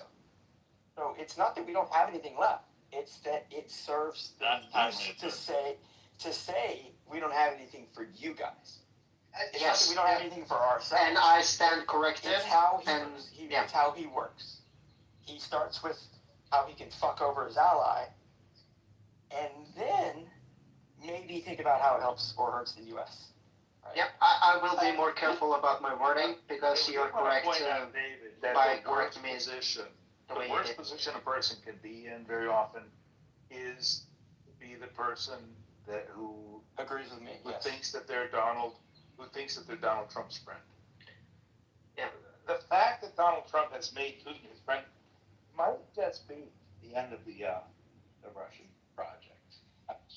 Here's the thing: he's not his friend. He's just working as if Trump Putin owns him. He's not even his friend. He's just Putin's work.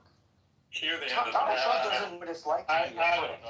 Donald Trump doesn't know what it's like to be a friend. I don't know what's your model you use? There is no friend of Donald Trump in the United States.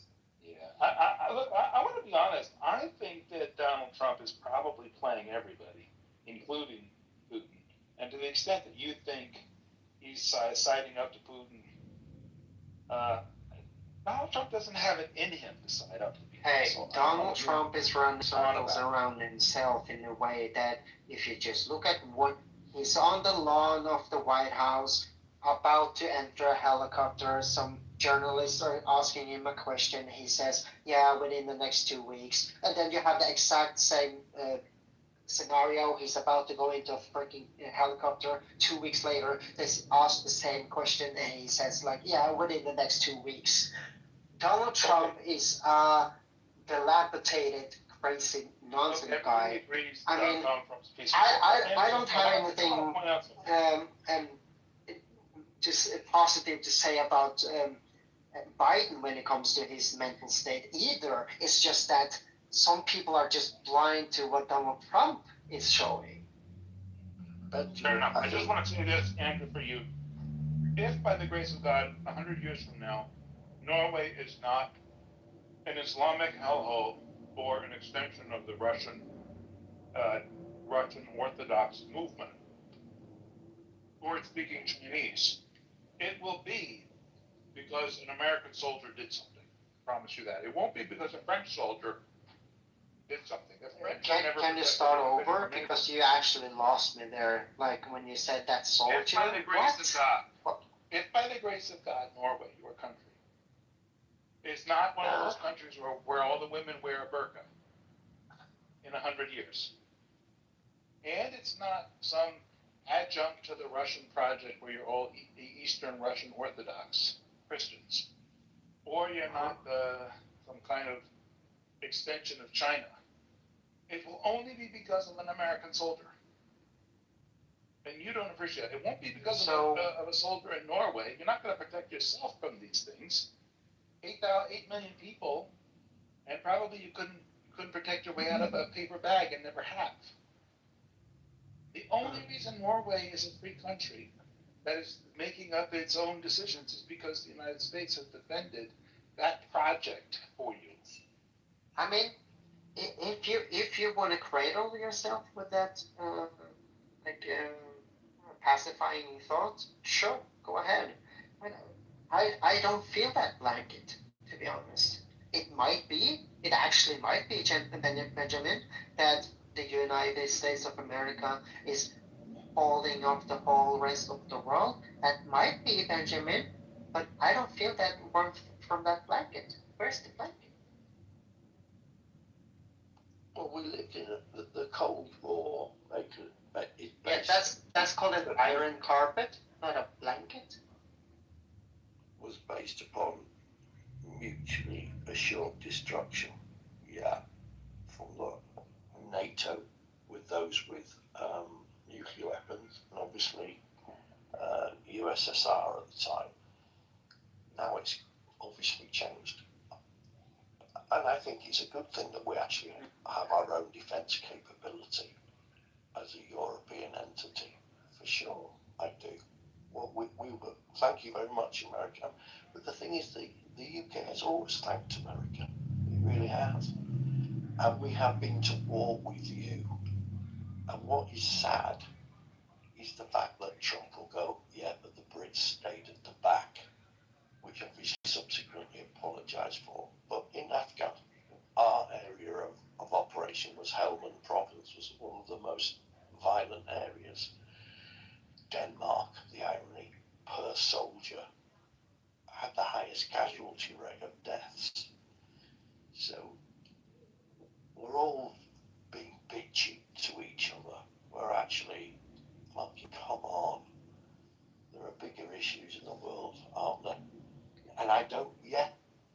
We need to step up and spend more on our own defence. I totally agree with that. But at the same time, Trump and Benjamin, we've all thought maybe he knows something we don't know. Maybe he's playing everybody and we just don't get it. Everybody's thought that, but I don't think that's the truth anymore. Do you really?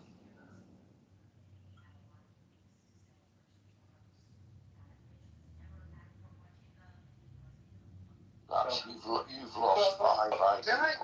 Can I respond to that by pointing out a couple of just simple, cruel facts?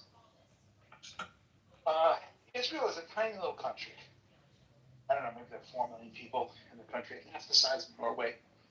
Their military is capable of pulling off that people in Norway couldn't dream up if they were writing sci-fi novels. they have cell phones, pagers, that they catch them in the transit, they add bombs to them when they're distributed to the terrorists, to blow up the terrorists. Shit, you can't even think of. You're in Norway trying to fit together a hobby drone like you've never seen technology in your lives. The French, when they were defending Europe against the expanse of the Nazis, was it 2.5 days? The French, basically, it's just a stack of dominoes. They just lean over it. That's nothing, Burger. You think Norway is going to stand against anything? Yeah, can I give you an example, Benjamin, if I may? So let's take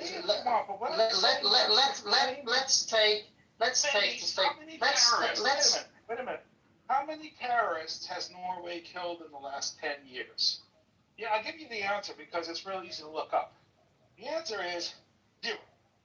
No, actually one in 2021. Actually. Oh, boy, we got to talk about that a lot. A guy had a 9mm and like an AR type of rifle, and he actually shot and killed a lot of people. Yeah, in the downtown center of Oslo. Yeah, 2021. Maybe 2022.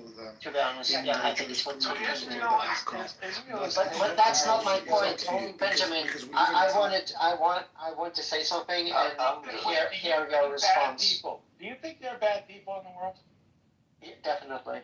So, okay, do you think bad people are afraid of Norway, or more afraid of Norway or Israel? Wow, actually now I forgot what I was going to ask you about. What did you say earlier? Bad people are more afraid of Norway or Israel? I'm trying to remember what you said earlier. That I had a question I'm trying to remember about. what y'all are talking about. It's pretty boring, but yeah, I agree. That's the thing, bro, is that I'm trying to stop Benjamin to either myself make a point that he can engage with, or he, as he do